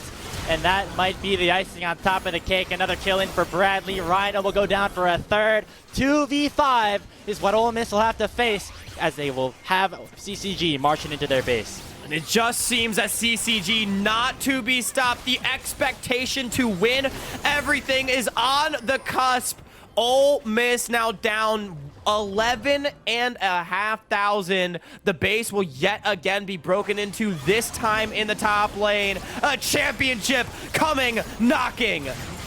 Undefeated from the Swiss stage on this roster, CCG have not lost a game this qualifier. Coming in with for the first time from the first qualifier, and they are here to come undefeated 3-0 in the final best of 5. Top lane inhibitor is down. They're looking for more right now. Uncle Sam gonna get slowed up by the zaps and no chance to re-engage, and all of a sudden here comes Bradley. Bait Seal gonna have to be used to escape.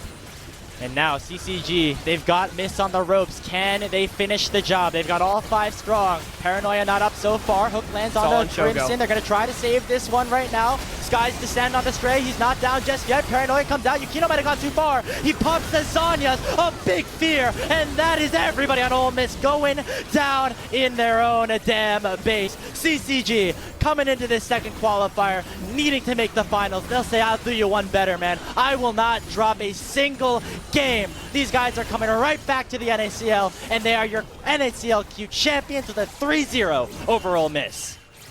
What a way to do it. Undefeated once Bradley arrived. 9-2-9 on the Aurelian Soul.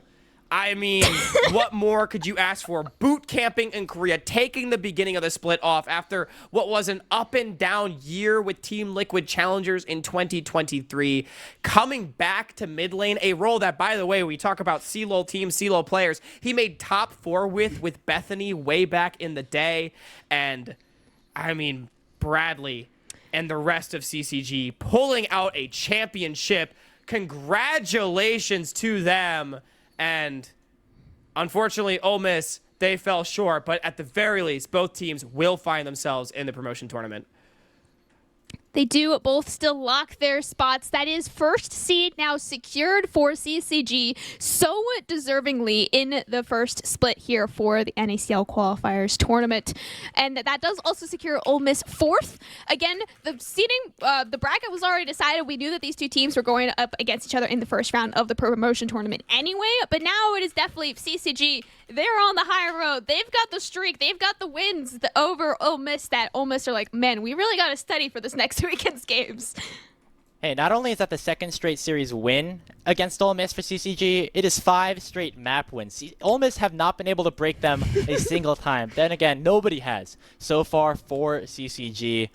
They just continue to run with it. I mean, we saw the roster come out. Our expectations were that they were going to be a top team, and they absolutely delivered. They have MVP candidates left and right. Instinct, Yukino, Bradley, all coming in as the ringers for this squad, you could say, and bringing CCG to that #1 seed for the qualifiers heading into the promotion tournament. Yeah, and I think a lot of people are going to have things to think about moving forward. Both these teams going to the promotion tournament, everyone doing any sort of all-pro voting for the NACL qualifiers, which, by the way, all of that information will be going public on Thursday during Tier 3 tonight. So don't miss Tier 3 tonight, where you can catch the NACL qualifiers all-pro. But, I mean, so many considerations. But CCG, I think, deserving of their roses for a dominant run through this tournament. But Camcom, I mean, unless anything else from you, I think that'll do it for us here on the caster desk. We do still have a couple of interviews to get through, as well as some post-game festivities, but I'll toss it over to you first. Well, thank you for having me. This has been a first fun TriCast again. Hey, yeah, Yeah. We had a good time here. I had a good time.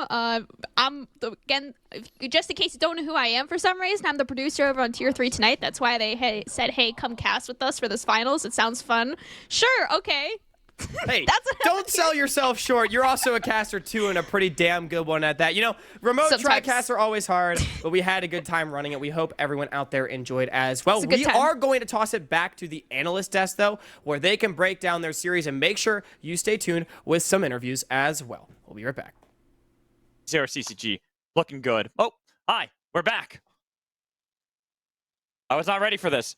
It said throw to break, and music was walking away too. But what's up? We're here at the analyst desk. Wasn't expecting that. How y'all doing? We're discussing what we're going to talk about, and You know what? It works, because we want to talk about CCG 3-0 victory that they got here over Ole Miss. Music looking at CCG, a team that was put together. I mean, yes, they had the org here in the last open qualifiers and the last qualifiers tournament, but this one really was this roster's iteration and showing how well they could perform into this one. They've got to be not just the favorites because they won this qualifiers, but also the favorites going into promotion to promote, right? You could say that, yeah. They're the best OQ team right now, and there's been some roster changes on the Mirage Alliance's roster as well. So everything's kind of up in there on how OQ teams would face into the promote NACL teams. But I think there's for sure lots of confidence probably for coming in for CCG into the promotion right now. And so, Yanni, let's get your thoughts on how this series went and what we really got to see from CCG.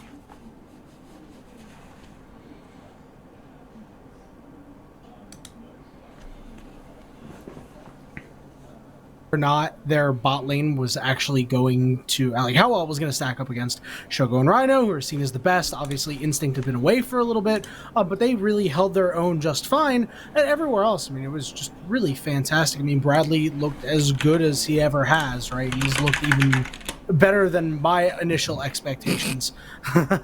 Just take a look down here. It was looking good to start off for Ole Miss. Right, you look at this play, you look at how things were, but this is kind of what we were talking about. Music set this one up really well, that you have this composition that needs a snowball, that wants to play early, and they found some fights, but the problem was they didn't snowball hard enough. They didn't find enough wins, and this is one of the strengths we've constantly seen out of CCG. A team that if they fall behind early, they know how to come back in games. They know what they need to do, whether that be finding plays under the turret there with Yukino barely surviving, whether it's out-macroing their competition. There should be, what was the biggest strength that you think that CCG had in this entire series? I mean, just the resiliency, right? Like you mentioned. I mean, realistically, this was the only game where they kind of went far down, right? Or were in a bit of a goal deficit, but just the adaptability and resiliency from this team where you see Bradley and CCG as a whole understand Ole Miss better than maybe Ole Miss understand themselves at times, right? All the baskets, all the eggs were put in the Shogo basket. And so what happens is when you have first move on Uncle Sam, when you can kind of just be there before Ole Miss is there, you kind of just win the fight here. And Bradley just kind of had a monster performance this whole series. Easily my MVP for this whole series. He just kind of diffed Uncle Sam. And I know we big upped the mid lane matchup, but I mean, Bradley just kind of made it a nothing burger. Yeah, I mean, right there, obviously you're not doing much as Aurelion Sol by pushing ult and then having all the stacks do that damage for you. But still, it's the movements he's had around the map in general, how he's played in many of these games, just looking into game 2 and how he moved around the map constantly on Twisted Fate, realizing that the team wasn't going to really win straight up team fights. So instead, kind of pulling Ole Miss around the map like they did against Winthrop University in the semifinals. This is very impressive from Bradley. And this is why this is a player that when he did role swap into the top lane for Team Liquid Honda Challengers, I had already looked at this player as being yeah, this guy's really good. He's role swapping. Let's see how he does. Now he's back in that comfort position. This is the role that he's been wanting to play in. And we got to see just how damn good he is. This guy needs to be back in tier 2 at least. This guy is so good. And then seeing him paired up with someone like Yukino, I think Yukino is also a good shout in how well he did in this game. Honestly, across the board, well done to CCG. Instinct, I think, had far better positioning in this series than we had seen in earlier games, during the Swiss bracket. And then he's slowly but surely getting this better position to make sure that he can clean up for the rest of the team. He can scale up into the game. Trevor doing a good job at either engaging or peeling back for Instinct. And we see Crimson. Crimson just always been this top lane talent that a lot of people have been hyping up for a long time, especially everyone always talks about the pedigree, this pedigree, that. This guy's been putting work. I'm going to give him the credit. He's been the one actually trying out there. He hit rank 1 before these OQs, if I recall. That's on him. That's on nobody else. He's been putting in the work, and nobody gives enough credit to Crimson and how he's performing. And I think that he'll be able to join his twin brother there on the LCS stage one day, just because how good he has been in top lane. So well done to CCG. and picking up this series 3-0. I'm just making sure that we have our interview set up. It looks like we do have our interview set up, so Music, thank you for joining us. We're going to toss it over to the interview. I believe we do have Ole Miss on the line, so let's go hear from them. We're back today with another NA League of Legends Trivia Challenge on Tier 3 tonight. Today, I'm challenging some of the qualifiers' finest in a twist on a good old-fashioned Wikipedia race. Contestants will have to navigate from one player's Wikipedia page to another player's Wikipedia page only by using their current or former teammates. I've got 3 different challenges for these players in easy, medium, and hard, and whoever finishes them all fastest will be the champion. I've got some of the best minds in North America here to take this challenge on, including our Immaculate Grid champion in Blue Otters, Lawrence. Let's get into it. Yeah, I keep up with the scene, and I have good memory, I'd say. How much do I want it? I mean, I guess I want it. I don't know. It's fun. So I started back in like 2018, 2019. I don't know. Let's check my Wikipedia. It was probably like 2018, and that was what, 5 years ago now. So I mean, I've been around for a bit. It'll be either really good or really bad, but it'll be fun, I guess. I'm feeling a little bit better about this challenge than I was about the Immaculate Grid because I think, I don't know, I'm a bit more visual. We gotta lock in. We gotta lock in, gamers. Porsche to Tony Top. Porsche to Tony Top. Probably go to Limo, and oh, he's not there. Yeah, am I allowed to go back or no? Oh god, dude, wait. This is like all of a sudden, all my knowledge is flying out of my brain. Who has played with Tony Top? I mean, it's levitate. Tony Top. That was easy. That was fast. You got it. Right there. You picked the one player on that team that like... That wouldn't say? Skill issue. I'm just like... so clueless, apparently. Robbie, have you played with someone that's played with him before? This is like extremely embarrassing. Let's take a step back. Levitate is literally right in front of me. There he is. We made it. I am not confident at all anymore. Wow, I really was overthinking that. Lawrence beat you by 5 seconds. Yeah, bro, Lawrence is 40, man. Like, Ariandel to Bradley. He's played with a lot of people, but I think I made a mistake. So Bradley currently plays on CCG. He's played on Team Liquid. Soul's probably not a bad lead, or Rocks. Both have TSM Academy. Yeah, let's dive down one of those rabbit holes and kind of go from there. who would Ariandel have played on that would be on the same roster as Bradley? Pacus might be someone. Let's go Pacus. He's played with so many people. Holy Jesus. Spawn is on Team Liquid now, but Spawn, I don't think he played with Bro. Did Spawn ever play with Harry? Find out. Is it bad that I'm like spacing out on who's even on the CCG roster right now? Oh, you got a royalty. That's Trevor. This would be... Oh, what the... Bro, what do you mean? He's right here. Oh, okay. Him down. Bradley, there you go. Found it. Oh, no. Oh, there we go. There we go. Okay, we made it. It's loading, but I made it. That could have been a lot worse. I'm gonna give it to you. Page should be updated with them there, but I guess it's not. Oh, I'm an idiot. I could have just clicked Winnie here, and he's right here. Scam. Yeah, XC was like the only one out of these names that I think have been recently in an academy. Yeah, I guess out of all these, XC was like the easiest. Showmaker to Odd Orange. 5. What? 3. Surely there has to be someone who's played in NA somewhere in here, right? All right, where's Flame? It's probably this guy. I'm choosing Flame because he played in NA. Pretty sure Ghost played in NA or Nuclear did. It was one of these AD carries played in NA. And then we're going to go from there. What? Nuclear? You never played in NA? But H2K though. Hang on. Let's see, like Febivin, he came to North America. I could be really going down the wrong line here, but let's find out. Dardock, I could potentially get. Welcome back, everybody, to the interview desk where I'm here with Colomer after an unfortunate 0-3 loss in the grand finals of the NACL qualifiers. Colomer, of course, coach of Ole Miss. Second time you played against CCG here in this tournament. Were you thinking about what was the game plan, I guess, going into this series in order to have the results look a little bit different? These guys are trash, so just beat them. I don't know. No, I think I said it before. I think that I mean CCG was my #1 team going into it, unlike from the committee side.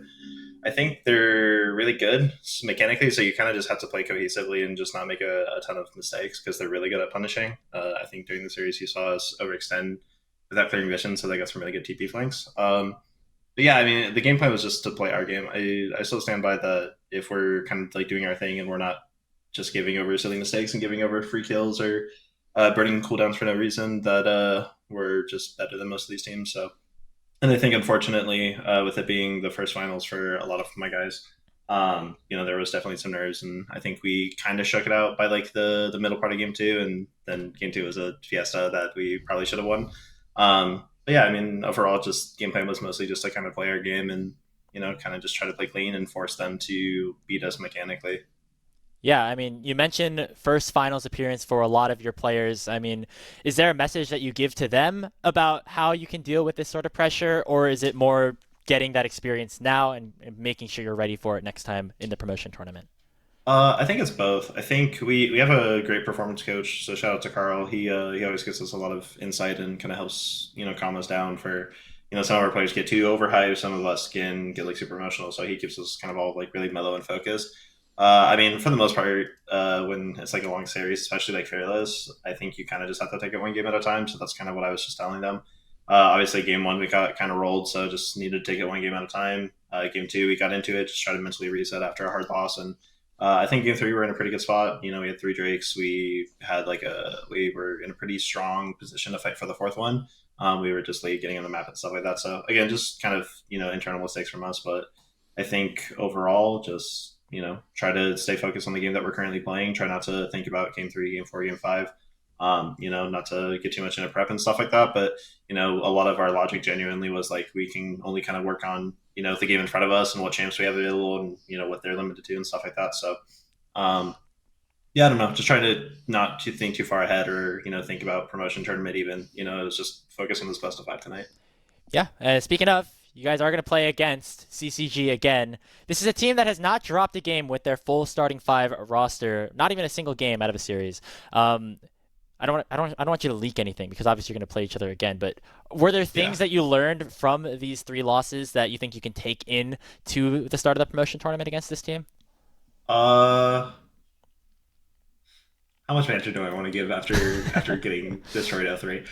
No, not really. I mean, the team is it's Bradley and the supporting cast around Bradley.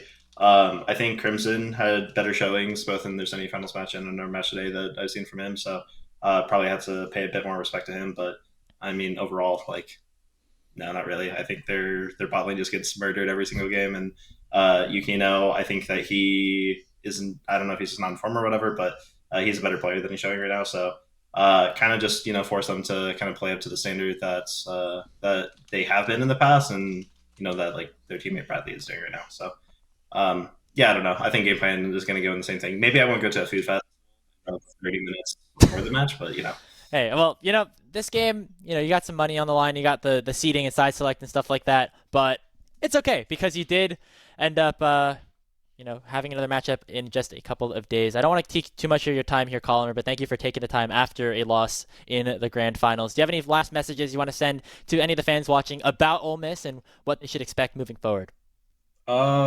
No, I just want to give credit to my guys. I think straight up, if you would have looked at, and I talked about this the other day, but I think if you would have looked at us a month ago or even back in the first OQs and you would have compared us to now, we're just not even the same team. I think straight up, it was very poetic that Marty in Game 3 got a solo kill on Bradley, because I think if you would have ever hinted at that idea a month ago, that people would just laugh at you. He's come such a long way.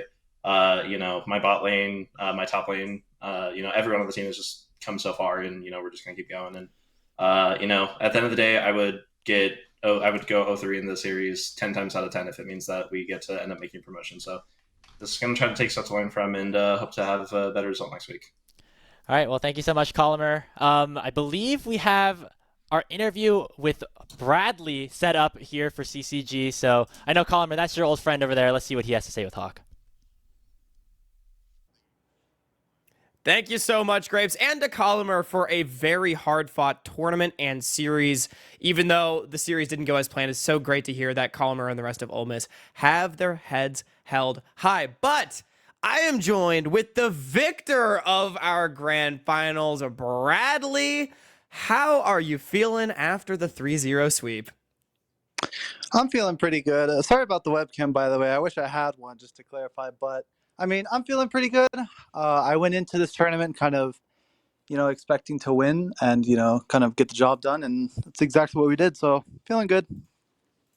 Yeah, that's awesome. I'm really glad to hear that, you all are feeling good about the win. I know you said this was your expectation going in, and, this is something that we actually talked about last week. So do you feel like anything changed? I mean, y'all didn't even drop a game throughout this tournament, or is it still just business as usual?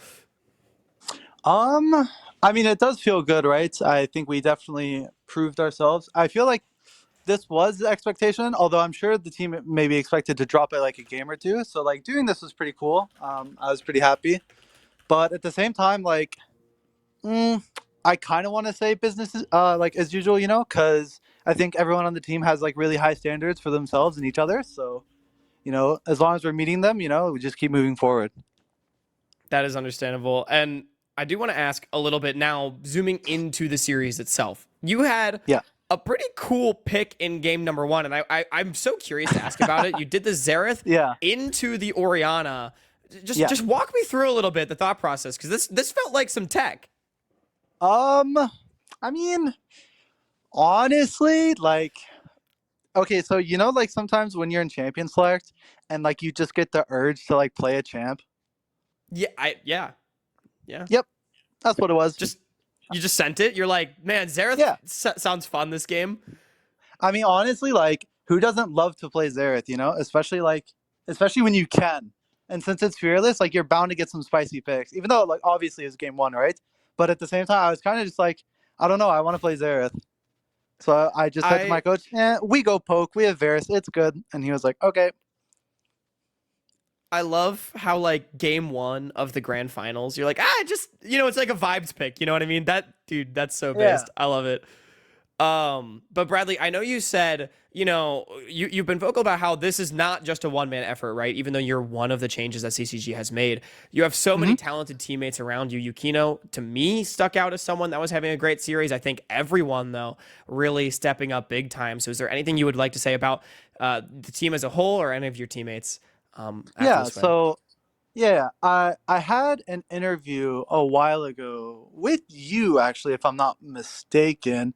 And we basically talked about how at the end I wanted to tell everyone, like, watch out for my teammates too. I believe my exact wording back then were, watch out for my teammates too, they're shooters. But I think this series really showed it today, because I mean, if I'm being honest, I don't really think I did anything too spectacular, right? I mean, I even got solo killed game 3 because I'm bad, right? Like, I think my team really stepped up, and like, obviously hype around me feels good because I'm coming back mid and I'm looking to show up, but I do feel like not enough credit is like going to my team, right? So kind of just wanted to touch light on that. I feel like everyone had their moments in this series where they kind of stepped up and did better than me. So yeah, I'm just pretty happy to be playing with a good, solid roster. Yeah, absolutely. And moving into that promotion tournament with this good, solid roster, it starts on April 2nd. So it's only like a week or so, a week and 2 days away, 9 days from now. Do you have any thoughts, feelings about the teams that you're going to face there, your confidence to get back into the Challengers League? Because I know you've said that regardless of what happens, you expect to be back there in summer. But, I mean, with the team around you, do you feel like this is a Challengers League team? Oh, absolutely. I mean, we have, like, I'm not going to go into detail, but like we have scrimmed like NACL's teams before, right? And like we've had like good results. So I definitely feel like we're like at the level of NACL for sure. But as far as the promotional tournament goes, no, I think what we talked about earlier about kind of like treating it as like, business as per usual, kind of going into it, expecting that we're going to do well, right? We have high standards. If shit happens, it happens. But at the end of the day, I think we're going to do good. If shit happens, it happens. What a great way to go through it. But I definitely Love that mentality. Just another series. Bradley, before I let you go, anything else that you would like to say to the fans or about League in general? To the fans, sorry, no cam. I do actually like having a cam for interviews because it makes it feel a little bit more personal. I have like a lot of family that's watching this game, a lot of friends watching this game. So shout out to like you guys as well, and like my teammates. You guys are the goats. Obviously, they know that. And thanks for CCG for picking me up. Yeah, absolutely. Shout out to the teammates and as well to Bradley's family. And hey, I think you get a pass for not having a cam when about 5 minutes ago I dropped into your Discord chat and was just like, hey, anyone want to do an interview? So shout out, everyone give a shout out to Bradley for being willing to come in on such short notice and have a chat. But definitely congratulations once again to yourself and all of your team for an incredibly dominant and impressive win. I'm looking forward to seeing you all play next week, and best of luck. Thank you. Yeah. Now with that, we're going to send it back over to our analyst desk to wrap up the show. Take it away, Magical. Alrighty, thank you, Hawk. Thank you, Bradley and Colmer, for the interview. It has been one heck of a day. A lot of exciting League of Legends, but it is still a 3-0 at the end of the day. And the mystery surprise is that was my prediction at the very beginning of the day. Nobody besides the people on the desk know that, so haha. So I can say I'm big brain. Besides, I was also going to claim that no matter what happened, that I got my predictions right, because that's the ultimate big brain as the host. See what I did there? So, guys, congratulations out to CCG for sure on their victory here, but I also want to give credit out to Ole Miss, because this is a team that, coming into the entirety of the qualifiers, they weren't really high on the radar when it came to collegiate teams. Everyone was Winthrop this, Winthrop that. Ole Miss was kind of like on the side, feeling, yeah, I guess they're there. But they came here to play. They get to the finals. They took down the team that had won the last qualifiers. So massive shout out to them for doing that in the first place and making sure they secure a spot in the promotion tournament regardless. So Yanni, Shibby, anything you guys want to say to any of the teams that you see here as you get our seeding? Actually, the seeding's a little off there. It should say, yeah, it's backwards. CCG should be the number 1 seed, and Ole Miss should be the number 4 seed. So, Yanni, why don't you start? I mean, I think that after OQ1, and then when you look at OQ2 and the rumors of the roster that CCG was going to put together, you're not really surprised by the teams that you're seeing here. There were maybe 1 or 2 other teams that could have gotten it. Lotus could have gotten the job done. But really, I think these are the 4 best Tier 3 teams that are being sent to the promotion tournament. And you know what? That is perfect. I think any of these teams can win any given series against Lit or Mirage Alliance. Chibi, what about you?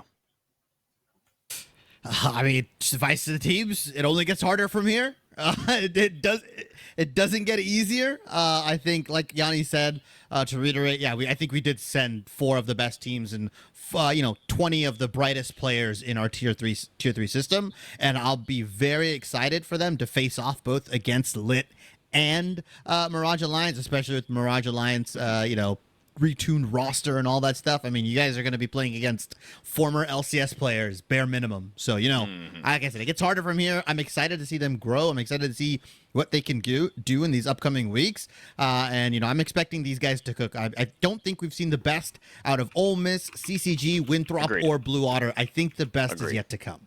And if we can take a look at the promotion bracket as well before we sign off for today, just so everyone can kind of see what we have in store for next week and what we're kind of looking towards with these teams and how they're going to promote. You can see right there, the reason why we were talking about Mirage Alliance is that Ole Miss, CCG, regardless of the seeding they got in this one, whether they won or lost, they were going to face off against each other. And then whoever wins that one will move on to face off against Mirage Alliance. But it is double elimination. So at least they'll have another chance. But it is going to be a redemption match between CCG and Ole Miss. So Ole Miss could get revenge, and Palmer kind of said it best. That's the more important one anyways. You really want to promote. You want to get to the NACL in the first place. So losing here, lose out a little bit on the prize, the glory of getting the win, but you want to win that one more than anything. And then on the other side was Winthrop versus Blue Otter, who then face off against Lit. So Shibby, okay, I'll let you take that one just because we already kind of talked about the other one. How are you looking at Blue Otter versus Winthrop? I mean, both teams are so good, right? I mean, Blue Otter are previous winners of NACL Q. Winthrop, I mean, one of the kings of collegiate, although Maryville is kind of stomping right now in NACL. I think Winthrop has been winning a lot as well. I love both of those teams. I think it's going to be a very competitive series. And I actually think they match up both pretty well into Lit Esports if we're to shadow box both the teams. I'm excited for to see Samikin, right? Such a young, electric prospect go into the promotion tournament. But I'm also excited for like Denethor, Trickster, Mobility, Chucky, like those guys.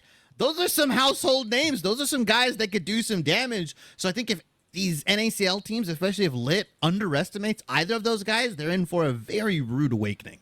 Let's do a fun little thing before we toss out the end of the day, right? So Yanni, I want you to predict what 2 teams you think are going to promote. Oh man! All right, I think based on what I saw today, and based on the whole thing, all of it, not just today. Well, I mean, today obviously is a big factor. The consistency that was shown on the top side of the map out of CCG, I don't know how you can't say that they're going to be a team that doesn't promote. I really think that they're going to be one of them. Winthrop, in the semifinals, Winthrop showed me a little bit of weakness. I think it's going to be really tough. I actually think that Lit Esports will probably retain their spot. So I'm going with CCG and Lit Esports. Chibi, what about you? Oof. By the way, this is why it's better to be the host, because you can put your analysts on the spot. I don't have to say anything because I'm in charge. Chibi, just ask him when you're done answering.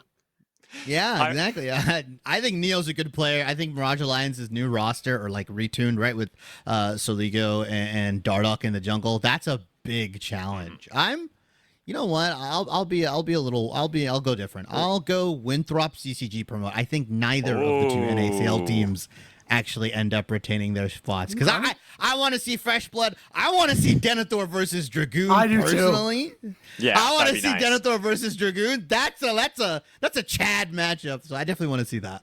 Yes, and you know what?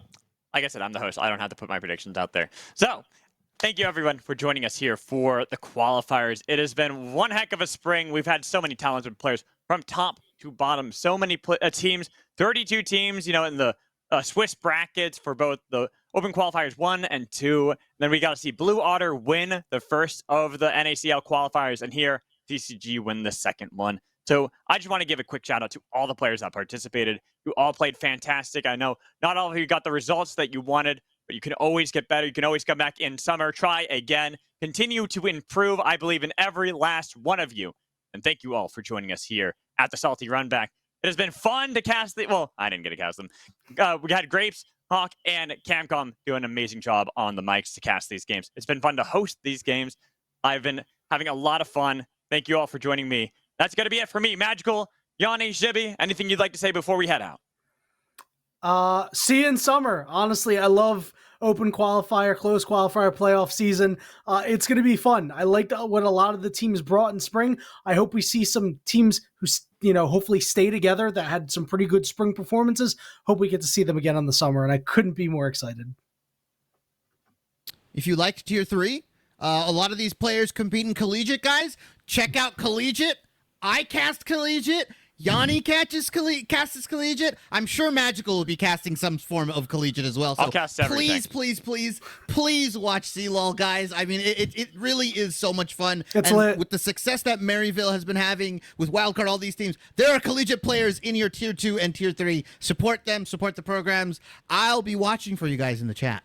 Also, Lit is not in Collegiate, Yanni. Just want to correct you on that. I know. So thank you so much, everybody. You have a wonderful night, and we'll see our teams in the promotion. Goodbye. There through like the collegiate route and taking my sweet time, even though